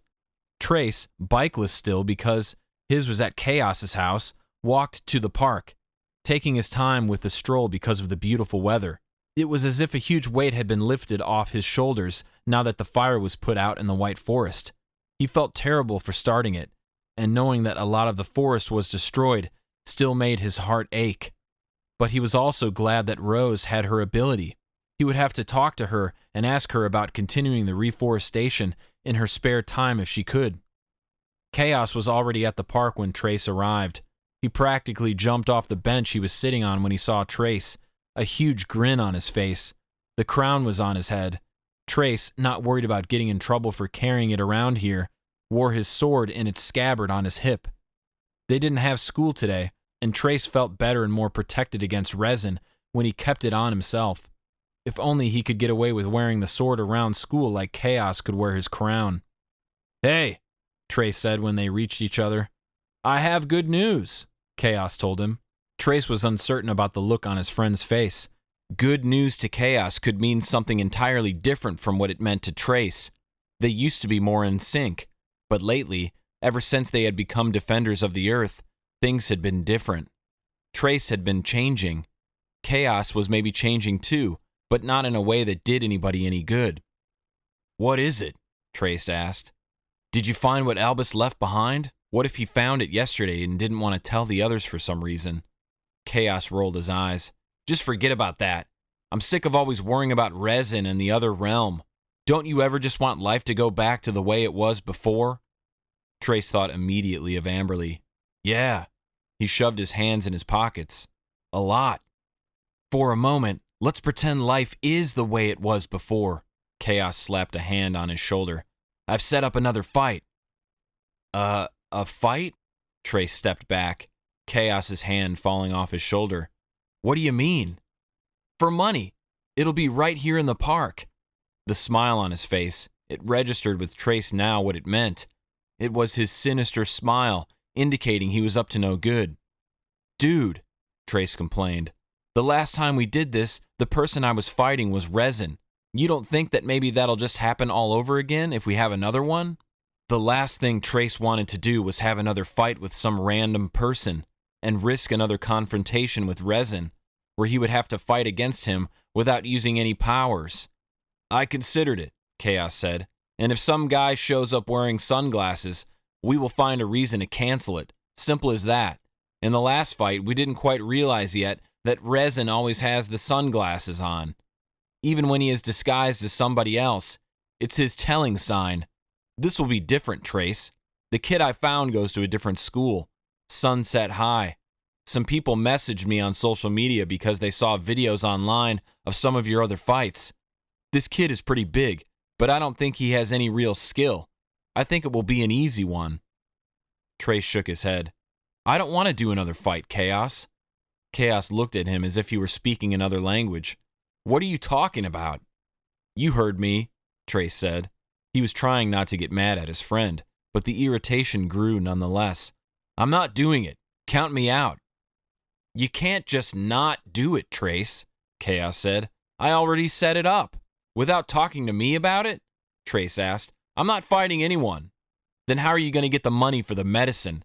Kaos snapped, sounding angry. "Don't expect me to rob any more stores for you." "I didn't even want to do that in the first place." "Oh, please." Trace clenched his fists. "I didn't know what you were planning on doing that day. I didn't know that was how you were going to get the money. Aren't you tired of causing trouble?" "Kaos, don't you remember anything Albus had told us?" "I know I do. I'm not supposed to be having these random fights anymore. I'm not supposed to be a huge jerk to everyone all the time. Albus made it pretty clear that that is how I will get stronger with my power." Kaos rolled his eyes. "Come on. It doesn't matter who you are outside of the group. That doesn't affect anything. All that matters is that we all get along and then our gifts work together well. Beyond all of that, you can be whatever you want to be.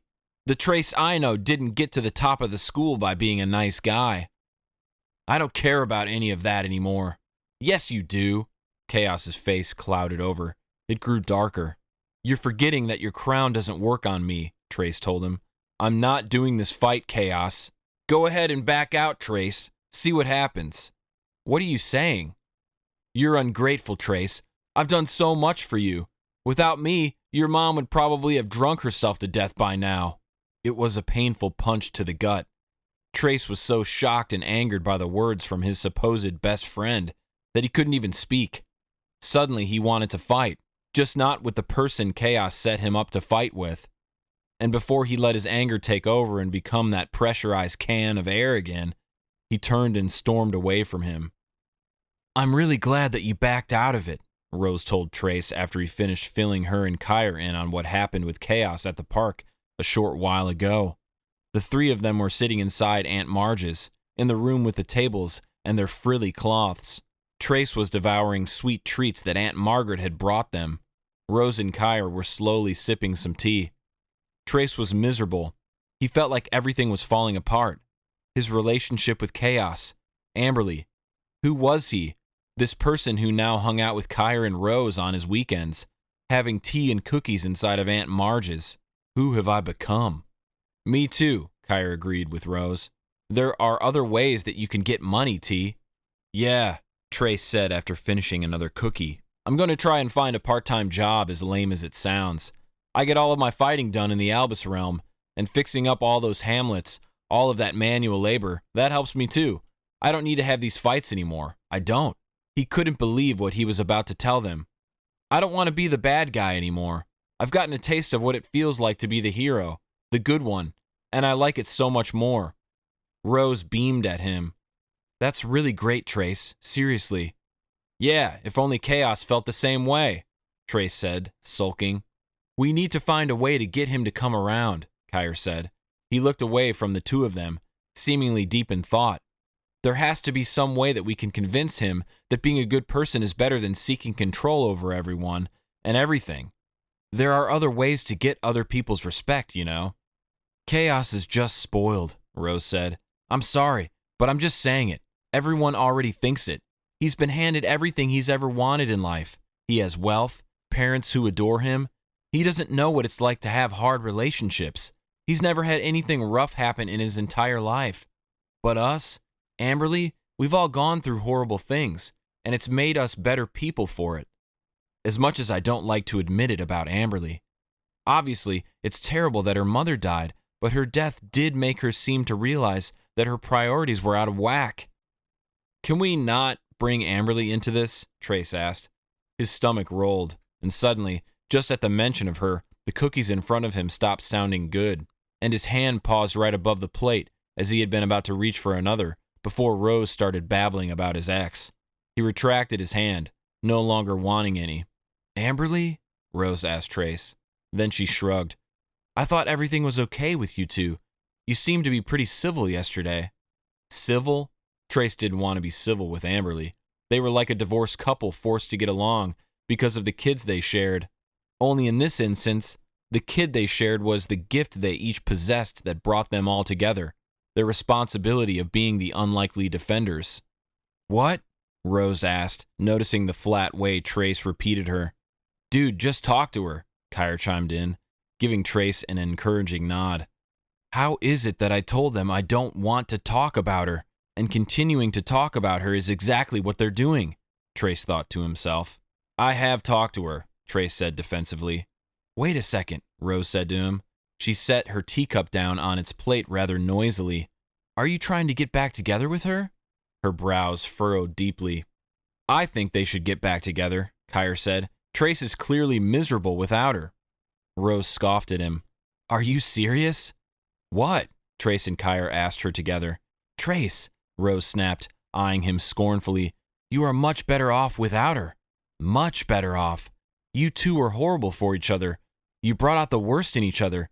You guys fed off each other's toxicity. No way, Kire argued. If anything, Trace kept Amberley grounded. Now she's this wild, loose animal. I want her back, Trace told Rose. I shouldn't have broken up with her. I should have fixed things instead. It was the first time he had said it out loud to anyone. Just don't say anything to her, he demanded, his tone sharp. But Trace, Rose started, you've been doing so well. No, I haven't, Trace argued. Maybe it seemed like it to you, Rose, but I haven't been doing well. Yeah, and Rose, with the two of them broken up, it makes it difficult for our gifts to work well together, Kire pointed out. He looked back at Trace. You need to talk to her, sort out your issues. Either get together again or don't, but at least find a way to become friends again. I don't really know if that's possible for you two, so you should probably just get her to take you back. I bet she would say yes." Rose looked angered. "I can't believe you are suggesting that, Kire," she said. Kire started to look irritated back at her. "Why not? We need our gifts to work well together." "What does it matter to you if they are together or not?" "Because they're horrible when they're together. With the two of them in Kaos, at St. Bernard High, they're pure evil." "You don't have to talk about me like I'm not sitting right here," Trace snapped. "Seriously, Rose, do you really think that if I were to get back together with Amberley, we would go back to being how we were before? To treating you like dirt? To treating everyone around us like dirt? Look, I already told you, I don't want to be the bad guy anymore, and I don't think Amberley does either. It's Kaos. Kaos is the one you have to worry about. His crown, his gift. For the rest of us, our gifts have been making us better people. They've been improving our lives. But with Kaos, he's getting, I don't know, it's like he's getting darker or something." Rose gnawed on her bottom lip, her eyes downcast. Kire nodded along with Trace, seeming to be in complete agreement. Trace stood from the table and grabbed one last cookie for the road. "Look, I'm dealing with too much already to keep sitting here and listening to you argue about whether or not I should be with Amberley. The fact of the matter is that we're not together right now. I want her back, but I don't know if that's going to happen. Even if I ask her, we don't know that she would accept me. I hurt her, and you know what? She hurt me too. We both have stuff we need to figure out. So I'm going to go. Besides, I need to check on my mom soon." "Is she all right?" Rose asked softly. "She is, yeah." Even though Trace was basically more friends with Rose and Kire these days than he was with Kaos and Amberley, he didn't feel the need to let Kire and Rose in right now about everything going on with his mom and him. He still couldn't even believe that this was how his life had changed. If someone had asked him just months ago if they ever thought he would be here right now with the two of them as friends, he would have laughed in their face. But right now, the fact of the matter was that Rose and Kire were the only real friends Trace had. Chapter 21. During Trace's walk back home to his house after Aunt Marge's, his hands shoved into his pockets and his eyes down at the sidewalk, he thought about how much his life had changed recently.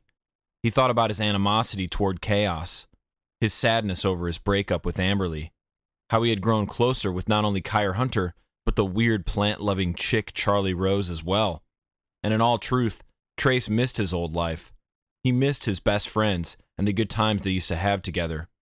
He, Amberley, and Kaos all got along so well at one point, even when they weren't at school, even when they weren't trying to impress everyone and make them respect them. When it was just the three of them at one of their houses, usually Kaos's since it was the biggest, they had fun together. They laughed, they joked around, they understood each other. They all wanted the same things, and that's what made them such a good fit. What did Amberley want now? Had that changed like Trace sensed it had? He had been watching Amberley's behavior at school, how she had become a bit more reserved and closed off, how she seemed to stop caring as much about what she looked like in front of everyone, how she was no longer sassy and rebellious and smiling her wicked but beautiful smile whenever she thought up a devious plan. Was that just a temporary change while she was mourning the loss of her mother? Would the old Amberley come back? Or had everything she had gone through made the change more permanent?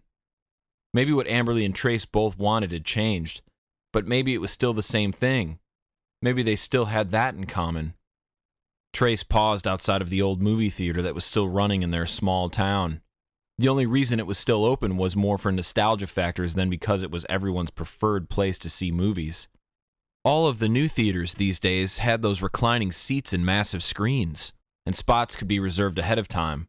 This theater was truly old-fashioned, with folding seats squished together where you had to share an armrest with the person beside you, old projectors and dirty screens. But the popcorn was delicious. The small theaters inside were cozy. The place showed a lot of old movies, and Trace and Amberley had gone to see a few of them together back when they were a couple. There was a help wanted sign on the window of the ticket booth. Well, I do need a job, Trace thought, staring at the poster intensely. As much as he hated the idea of his classmates seeing him working at a place like this, he went inside the theater and spoke to the hiring manager. Really, he had just gone in to fill out an application. What he hadn't expected was to be hired on the spot by the old man. He had hardly even asked Trace that many questions. It seemed to Trace that he was just desperate enough for any sort that he didn't care who came in asking for the position. So, when Trace left to resume his walk back home, he was now a part-time Montgomery Theater employee. "Why are you smiling?" he thought to himself as he walked with a little more pep in his step. "You're going to hate it. Sweeping popcorn. Getting told what to do by an old senile man." But he was proud of himself. He was going to make money to afford his mom's medication. And maybe even he could start saving up money for himself. He didn't know what he would save up for, but he always wanted to have savings of his own. He was so used to everything he made going to help his mother. Finally, when he arrived at home, he unlocked his front door and still had that ridiculous smile on his face as he entered. His eyes went to the sofa as he closed the front door behind him. And to his surprise, his mother wasn't lounging around on it like she usually was. "Mom?" he asked. There came no response, but in the kitchen he heard laughter. It was his mom's laugh, but there was someone else laughing too. Kaos. Trace entered the kitchen, confused as to why Kaos was at his house hanging out with his mom. If Kaos needed something, why didn't he just text Trace? "Hi, honey," Vivian called, sitting across from Kaos at the kitchen table. Kaos's back was to Trace. Apparently, he and Trace's mom were having a grand time together. Vivian's eyes were bright, shining with laughter. She had always liked Kaos. It made Trace wonder if she still would if she knew the things Kaos pressured Trace into doing. Trace was very confused. Why was Kaos there? They were in a fight. Trace didn't want to talk to him, and he didn't think Kaos would want to talk to him either. "What are you guys doing?" Trace asked the pair. "What have you got in your hand there?" Vivian asked him, ignoring his question. Trace was holding the paperwork that he needed to fill out for his new job, but he didn't want to talk about that now, especially in front of Kaos. He wished he could hide the fact that he got a job from him forever. He knew Kaos would judge him for it, make fun of him, look down on him. Working for money was beneath him, but why would he ever need to work when his parents gave him anything he wanted? "Nothing," he said to his mother. "Vivian and I were just catching up," Kaos told Trace, his back still to him. "Why?" Trace snapped. "Honey, what's wrong?" Vivian asked, looking surprised by Trace's abrasive behavior. "Kaos," Trace snapped, addressing his best friend and ignoring his mother. What was Kaos trying to pull? What if he came here to dispose his mother's medication and make it so Trace was desperate enough to get the money to replace it that he agreed to fight after all? "What are you doing here? What do you want?" Kaos chuckled and slowly turned around in his seat. Stones filled in Trace's stomach, and he felt like it was going to fall right out of his butt. Not only was Kaos wearing different clothes than he had been earlier, not only was the crown missing from the top of his head, but there were sunglasses over his eyes. It's his telling sign. "Can a guy come and say hi to his best friend's mom?" Kaos asked Trace, but Trace knew it wasn't Kaos in front of him. It was Resin speaking. "Get out," Trace commanded. "Trace," Vivian said, her voice chastising. "What's gotten into you?"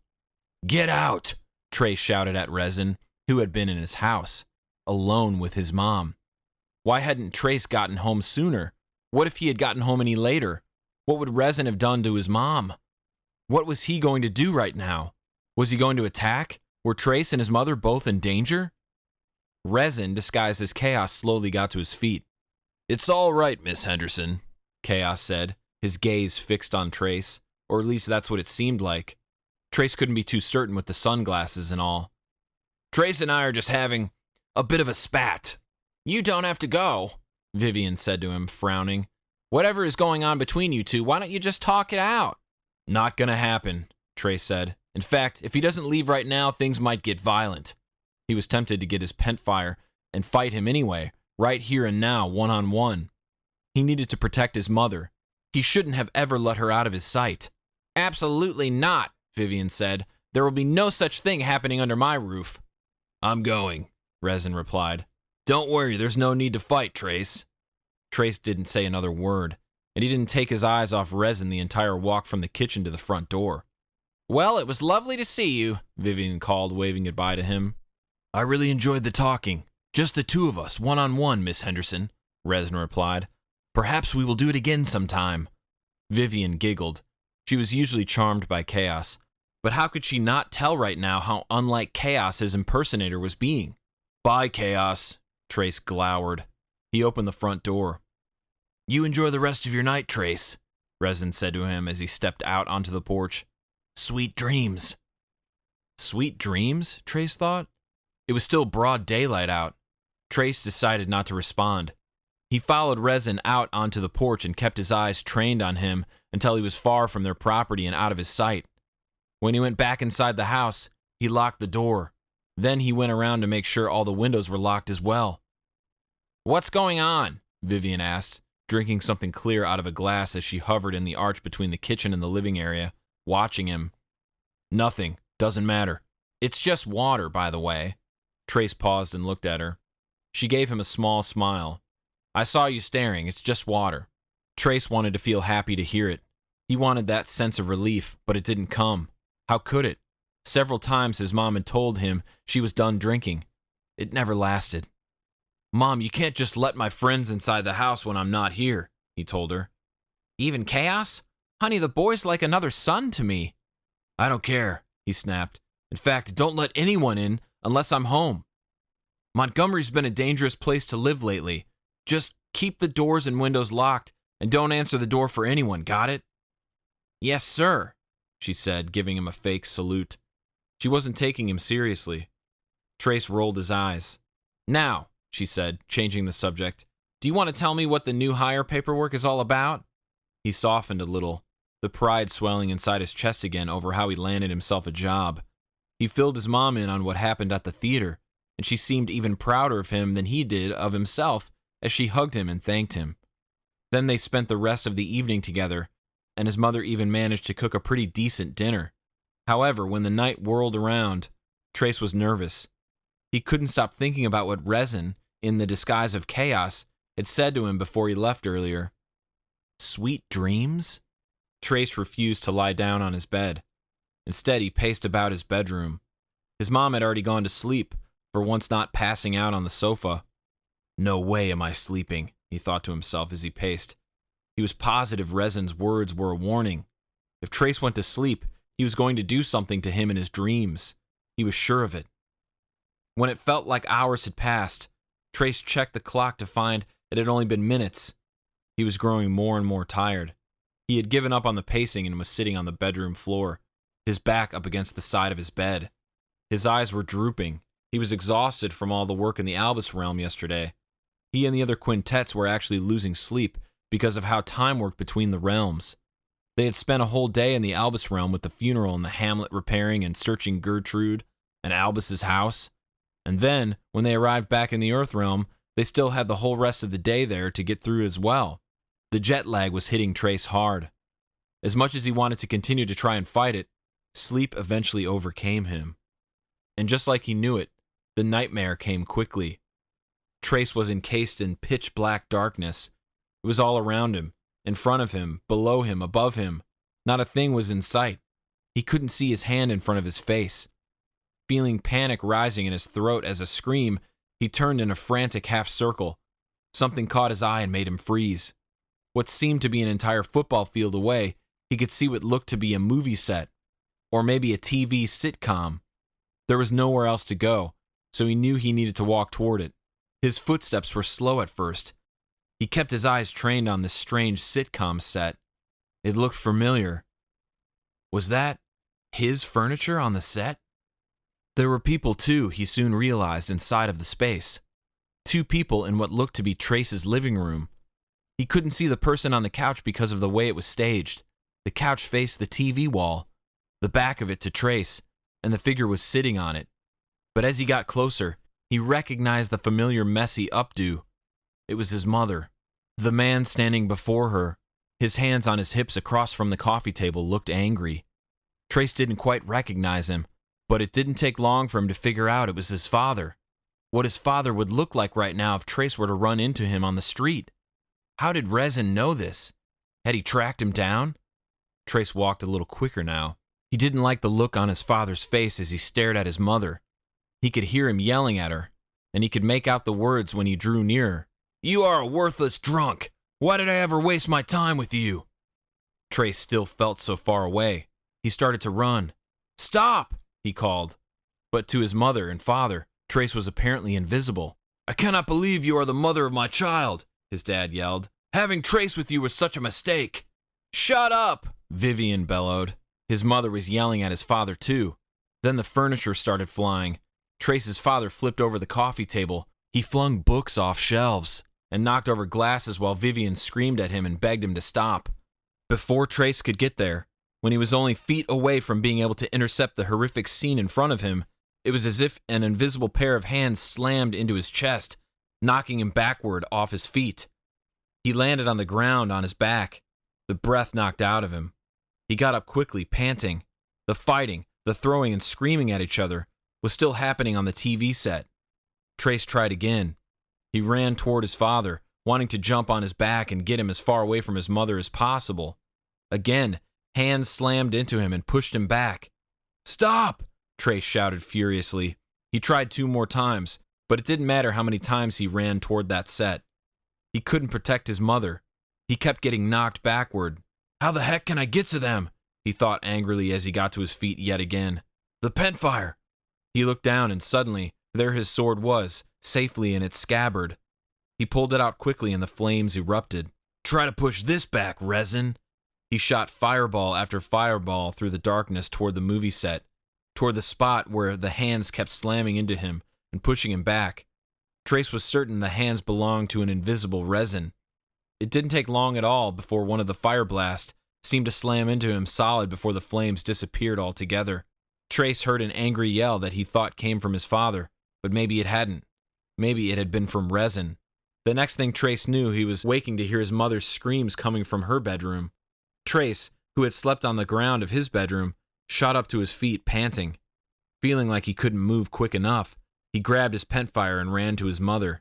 Vivian was sitting upright in her bed, her tears mixing with sweat that was glistening on her face. What happened? Trace yelled. Where is he? He fully expected Resin to be there in the room with her. Or his father. What if Resin had brought his father here to make that scene from the nightmare a reality? Trace! His mother gasped. I'm so sorry. I was having a really bad dream. I'm okay. So no one's here? Trace asked, releasing his hand from his sword handle. No, of course not. What was your dream about? His mother stared at him, noticing what he was holding. What is that? She asked. Nothing. Is that a sword? I thought you were in danger. A sword? She repeated, looking astonished. I know it's an interesting choice of defense weapon, he said, but we needed to have something, and this was free. It was the best he could come up with on such short notice. His heartbeat calming down, Trace stepped deeper into his mother's bedroom. Mom, forget about the sword. What was your dream about? It doesn't matter, Trace. I'm fine. It was just a dream. It must be the middle of the night. Go back to bed. Trace stopped to consider for a moment, but he was quick to come to the realization that he needed to know. Was it about Dad? They didn't talk about him, not if either of them could help it. Sure, Vivian would yell at Trace about him being like his father whenever she was angry, but they never had real, actual conversations about him, about what he had done to them, about how they were emotionally affected. How did you know that? Vivian asked. Her question told Trace all he needed to know. She had had the same dream he had, only she had to live out Trace's abusive father yelling and throwing things around her. In the nightmare, she hadn't even noticed Trace was there, trying to save her. I had a dream about him too, he explained. Mom?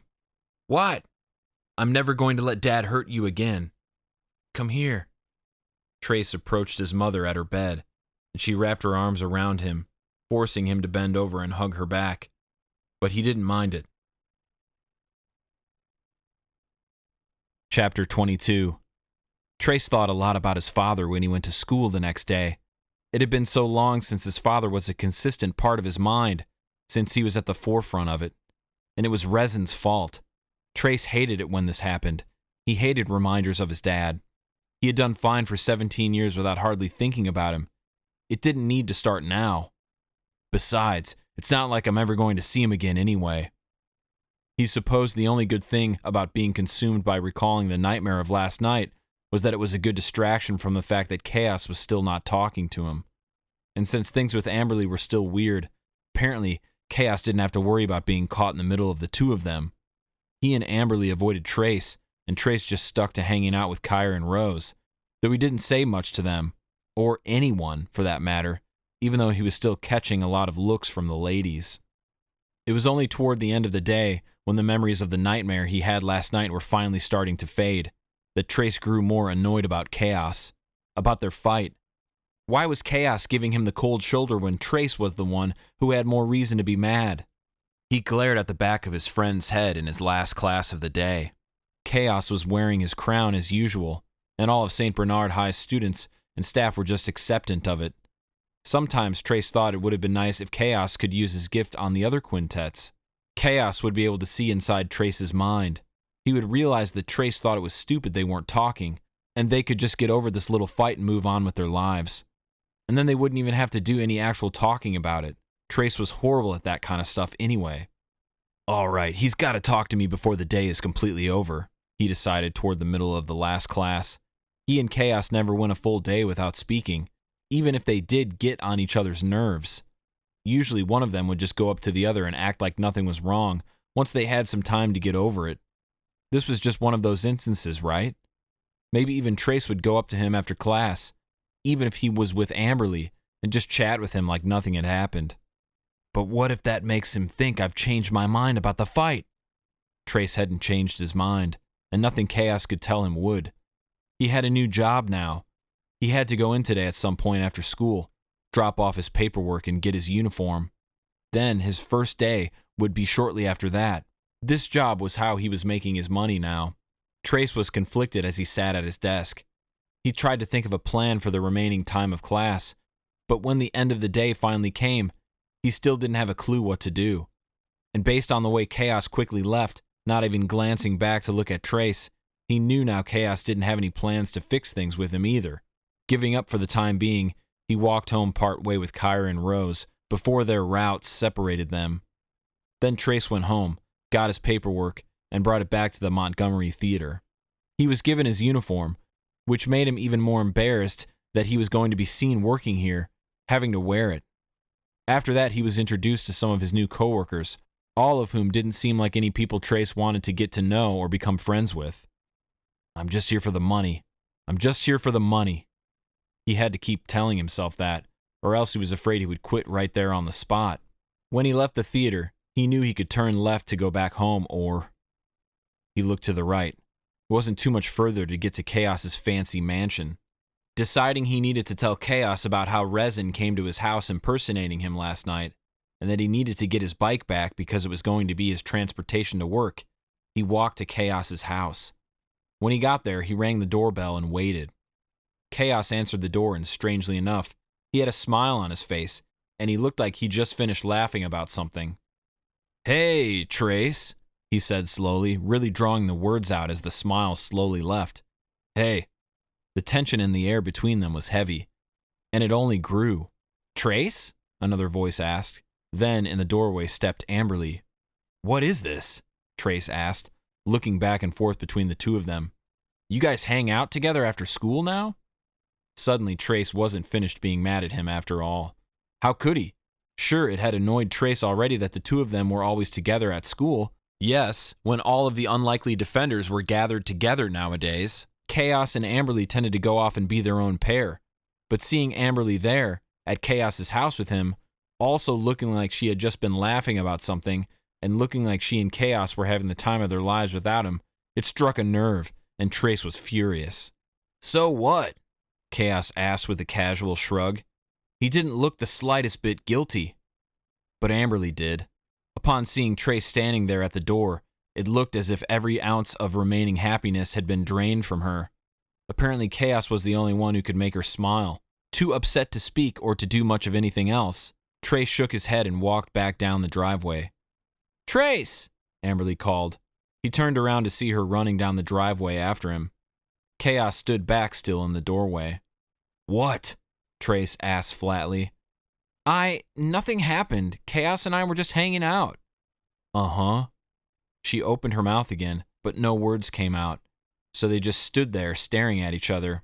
Oh! Kaos yelled from the doorway. Don't forget your bike! Trace walked past Amberley up to the side of the house to grab his bike. When he turned around, Amberley hadn't left the spot she had been standing in at the bottom of the driveway. "Well?" Trace asked her as he climbed on the seat. "You have anything else you want to say to me?" He didn't know what he wanted from her. Something, anything, to make the situation less bad. To make Trace stop feeling like his ex-girlfriend and his best friend were starting to fall for each other. Amberley trailed off. He waited a couple seconds more, but when it became clear she didn't have anything else to say, he sped away. All Trace wanted to do was yell, scream, punch something, kill something. If only there was still a battle going on in the Albus realm, he thought to himself as he pedaled furiously. The thought sparked an idea in him. Maybe there weren't any battles still being held inside of the Albus realm, but he at least fit in better there with his sword. And the idea of escaping this world to go into the Albus realm sounded all too enticing. He grabbed his sword, made his way to the portal, and went into the Albus realm through the portal. From there, he spent the next couple of hours angrily cutting and stabbing and fighting with things in the woods as he walked through it, taking his anger out on the magical forest greenery. He hardly even paid attention to where he was walking, and he completely lost his sense of time, especially since the canopy of trees created a sort of darkness that hid the sky, which was the only revealing way to tell time passing. Eventually, he found himself inside one of the towns he had helped repair. It was bustling and full of more life and happiness than he had seen it yet. And when people started recognizing him, they flocked to him excitedly, eager to chat about his travels and what was next for his plans, as if Trace had any idea. Not in the mood to make conversation, although he did appreciate all of the kind attention, he asked where he could get a ride to Albus's grave. And in minutes a carriage waited for him. When he arrived at the cemetery, slowly Trace approached the great Albus Bridge's tombstone. He placed a hand on top of it and wished there was some way to make Albus return. They were in a magical realm, weren't they? Didn't that mean anything was possible? "It's not working, Albus," Trace said, his voice quiet. "We're not united. The group might be pulling further apart than ever. I don't know if we'll ever be strong enough to defeat Resin. I don't know what it is we need to find. I don't know what's coming. I don't know what's going to happen. And I just..." He pictured Kaos and Amberley together at his house again. "They wouldn't become a couple, right?" he asked Albus. "They wouldn't do that to me." He waited. Maybe Albus would make a tree branch move. Maybe he'd summon some sort of magical fairy to appear out of nowhere and deliver Albus's response. Maybe Albus could somehow offer him some advice, some way to fix all of this. "I just don't know what to do," Trace said. "Boy, you really aren't aware of your surroundings, are you?" Trace's head snapped up, his heart nearly flying out of his chest. Emerging from the trees, not at all far away from where Trace was standing, came a red-headed girl in colorful pink and green clothing. Her hair pulled back in lots of little braids. "I've been watching you for some time now," she said. "Excuse me?" Trace asked, arching an eyebrow. "Who was this chick?" "The strange clothes, your sword, talking to one of the Albus's graves. I heard about you. You're going around and fixing up the wreckage in all the hamlets." "Sorry, who are you?" Trace asked, annoyed and a little embarrassed that he had been caught talking to Albus's grave. It wasn't like Albus could actually hear him. It probably looked like Trace was just talking to himself. How lame. The redhead before him was kind of cute, too, and it made everything worse. "Novus Applerose," she told him. "Half human, half fairy. I live in one of the towns you have yet to visit, but one of my friends has written to me to tell me all about you people." Trace looked around himself. "How long were you standing there?" "Well, for as long as you have been, I suppose," she explained. "Before that, I saw your carriage stop, and I saw you get out of it. You walked through the cemetery with such determination that I wanted to know where you were going." Oh. She didn't even seem the least bit embarrassed about being a bit stalkerish. "Well, what are you doing here?" he asked. "Visiting my mother's grave. She didn't die in the recent battle, though. Don't worry, she died a long time ago." "I'm sorry," Trace said. "It's all right." She walked a little closer to him, a ray of sun shining through the trees and catching her perfectly, making her glossy red hair shimmer. Her eyes were green and sparkling. There was something a bit inhuman about her. It was as if her skin was illuminated from underneath. "Well, just so you know, I usually am aware of my surroundings," Trace felt the need to say. I've just been a bit distracted today. You looked to be in great distress when you were talking to Albus. You are worried about those other heroes. My friend said the one with the fiery sword had the name Trace. Yeah, Trace replied, not sure which question of hers he was answering, or if she was even asking a question at all. The half-human, half-fairy had an expression that was unreadable. There was a hint of a smile on her lips, a hint of mystery in her eyes. Why is your group pulling apart? She asked. Well, no offense, but I don't really know you, and it's kind of personal. All right. Where are the other heroes? Are they not far behind, or did you come here alone? I'm alone. Me too, she smiled brightly. It was so odd to see it that Trace couldn't help but chuckle. Okay, he said. If you're done talking with Albus, you should come back to my hamlet with me. The town's been eagerly awaiting your arrival. We could really use the help. Besides, my father says it's not safe for me to be walking around alone, and it might get dark soon, and it is sort of a long walk back. Oh, sure, okay. How was he supposed to say no to her? He didn't like the idea of her walking around alone at night either. How old are you? He asked. 18. Just celebrated my birthday. Oh, happy birthday. You know, in my world, that would make you officially an adult. Is it the same here? Here, our accomplishments, experiences, and knowledge all contribute to the makeup of that consideration. That makes sense. As they walked alongside each other, out of the forest and over a few small hills following a dirt trail, Trace continued talking with Novus. He found her fascinating. Anything he wanted to know, she told him willingly. No matter if it was a touchy subject, she wasn't afraid to be blunt and direct. She amused him at times, too. She was a bit of a spitfire. I think I'd like to come to your world someday, she told him out of the blue after they had just finished discussing why her favorite food was porridge, and how he simply just needed to try some. Trust me, you don't, Trace told her. Why not? People wouldn't be as accepting there of you as everyone seems to be here of us. Why not? People in the Earthrealm are just different. Mistrusting, judgmental, at least in Montgomery. Well, why would anybody want to live there then? She asked. Beats me, Trace said. I think I'd much rather live here. Then why don't you? Trace stopped walking. It took the fairy a moment to notice it, but eventually, she turned around and gave him a quizzical eyebrow raise. I mean, that would be impossible, wouldn't it? Trace asked. I don't see how that could be true. Well, I have my family in the Earthrealm, and time works weirdly in between the two. If I stayed here for several years and then popped back there for a visit, everyone else would still be around the same age, but I would be a lot older. Fascinating, she said, her eyes sparkling. She walked back over to Trace and grabbed him by the elbow to force him to resume walking with her. Do the other heroes wish they lived here as well? I don't think so, Trace mumbled. He didn't even want to talk about them. He was having too good of a time with Novus, talking about her in this world. We should get you some of my father's clothes, she said randomly. Trace laughed incredulously. What? They'd look great on you. They would make you blend in well here in the Albus realm. You'd make a good fit if you wanted to stay here. I would? Definitely. And with your sword and your strength and your good looks, you could be something of a knight, I'm sure.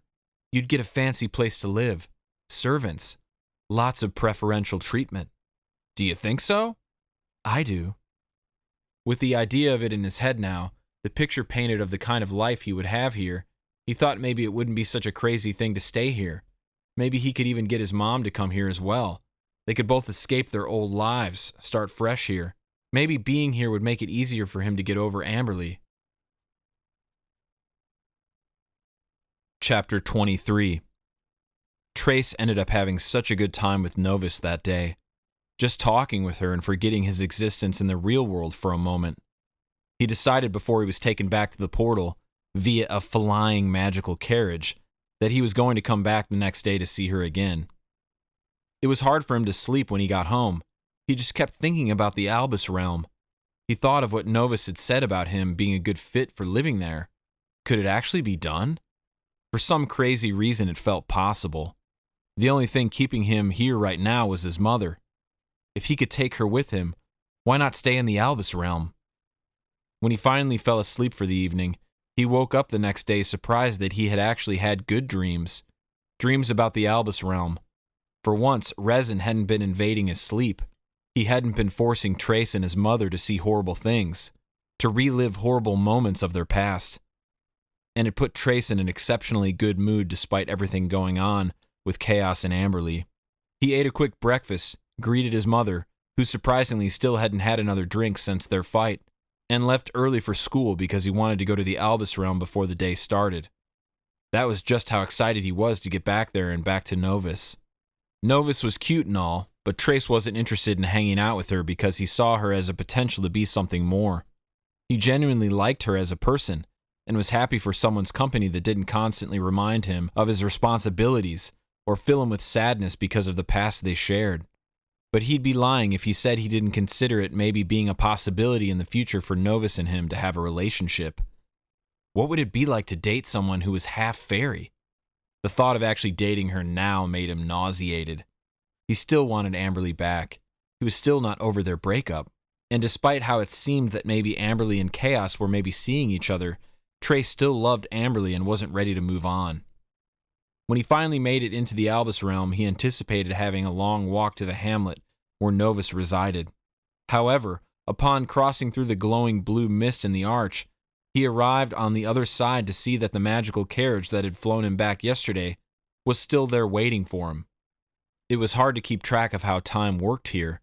Whenever they were in this world and they came back to their own, no matter how much time they spent in the Albus realm, only a few minutes had passed in the Earth realm. But when they weren't in the Earth realm, the Albus realm seemed to move in time with the Earth realm again. It was as if whoever created the two universes knew that there would be a group of individuals hopping in between the two, needing their frequent disappearances to be discreet, even if they lasted a while. The flying magical carriage was led by actual unicorns, stark white with iridescent horns on top of their heads. But these unicorns had wings, and they didn't need a carriage driver to guide them. When Trace opened the carriage door, it was completely empty, a plush purple velvet tufted cushion awaiting his bottom. What are unicorns called again when they have wings? He wondered to himself. He was certain he had read about them or seen them in something before. He had never really been a big fantasy fiction fan, but he vaguely recalled watching Clash of the Titans with Kaos once. Pegasus. He was being flown in a magical carriage by Pegasus, in a place he never knew existed, but was now considering the possibility of living in. Amberley's words did replay in his head as he sat back and let the carriage lift him into the air and bring him to Novus's hamlet. Amberley had told him he didn't belong here, and maybe that was true. But who wouldn't want to live in a place like this? Who in their right mind would know that magic exists and not want to exist with it? The Earth realm seemed so boring to Trace. He laughed and stuck his head out the window the entire carriage ride into Novus's hamlet. When the Pegasus landed on the ground sometime later, the door opened on its own and Trace stepped out. Novus was standing there, already waiting for him, wearing a pretty green dress that wasn't too fancy, but still looked elegant, and she was smiling at him. "That was amazing," he said, walking up to her with a grin. "He had just been flying." "I thought you might like it," she replied. "For me, it's just an everyday thing. It's somewhat amusing to see you get so excited over something so mundane here in my world. I couldn't even imagine what it would be like in your world." "Trust me, don't even waste time trying to imagine it. It's not worth it. You're not missing anything," Trace assured her.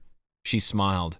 "So what's the game plan for today?" he asked, eager for whatever they were going to do. He wouldn't have even minded it if she told him she wanted him to spend the day helping rebuild their hamlet. It would be easier if the others were there to help him with that, but he could at least put a little dent in the repairs without them. He was pretty dang strong after all. "You mean, what are we going to do?" Novus asked. Yeah, Trace thought it was amusing how, even though they spoke English, there was still somewhat of a language barrier between the two of them, between their world and this one. "Well," Novus pondered aloud, "I'm trying to think of what I could show you that would be of interest to you, that would get that excited look in your eye again." "If it involves magic, I'm going to be excited." She let out a snicker. "Let's go for a walk then." "Like a magical walk?" "Sorry to disappoint. It's just a normal walk. Toward magical things, however." They walked together through the village, and as Trace came across anyone looking like they were struggling with something, whether it be building repairs or a woman trying to get her groceries inside her house, With her arms full and a toddler in tow, he would rush over to help. Everyone seemed to know who he was. Everyone was delighted to see him. They accepted his help graciously with big smiles on their faces. It made him feel good, needed, important.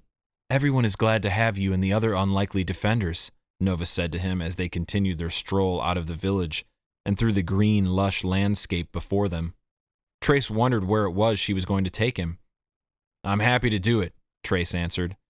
"It's pretty impressive. Have you actually had to fight Yash himself yet?" Trace stopped walking. "Wait." She turned around curiously, wondering why he did. "What do you know about Yash?" Trace asked her. "What do you know?" she asked back. "That he is a destroyer of realms, that he has a particular hate for the Earth realm." "So you haven't come face to face with him?" she deduced. "Not yet." The news made her frown. "Disappointing. I was hoping for an exciting recollection of that story, but I suppose it hasn't happened yet." "Yet? Doesn't have to happen eventually?" Novus asked. "Isn't that your whole purpose?" "We are Earth's defenders," he trailed off, thinking it over. "If we sealed off the portal and Yash can't get to Earth, then I don't see why we would need to confront him." "But you're also the unlikely defenders of the Albus realm." "Says who?" "Well, aren't you?" she asked. "You've come here. You've protected us. You've helped us rebuild after all the harm Yash's soldiers caused. You are called the unlikely defenders, but I don't think that chains you to the Earth realm." "I don't know if the other members of our team would agree with you." She resumed walking, so Trace joined her. "At least you're here," she said. "She's not flirting with me, is she?" Trace wondered to himself. It felt strange. Still, he offered her a friendly smile. He didn't know what it was he was doing.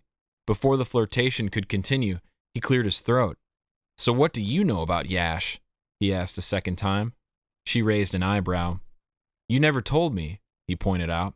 "I've only heard stories, but I suppose the stories I've heard are probably true, because why would anyone have the need to lie about anything about him? From what I've heard, he's not even really alive, a living thing. He is more of just this entity. He looks alive, he acts alive, but he wasn't ever born. He just appeared. He is cold. Everything around him feels dead and miserable. He controls chaos. His ship that's out there, between the planes of the universes, just floating in the black nothingness. He is a hater of hope. He thinks it's pathetic and meaningless. He controls the heat of Yara, the living, breathing fire. That is his biggest weapon, the fire that cannot be extinguished." Trace shuddered. A lot of this did sound familiar to him. These were the things Albus had told him once upon a time. The refresher from Novus wasn't exactly pleasant. And yet, a group of high schoolers are supposed to protect multiple realms from him, he said to Novus. "What are high schoolers? That sounds fancy." Trace laughed. "It's definitely not."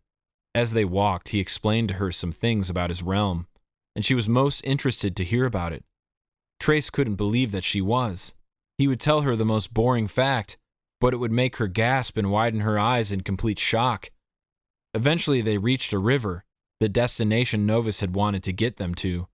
It was in a cluster of trees which were hidden in the middle of some grassy plains. The further the two had walked into the trees, the darker it had gotten around them. And it wasn't because the trees created a canopy that covered the sky. There was some sort of enchantment there, something else that made it perpetually dark, at all hours of the day, according to Novus. Trace didn't understand it at first, but as soon as they reached the river, he figured it out.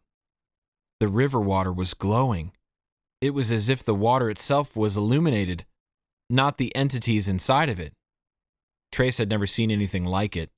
It almost looked so unnatural that he wanted to deem it unsafe to touch, to drink, to be near. It looked like the liquid he would expect to find in a vat of toxic waste, only less viscous. "How is it doing that?" Trace asked, unable to tear his eyes away. He only did when he noticed something else glowing in his peripherals, as if maybe Novus was suddenly holding up a brilliantly lit lantern. Looking at Novus, he noticed she was glowing too, just as brightly as the river. "How are you doing that?" he gasped. "I drank from the river," she explained. "Its effects last up to a fortnight, depending on how much you drink of it in a single sitting." "That's..." He couldn't stop looking at her. She was neon, glow in the dark. Incredible, he eventually finished. You should drink some, Nova suggested, smiling. Her teeth glowed too. Is that all that happens? I'll become glow in the dark? He asked. There are some other effects, I suppose, she admitted, a little ominously at that. Trey stared down at the rushing river. He considered it, but after a moment he shook his head. I don't think I should. I have to go back to my realm. If people see me glowing in the dark, I'm going to get locked up and thrown in a lab, a very scary place in my world. Well, why don't you just stay until the effects wear off? Trace didn't know how to explain it to her. He probably could stay for multiple days, and when he arrived back in the Earth realm, only a couple of hours would have passed there. But passing the time in the Albus realm made him anxious. It made him feel as if he was missing out on things happening back in his world. He didn't think it was a good idea to stay here overnight, especially without any of the other quintets there with him. Maybe another time, he decided. Fair enough. The two of them hung out by the glowing river for the next several hours, laughing and joking and learning more about each other. Trace sensed more flirtation coming from Novus as well, and he had a feeling she maybe had a crush on him, especially when she found out that he and the pretty blonde girl weren't an item. And while Trace was having a nice time with Novus, it was after she discovered this about him that their conversation turned a little flirty. He was quick to become uncomfortable. He found himself thinking of Amberley. It doesn't matter what I do, he thought to himself, trying to skip a rock into the glowing river. I'm still always going to miss her. Only when Novus was hungry and exhausted, and it was well into the evening, did Trace finally walk back to her village with her and hitch a ride on the magical carriage again back to the portal. His spirits had been high in the Albus realm, but the second he returned back to his homeland, the darkness settled over him again. This world without magic was too quick to remind him of how much he disliked it here, of how his life was currently a mess, how things here were not at all simple. He went home, hung out with his mother, showered, and lay in bed, dreading having to go to school tomorrow. Chapter 24. When Trace arrived on campus the next day, having ridden the bus because he refused to take a ride from Kaos, his car or any other one he was borrowing if his pretty red one hadn't been replaced yet. Trace wanted to refuse to see Kaos or Amberley for the whole day, but the way Kire frantically waved him down as soon as he saw him, already with all of the others, made it clear that that just wasn't going to be possible. He had a job to do regardless of whether or not he got along with the other people in their group. He couldn't put a pause on protecting the realms. What is it? Trace asked in a flat voice when he reached the other unlikely defenders. Kire's been waiting for you to get here so that he can tell us all his idea at the same time, Rose pointed out. Kire nodded, looking like he had just chugged 7 espresso shots. Are you guys totally, completely 100% against maybe ditching school today? What? Trace asked back, noticing the shocked way Kire's girlfriend was looking at him. So Kire didn't even let Rose in on his idea yet? Kire looked over his shoulder to make sure no one else was close enough to hear them. Then he looked back at the others. I don't know. I was thinking we should go back to the cave. The cave? Amberley asked. She looked beautiful. A vision, and pink today. She should have been wearing red, though, because in pink, she looked way too innocent. Not at all like the real Amberley. The one where we all united for the first time and stumbled upon our gifts? Rose asked. Exactly, Kire answered, smiling at her. That was the first time there was any sort of interaction between all of us, in that spot in the cave. Sure, we've been back in the cave tons of times since then, but not at that direct spot. What if there's something there waiting for us? That thing Albus wanted us to have. That thing Albus needs us to have so that we can get to the bottom of this huge mess. Everyone stared around at each other for a moment or two. Trace was thinking it over, looking around at his other classmates beyond their group and at the school, having absolutely no desire to attend classes. School was so insignificant. Trace even thought so before he became a quintet. He didn't learn anything in school. He learned things from his real-life experiences. If it wasn't so frowned upon, he probably would have dropped out forever ago. I'm in, he said, shrugging. Same, Amberley said quickly after that, trying to catch Trace's eye, but Trace didn't want to pay her or Kaos any mind. There was something going on with the two of them. He wouldn't let them try to convince him otherwise. I'm pretty sure my parents will ship me off to boarding school, but okay, Rose slowly agreed. Kaos nodded as well, not bothering to speak. When they finally reached the cave, it was Rose who led them to where they first found their gifts, the ones they found completely by accident that changed their lives forever. Rose was the one who had spent the most time in those caves before they all met. She had been working on her bioluminescence project. It looks so different in here, Rose said sadly as she stared around at the damp walls inside the place. I had spent so much time on that project, and I completely forgot about it. Where did all your glowing things go? Trace asked. It probably became inhabitable in here, she answered. She came to a slow stop eventually, her eyes fixed on the ground. This is it. Trace and Kire looked around, wondering how on earth she knew that. This part of the cave looked exactly the same as all the others. Still, the others began searching around too, so Trace figured he'd try. He only wished he had any idea about what it was he was supposed to be looking for. Every time he glanced up, it seemed like Kaos was trying to move in Amberley's direction, but Amberley would move away from him as soon as she noticed it. But Trace didn't understand what the point of it was now. They had already been caught. There was no reason for Amberley and Kaos to sneak around anymore. What's up with you? Rose asked, popping up beside Trace and nearly startling him. I'm fine, he said quickly. Why wouldn't I be? Something weird is going on with you three. She looked at him and then over at Kaos and Amberley. Whatever, Trace replied, trying to walk away from her. Okay. Rose tried, letting out a long sigh after. You know, this whole being a team thing, I don't need the reminding, Trace snapped, knowing he sounded bitter but unable to do anything about it. They do. How can they expect me to want to be a team with them when they've both betrayed me? Both of them have? You're mad at Kaos too? He wished he never said anything. Doesn't matter. But what? Guys! Amberley yelled from a few yards away. Everyone scrambled to go to where she was standing, moving a rock out of the way and pulling a medium-sized trunk out of a thick puddle of mud. Wanting to get it out of there quicker, and not because he wanted to be anywhere near Amberley, Trace leaned down and helped her pluck it out. Do you think this is it?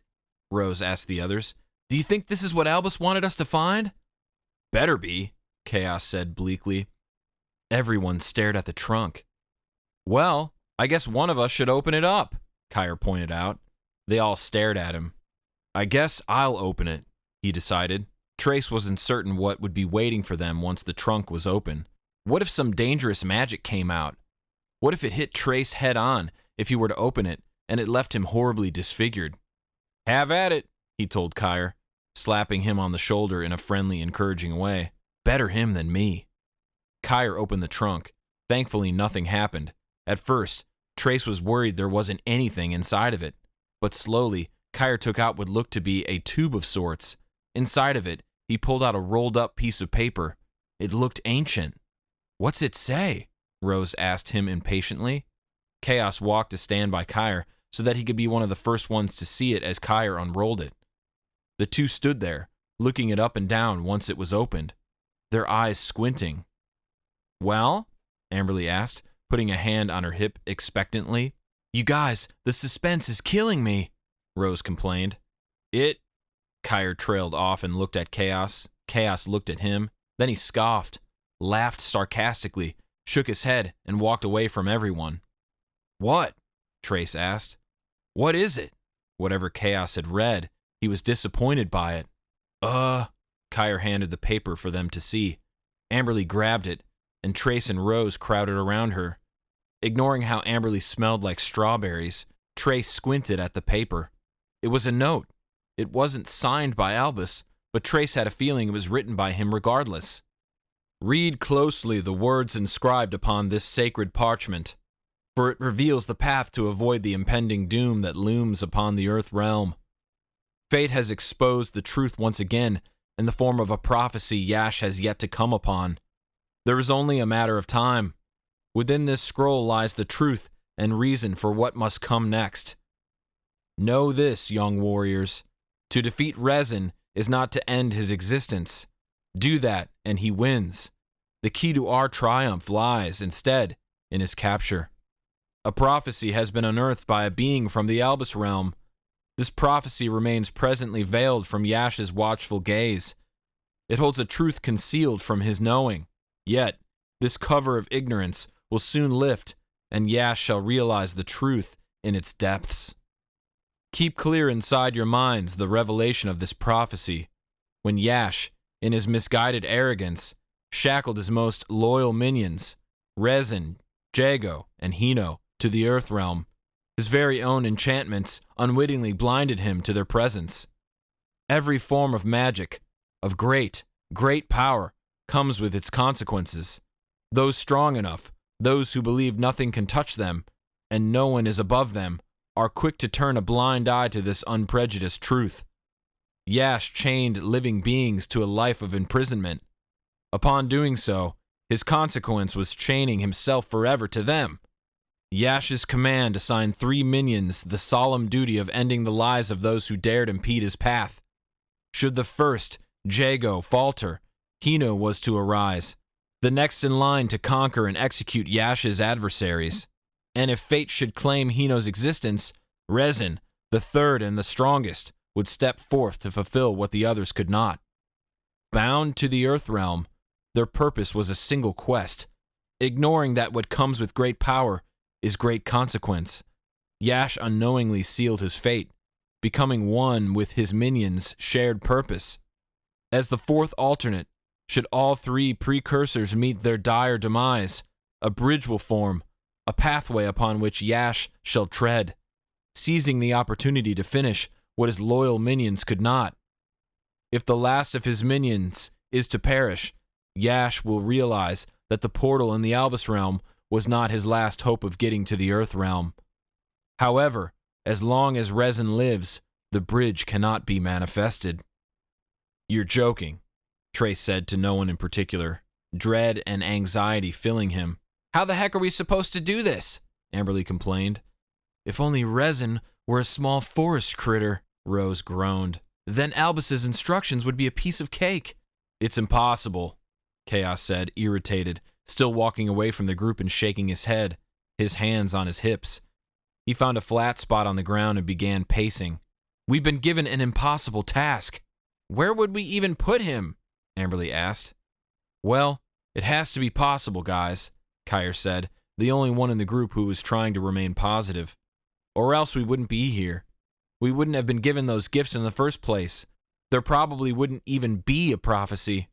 Does Halo know when Yash is going to happen upon the prophecy and learn the truth? Trace asked Kire. He winced. I don't know exactly what's happening with Halo lately, he admits, but the answer keeps changing. You should see it. He pauses and pulls Halo out of his backpack. He opens the book. Look. Trace didn't understand the point of looking inside Kire's book, because he knew he couldn't understand the language Halo wrote in. Still, he walked over to see what Kire wanted him to see anyway. The page Kire opened up to made Trace tilt his head, confused. It seemed like Halo was glitching. It would write something, then it would erase it.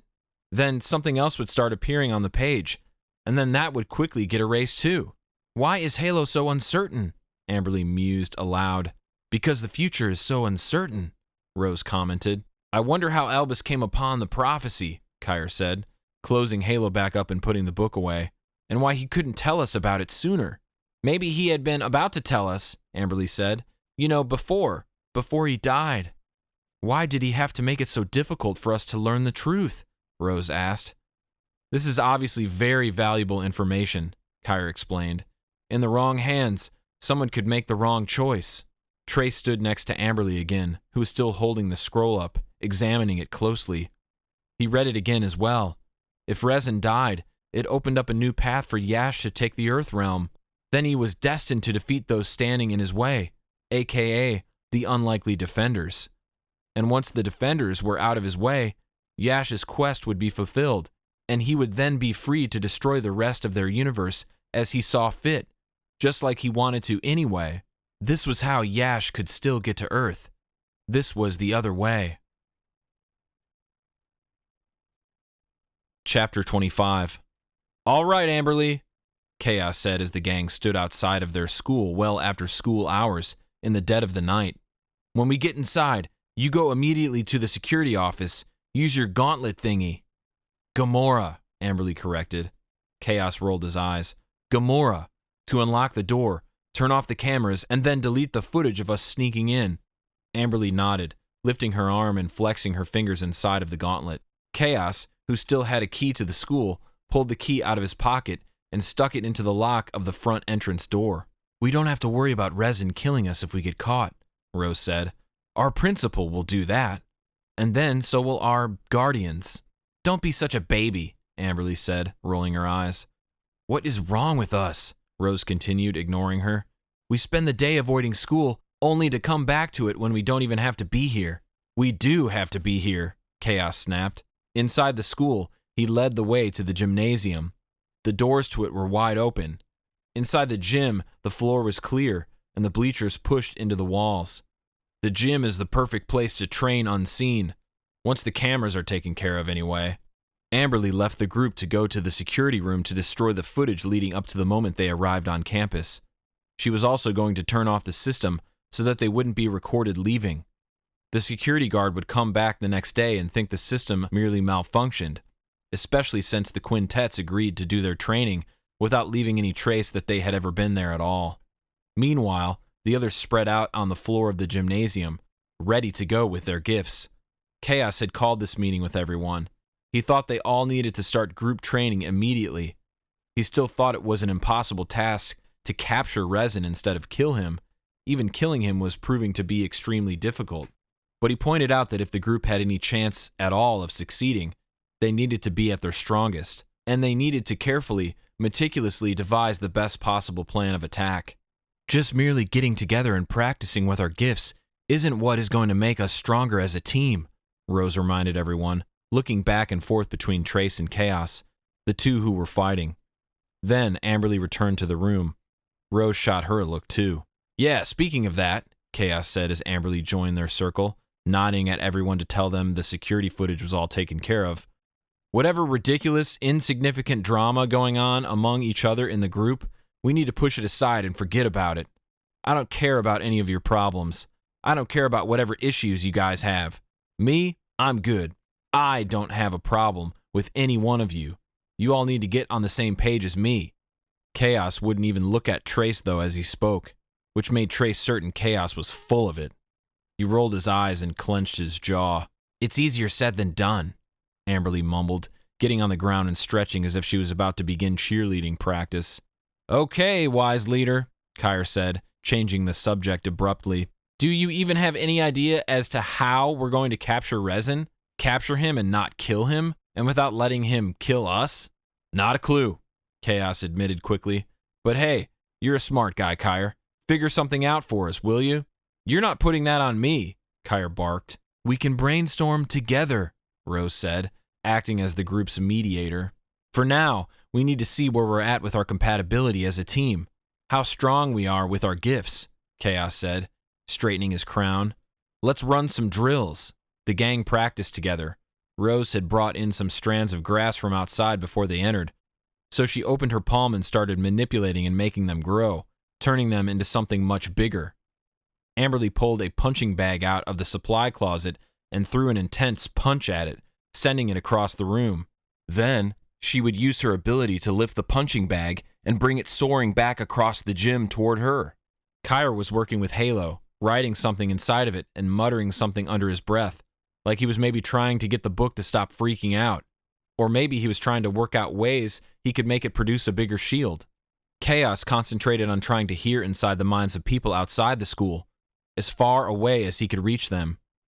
Trace worked on his sword fighting skills, not wanting to do too much with the fire in case he accidentally destroyed the school. They had to be careful not to make any messes because they didn't have Albus anymore to clean up after them.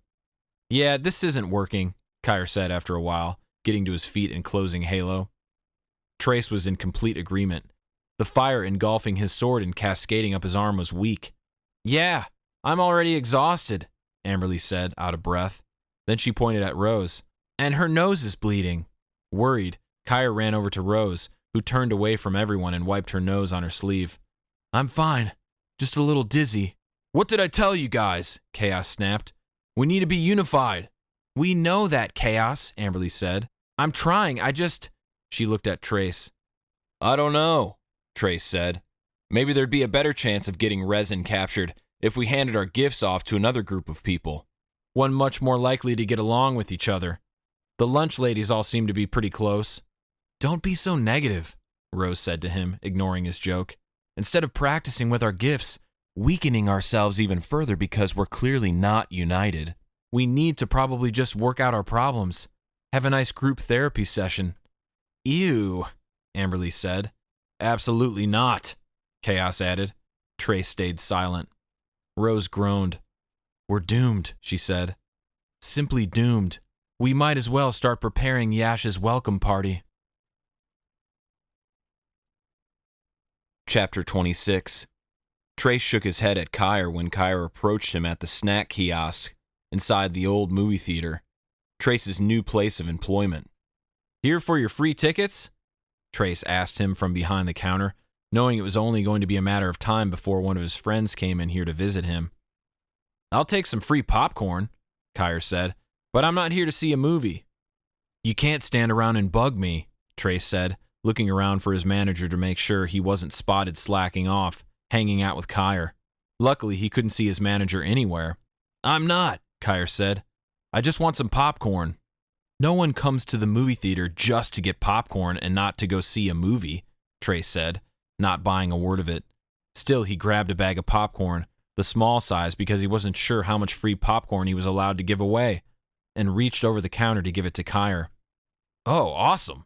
Kire dove into the popcorn, but he didn't leave the kiosk. No one else was in line to order a snack or drink because, currently, in both theaters, the movies had already started. There wouldn't be another rush of customers until those movies ended and the new ones were about to start. What do you want? Trace asked, trying to look busy by pretending to sweep behind the counter. He had already done this 4 times today. There was nothing left to sweep. Yesterday didn't go well, Kire said. Yeah, no duh. Trace knew Kire was referring to the time they had all spent trying to be a team inside the school gym last night. There's only really been, I think, once, Kire continued, the statement sounding like a question. Once what? Trace asked. There has only been one time where we all kicked butt because we were all in sync. Because we all trusted each other and wanted the same things, Kire explained, keeping his voice low, leaning in closer to Trace. Trace sighed and tucked the broom away. He rested his palms on the counter and glared at him. You don't understand, he told Kire. I'm pretty sure you'd be pretty annoyed too if you and Rose broke up and you came over to my house to see the two of us hanging out together without you.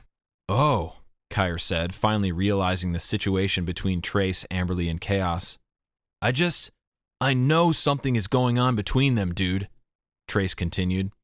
What do you mean, you know? Like you saw it happen for a fact? Did they kiss or something in front of you? No, but I wouldn't be surprised if they have kissed. The thought made him feel sick. You've seen them. They never leave each other alone. Well, yeah, but because they're friends. When Kire saw the way Trace glared at him, he raised up his hands in surrender and then ate some popcorn. I'm not saying you're wrong, Kire continued. I'm just trying to give some other possible explanations. If you want, I can try and find out if there is, for a fact, something going on between the two of them. My sister loves me now, you know? Yeah, right. It was weird to hear Kire even referring to Amberley as his sister. It's true. We've gotten past our issues. Rose and I are doing really well, too. All that is holding the team up is you guys, so you gotta get past it. Yeah. Well, I know you're right, dude, but it's not exactly simple. Make it simple. Trace grabbed a towel and started wiping things down. Hey, what's going on with your dad anyway? What about him? Just with Amberley, with the money, the whole situation. You don't have to talk about it if you don't want to. Well, let's just say there's a reason I'm wandering around this movie theater instead of hanging out back at my place. I don't know what's going on with my parents. I don't know what's going to happen, but my mom is making my dad continue to give out money to Amberley. So at least there's something good coming out of all of it. Do you think they'll get divorced? Trace asked. Kire shrugged. I don't know. I think my mom hates him, but divorcing isn't apparently simple. Not when it comes to dividing everything up and setting mom up to be able to live sufficiently without him. And then there's custody of me. I sort of think they're just waiting until I'm 18. I think they're just going to keep yelling at each other until then. Yikes, that's rough. Kire shrugged. In all honesty, I can actually say I'm glad this whole situation with Amberley happened. For years, I wanted something to happen that finally convinced my mom that my dad is a horrible monster that she should stay far away from. And I think finding out he's had a child for all these years that he never helped care for might finally have been the thing to push her over the edge. Huh, Trace mused. And how is Amberley doing with all of it? Is your mom forcing Gerald to talk to her or spend time with her too? Kire shrugged. No, they haven't spoken. I am still the gopher, delivering the goods every week. But it's okay. Amberley seems completely fine with how it's all worked out. She doesn't expect anything else, just what she deserves. Trace laughed because he couldn't believe what he was hearing out of Kire's mouth. Kire Hunter complimenting Amberley McHenry? Now I know this realm is completely ruined. Kire rolled his eyes and started walking away. Fix it, dude, he called over his shoulder to Trace, before Halo stops glitching and finally comes up with a concrete answer about the future of our existence. Because I have a feeling when that happens, it's going to mean that it's coming really soon. Chapter 27. When Trace got home from work that night, he walked inside his house and noticed that his mother wasn't in her usual spot on the couch in front of the TV. He wasn't worried. He did find it strange, but he was curious. He couldn't see any empty bottles of alcohol strewn about. That was a good sign. And maybe the fact that she wasn't sitting on the couch was another good sign. Maybe she was off doing something productive. He sniffed the air, but he didn't smell any dinner being cooked. Mom? He called, wondering if she was even there at all. He didn't get a response from her. He slowly walked through the house, looking for her, room after room. He searched, calling for her, and growing increasingly concerned when she didn't call back, even as he grew nearer to her bedroom. Mom, are you home? She never went anywhere. She always had her groceries delivered to the house. She wasn't the type who liked to continuously get her hair and nails done, and if she were going to go somewhere, she would have either left a note or given Trace a call. Standing just inside of her bedroom, Trace finally heard something. I'm in here. Trace could barely hear her voice. He realized it was because it was coming from inside of her walk-in closet, inside her bathroom. He followed the voice. Inside the large walk-in, Vivian was sitting there on the floor, her arms around her knees. Disappointment immediately swam through Trace's veins. Her being so out of place like that, hiding out somewhere so ridiculous. It could have only meant one thing. His mother was drinking again. Mom, get up, he snapped, reaching down to grab her hand and pull her to her feet. I'm so glad you're finally home, she said. He ignored her. Where are you hiding all the bottles now, huh? What? She asked, looking stunned.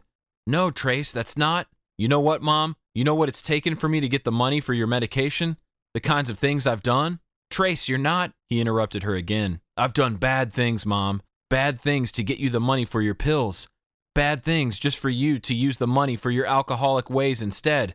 I put my future in jeopardy just for you to waste yours. What are you talking about? She whispered, looking deeply offended. I have been street fighting for money. I even robbed a corner store. You didn't, she stammered. You wouldn't do that. Not my boy.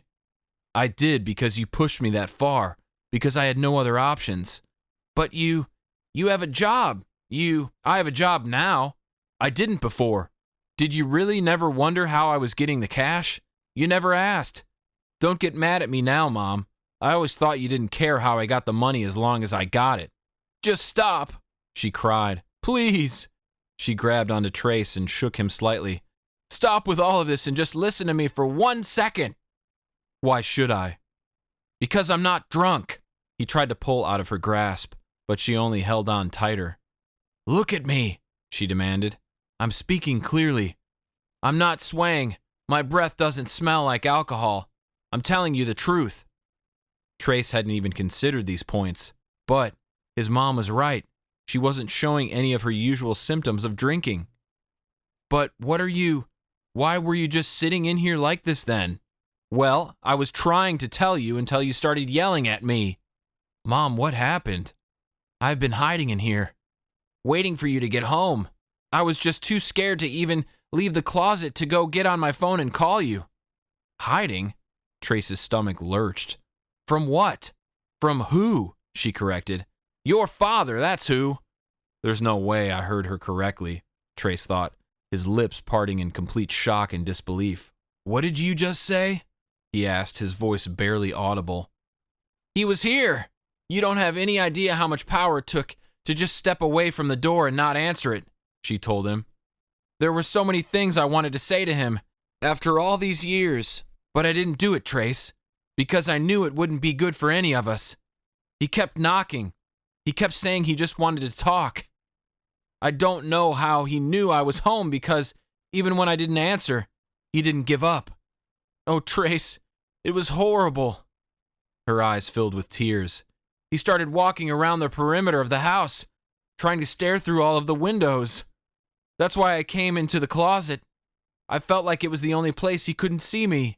You didn't see anyone out there, did you? Why would he come here? Trace asked. Why now, after all these years? She shook her head. I don't know. But Trace, if I had still been drinking, I would have answered the door. She coughed weakly. She looked a little unsteady on her feet. Let's go sit you down, Trace said, trying to remember if he saw anyone creeping near the house before he went inside. It was dark out, and he hadn't been paying that much attention. When did this happen? Trace asked. I don't remember. Mom, how long were you hiding in the closet? Let's just say it was still daylight out. I'm so sorry, he said, feeling bad about his stupid movie theater job. If he didn't have the job, he would have been here so much sooner. That's all right, Trace. How could you have known he would just show up like this? Out of the blue, probably bored and just trying to ruin our lives. Her words struck a chord inside Trace.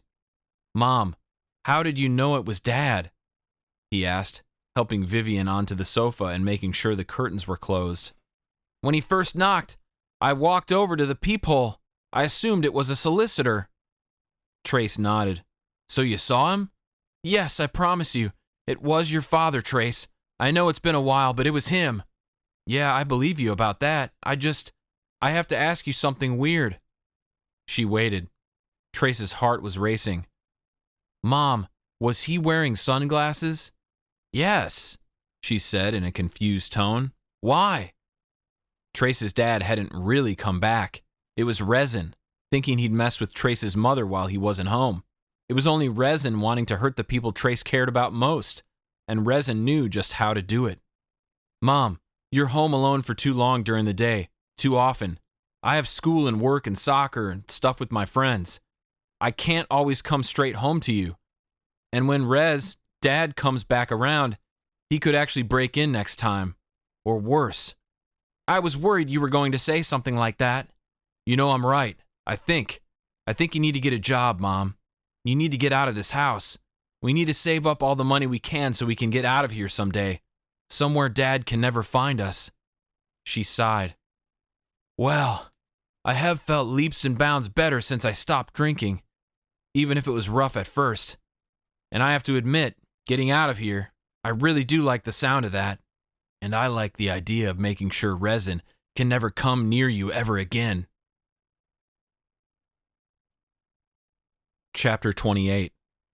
The moon glowed over the quiet neighborhood as Trace approached Amberley's new house, where she resided with her aunt after her mother passed. Each step felt slow and heavy as he prepared himself for what was about to happen. When he reached the front door and rapped his knuckles against the weathered wood, it was Amberley who swung open the door, her eyes instantly filled with fury and pain. What do you want, Trace? She spat, her voice laced with bitterness. Trace took a deep breath, trying to find the courage to say what he came here to. We need to talk, Amberley. He started, his voice steady, despite emotions raging inside him. We need to really talk about how things ended, about everything that happened after it did. Amberley crossed her arms, her blue eyes still cold. She was in a fluffy robe. She had taken all of her makeup off for the night. Trace was one of the few people in the world Amberley didn't mind seeing her bare face. Why bother? I don't owe you anything, especially not after the way you just abandoned me like you did. A flash of anger surged through Trace. Abandoned? When? What are you even talking about? Shouldn't she be trying to explain to him why she was hanging around his best friend so much lately? When my mom died, you jerkwad. Whoa, you're the one who shut me out, Amberley. You pushed me away and refused to let me in. How was I supposed to know how to help you when you built a fortress around yourself and made it seem like you didn't want me near you? Amberley's eyes narrowed. Oh, so it's my fault, she asked, her voice dripping with sarcasm. I didn't realize. Sorry I couldn't act the way you wanted me to when I was dealing with the grief of losing the only parent in my life. Trace's fists clenched. She wasn't understanding him. She wasn't being fair. He wasn't the only one who messed this up. Well, you're the one who went and betrayed me after it happened. Betrayed? You think I betrayed you? How? You betrayed me. You weren't there. And I really... She cut herself off abruptly. You tried to end your life. You ignored me for days before that. You made it clear that I always cared about you a heck of a lot more than you ever cared about me. And then, after we broke up, what did you do? She opened her mouth, but no words came out. Trace answered for her. You ran into Kaos's arms. Apparently, it was okay for him to comfort you, my best friend, while I was left in the dark, wondering when I suddenly became not good enough. Amberley's face flushed with her anger. You're so blind, Trace. I didn't run to Kaos. He was there for me when you weren't. He listened, he cared, while you were too busy pretending like I didn't even exist.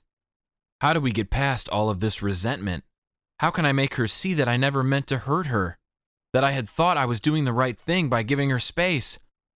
I thought that was what she needed. Kaos told me she did. I never stopped caring, Amberley, but you pushed me away without giving me a chance to understand. I deserved more than being cast aside for my best friend. Amberley's face twisted up. Trace could see her trembling. You didn't even try to fight for us, Trace. When things got tough, you took the easy way out. You only thought about yourself. Trace's stubbornness grew. Don't pretend like you didn't have a hand in tearing us apart.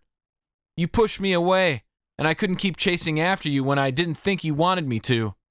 Keep chasing me? She asked. Kaos told me you were avoiding me on purpose because you didn't want to deal with me pouting. Silence descended upon them. Amberley, did you really believe that? Trace finally asked, his voice cracking. You believed I didn't want to deal with you? She was silent.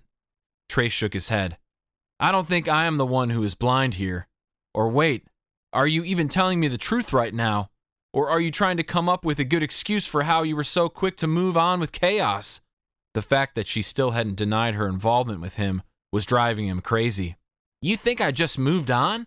Amberley's eyes filled with tears. I didn't move on, Trace. I'm not with Kaos. Finally, relief flooded him. It filled him with immediate warmth, the good kind of heat. It dissipated some of his anger. He believed her. He had just needed her to say it. I think I see what's really going on here, he finally said. What do you mean? Amberley asked, sniffling. Kaos told you the lie about me not wanting to be around you. And he told me the lie about how you just wanted space. Her lips parted with the realization. Someone else had betrayed Trace. It wasn't the girl standing there before him. It was his best friend. Trace and Amberley stood there, silently staring at each other. Who was going to be next to speak? What was going to happen? Amberley took a step toward him, uncrossing her arms. She looked as if she was about to say something. Trace was dying to hear it, but before she could, her phone buzzed, interrupting them. Amberley answered the call, her eyes still locked with Trace's. What is it, Kire? Trace's frustration resurfaced, the interruption testing his patience. Amberley, what's going on? What does he want? Amberley's gaze flickered between the phone and Trace, a glimmer of anticipation dancing in her eyes. Okay, she said into the phone with a sigh, nodding. You don't have to. He's with me. We're coming. She said goodbye to Kire and hung up. What's going on? Trace asked again, worried. Kire just told me Halo confessed something that could solve our problems. Trace's frustration evaporated. About resin? Amberley nodded. We should go meet him and the others. Trace nodded. Yeah. The rest of their conversation was going to have to wait. Chapter 29. In the dimly lit back room of Aunt Marge's, Trace, Amberley, Rose, Kaos, and Kire gathered around a cloth-covered wooden table. Everyone was anxious to hear what Kire had to say about Halo's revelation. There was tension in the air, too, between Kaos, Trace, and Amberley. Still, Trace was able to put his anger toward his best friend to the side because he knew this was more important. The quintets had faced many challenges together before, but resin was the only one to prevent them from figuring out how to defeat him. They had yet to come up with a plan that worked, so whatever Halo had to them, Trace hoped desperately she had the answer they had all been searching for. Kire's voice was urgent as he addressed the group. Listen, guys, we've been approaching this the wrong way. Is that what Halo told you? Kaos asked. Trace wondered if he was oblivious to the fact that he and Amberley just figured out about his betrayal. Yeah, listen, Kire snipped. Our individual powers alone aren't enough to capture resin. We need to tap into the full potential of the Albus realm. Amberley's gaze met Kire's, her expression confused and doubtful. What do you mean? How can the Albus realm help us? Resin can't go there. Kire's eyes sparkled. I know, but the Albus realm is a source of ancient wisdom and powerful artifacts, isn't it? If we can find the right objects, if we ask for help, we can harness their power and capture resin. We have access to the realm filled with untapped potential. Trace's mind raced, contemplating the possibilities. The idea of combining their strengths with the vast resources of the Albus realm gave him hope. It had been a while since he had any of that. So what's the plan? He asked, leaning forward with interest. Kire leaned in too. Halo mentioned we should seek help to find special items that will help us capture him.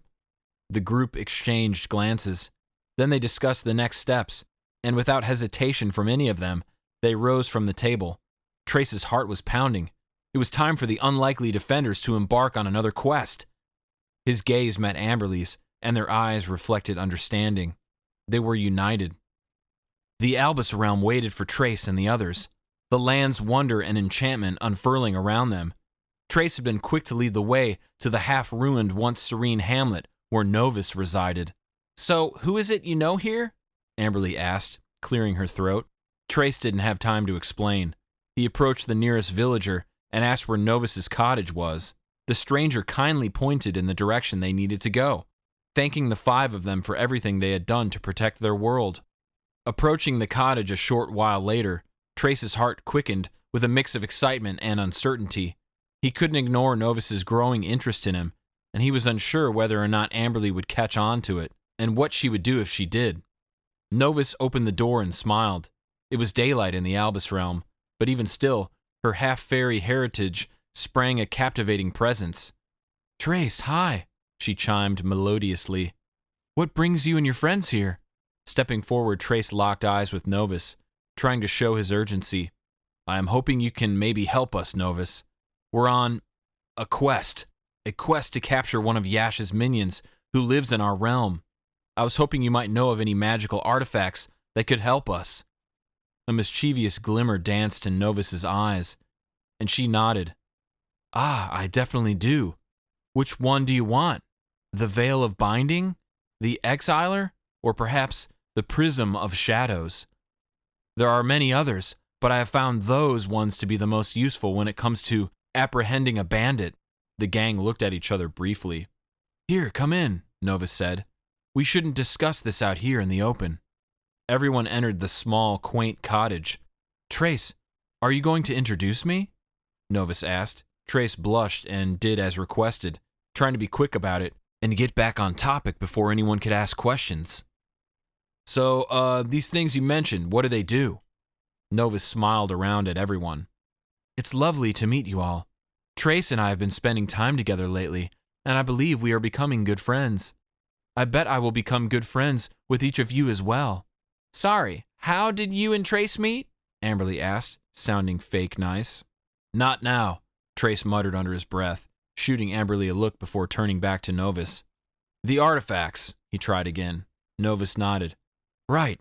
Each possesses unique properties that can surely assist in your pursuit. Amberley's expression tightened subtly. And where might we find these artifacts, Nyla? It's Novus, Rose corrected. Trace was certain Amberley remembered this already, though. Novus's smile remained radiant, yet a trace of unease crossed her expression. They're all at the Raven Botanica. What is that? Rose asked, her face lighting up with her intrigue. Novus looked stunned. You haven't been to the Raven Botanica yet? They all shook their heads. Novus turned away from them and opened a cupboard in the cozy living area. It was overflowing with various objects, and it was very disorganized. She talked to them while rummaging around for something. Oh, you're going to love it. It has every magical item you could ever hope to have. That sounds perfect, Kire said. And how do we obtain these objects once we get there? I assume they're not free. Novus chuckled, still searching through the cupboard. Most definitely not. But we don't have any of this realm's currency, Amberley pointed out. Trace doubted they had a bank where they could convert their dollars into whatever they called the money here. Finally, Novus cried out, Got ya! When she found the thing she had been wanting. She turned to the others, holding a folded piece of very old paper out to them. You'll be needing this to find the place. Trace, being closest, took the map from her, giving her a friendly smile and pretending to be oblivious to the way she flirtatiously looked up at him from underneath her lashes. Thanks, he told her. Novus sighed gently and straightened up. As for money, I happen to have some here you could borrow. We can't just accept your money, Kire said, shaking his head quickly. We don't know how or when we would be able to pay you back, Rose added. Novus shrugged. How about a trade then? Trace grew nervous, wondering what she would want to trade for. Depends, Amberley answered. On? Novus asked. On what you want.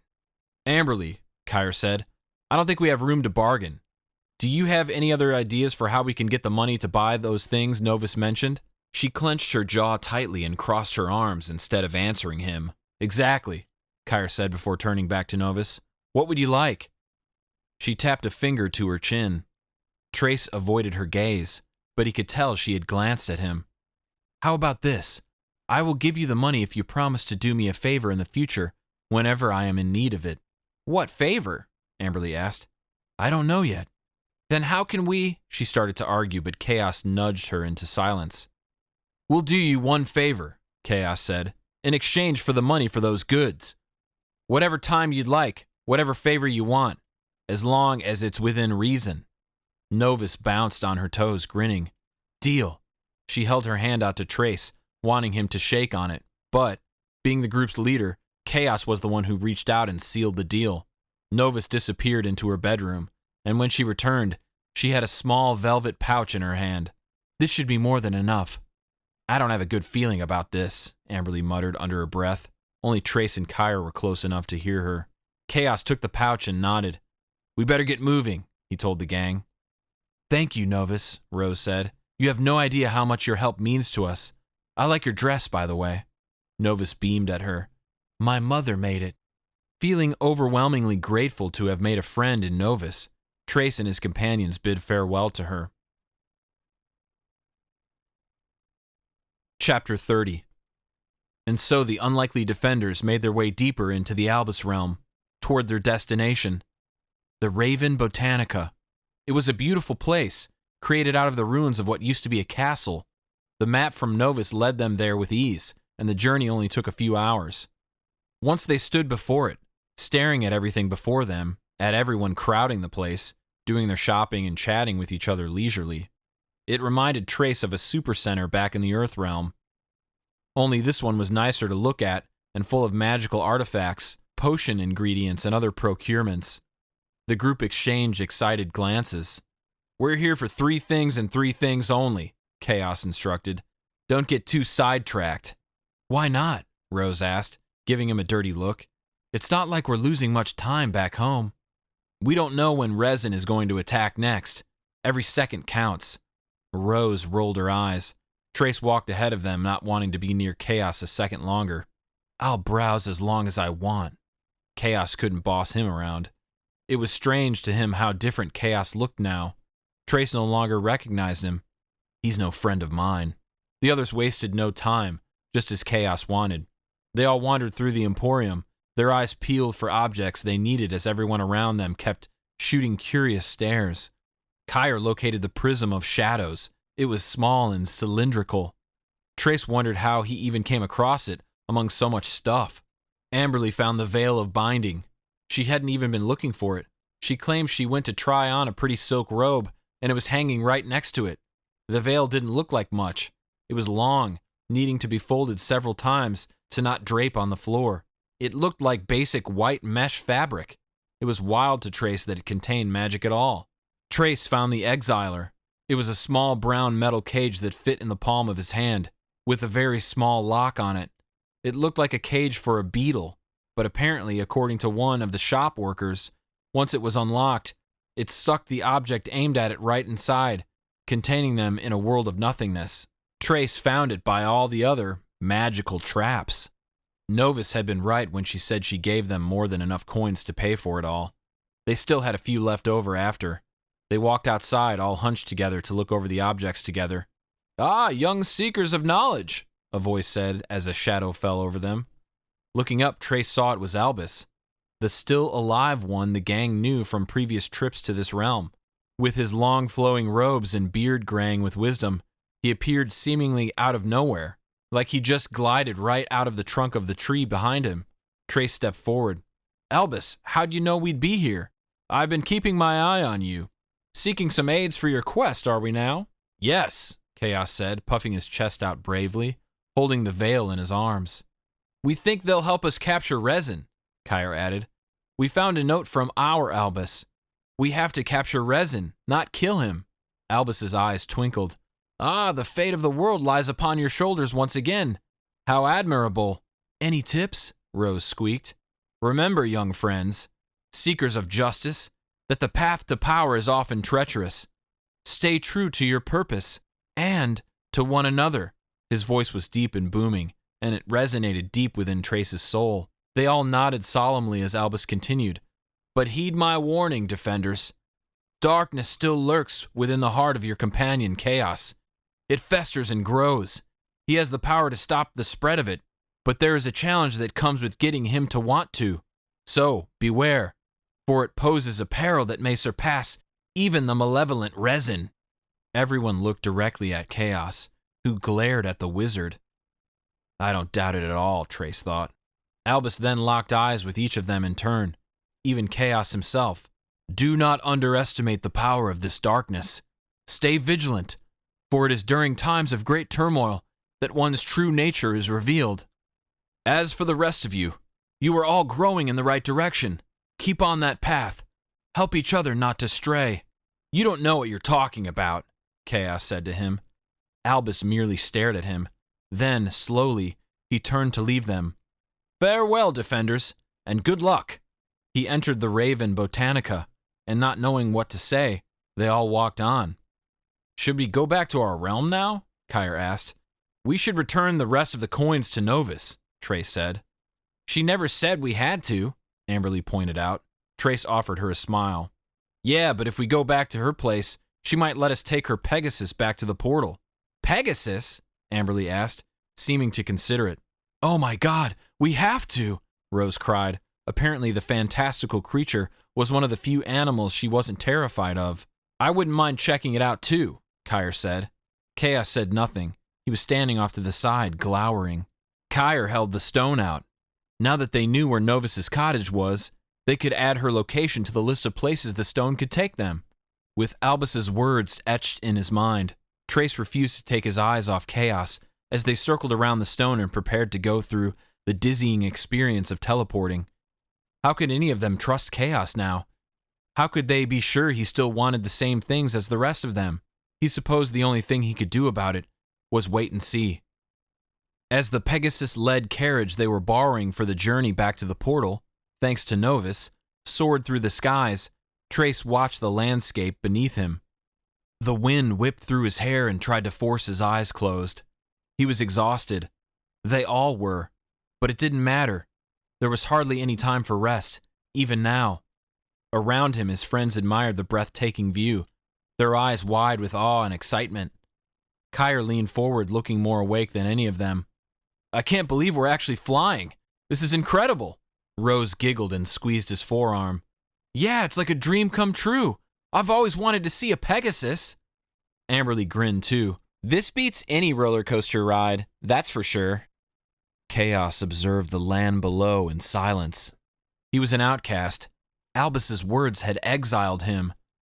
The rest of the quintet's chatter filled the carriage. They were all happy to be distracted from what was coming by the ride through the sky. Trace looked at the veil in Kaos's arms and thought about Novus, the one who made them able to retrieve it. What would her favor be? She seemed so quick to believe they'd fulfill her future favor in exchange for her money.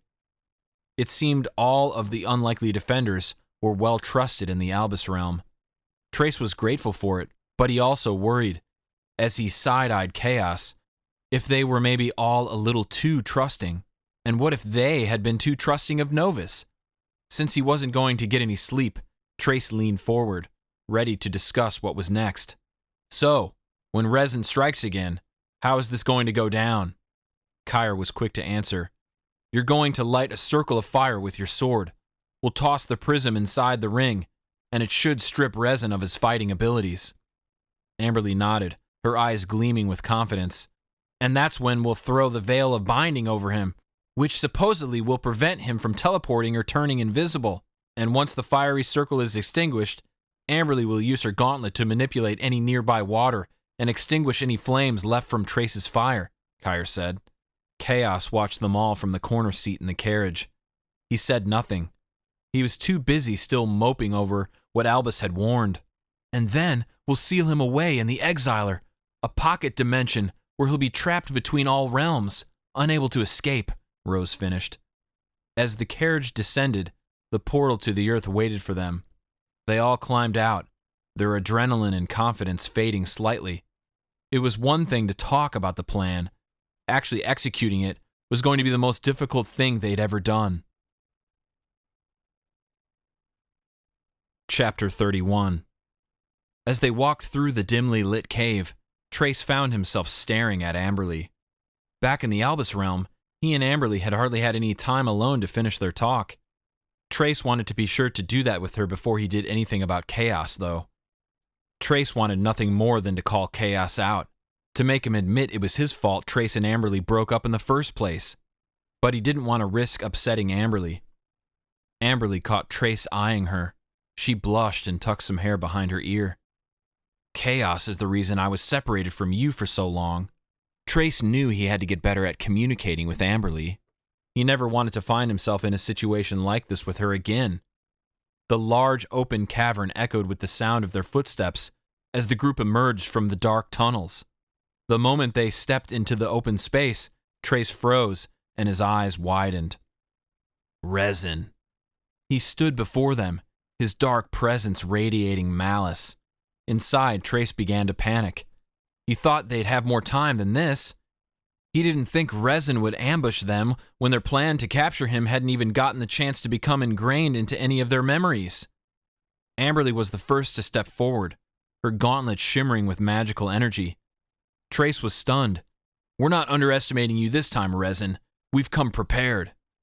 Halo floated in the air beside Kire, the pages flipping rapidly as it emitted a protective shield around the group before any of them had even asked for it to be conjured. The fact that Halo had taken precautionary measures only made him more alarmed. Kaos smirked at Resin, his crown glinting ominously. "And don't worry, Resin. I'll make sure you cooperate." With a bellowing roar, Resin unleashed his powers. Illusions danced before Trace's eyes. Scenes switched frantically, like a skipping DVD. He saw his father hitting his mother, then Kaos kissing Amberley right in front of him. He saw his mom on a hospital bed, skin and bone and close to death.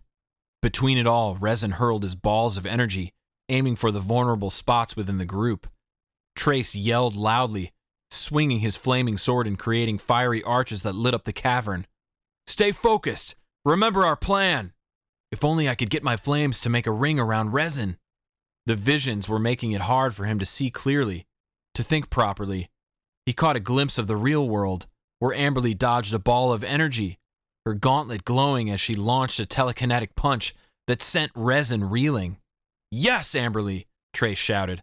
Amberley turned in his direction, but then she began screaming. Resin was making her see something awful. "No!" Trace whispered, moving to shake her out of it. Before he could get anywhere close to her, he was lifted off his feet, soaring through the air in his living room. His dad cackled in the background as he flew into the wall, hitting his head hard. "Bleed, you weakling!" his dad yelled at him, still laughing. Then he came back to the cavern. He could feel the energy of Halo's shield around him. When he looked over at Kire, seeing double because his head was in so much pain, he noticed Kire throwing him a thumbs up. "Keep pushing forward. We can't let him escape." Kaos's bellowing scream of rage turned Trace to look his way. Kaos was on his knees, grabbing the sides of his face and clutching onto his crown. He was trying to delve into Resin's mind. "He's too strong," Kaos shouted. "We need a new approach." Near him, Rose struggled to manipulate the plants around her. Her strength was fading. "He's right," she called. I don't know how much longer I can hold on." Trace tried to rally, forcing himself back to his feet. "We can't give up. Keep fighting." Upon uttering the words, his swords flamed and suddenly burned a bit brighter. Still, Trace worried they were outmatched. Then, in a sudden outburst, Resin's wicked laughter echoed through the cavern. "Capture me?" he roared. "You think you can contain me?" How did he figure it out? Trace tried to find where Resin's voice was coming from, but it was all around him. The teens exchanged confusing glances. None of them knew how he figured it out. What did this mean? Fearing his retaliation, Trace ran with his sword toward Amberley, wanting to protect her from whatever Resin's next move was. But then, wearing a twisted smile, Resin appeared out of nowhere. He deliberately moved into the path of Trace and his fiery sword, impaling himself upon it before Trace even had a chance to think. "No!" Kaos shouted behind him as Trace stared at the bleeding, smiling alien skewered by his sword. There was nothing to be done. Even when Trace, who had been brought down to the ground by the weight of Resin slamming into him, quickly yanked his weapon out of the monster, the flames emitting from it engulfed him. And as Resin lay there, burning alive, he bore a triumphant look in his eyes. "The Ash's power cannot be contained." Amberley reached out, her gauntlet summoning water from a nearby underground river to extinguish the flames. But it was too late. Resin's body disintegrated into smoke and ash, leaving them all in unimaginable darkness. What have I done? Trace got to his feet, joining the others in stunned silence. In a single instant, their hopes had been shattered by Resin's sacrifice. They had failed to capture him, and now his master, Yash, was going to destroy everything. Epilogue. It didn't matter to Trace how many times he was told otherwise. He didn't believe anyone. It was his fault that Resin perished. He had only been thinking about getting to Amberley, about keeping her safe. She was all that mattered at that moment. He should have been paying better attention to his surroundings. Maybe then he would have seen Resin just in time to prevent him from moving in the way of his sword somehow. Resin, upon somehow realizing what he needed to do for his master, sacrificed his own life. Capturing Resin had been the only chance the unlikely defenders had to prevent Yash, the great, evil, powerful entity, from descending upon the world in a storm of ruin. Now, nothing could stop him. They couldn't stop him. The realization of their failure hung heavy in the air around the quintets, inside of that too-quiet cavern. They all knew what this meant. No one needed to utter a single word about it. Yash's impending destruction was now inevitable. Never before had their futures and the fate of the Earth realm been so uncertain. When Amberley took Trace's hand in hers, Trace didn't pull away, but he couldn't meet her gaze either, despite how he could feel her eyes burning a hole in his cheek. He knew she only wanted to offer him words of comfort, but Trace didn't want to hear them. Instead, his gaze shifted toward Kaos. His friend turned rival. The strain that had settled between them seemed insoluble. His conversation with Amberley that they never got to finish still managed to clarify one thing. Kaos had conspired to push them toward breaking up. He had been the one to drive the wedge between Trace and Amberley. Looking back, remembering the way Kaos glued himself to Amberley's hip, how Trace watched him go out of his way to provide aid and comfort to Amberley when he'd never do that for anyone else, the way he tried to protect her as if she were his to save. It all made Trace feel so stupid for not realizing it sooner. Kaos was in love with Amberley, and as Kaos stared at the hand of the girl he longed to win over, gripping tightly onto Trace's, Trace could see the darkness growing inside of him. A little bit of darkness grew inside Trace at that moment, too. They could have been stronger as a team if he hadn't crossed them. Now, Albus's words, his cryptic warning of the blackness festering within Kaos, clung on tightly to Trace's mind. How could any of them stop it? How could Trace get back together with Amberley and risk it only making Kaos sink further? Their world was on the brink of ending, and they were the only 5 who knew about it. They were likely the only ones who could do anything about it. They had to clean up the mess they caused. In doing so, Trace knew that their unity and resilience would be tested like never before.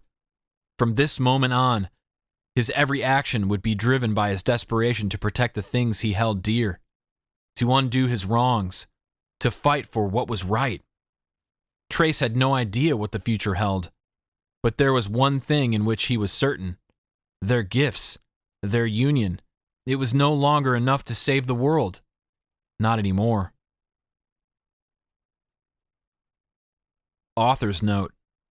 Dear beloved readers, thank you so much for continuing the journey with the Unlikely Defenders from Trace's point of view in the Unseemly Protectors. I truly hope that you enjoyed it. If you did, I would be so grateful if you would consider leaving a review.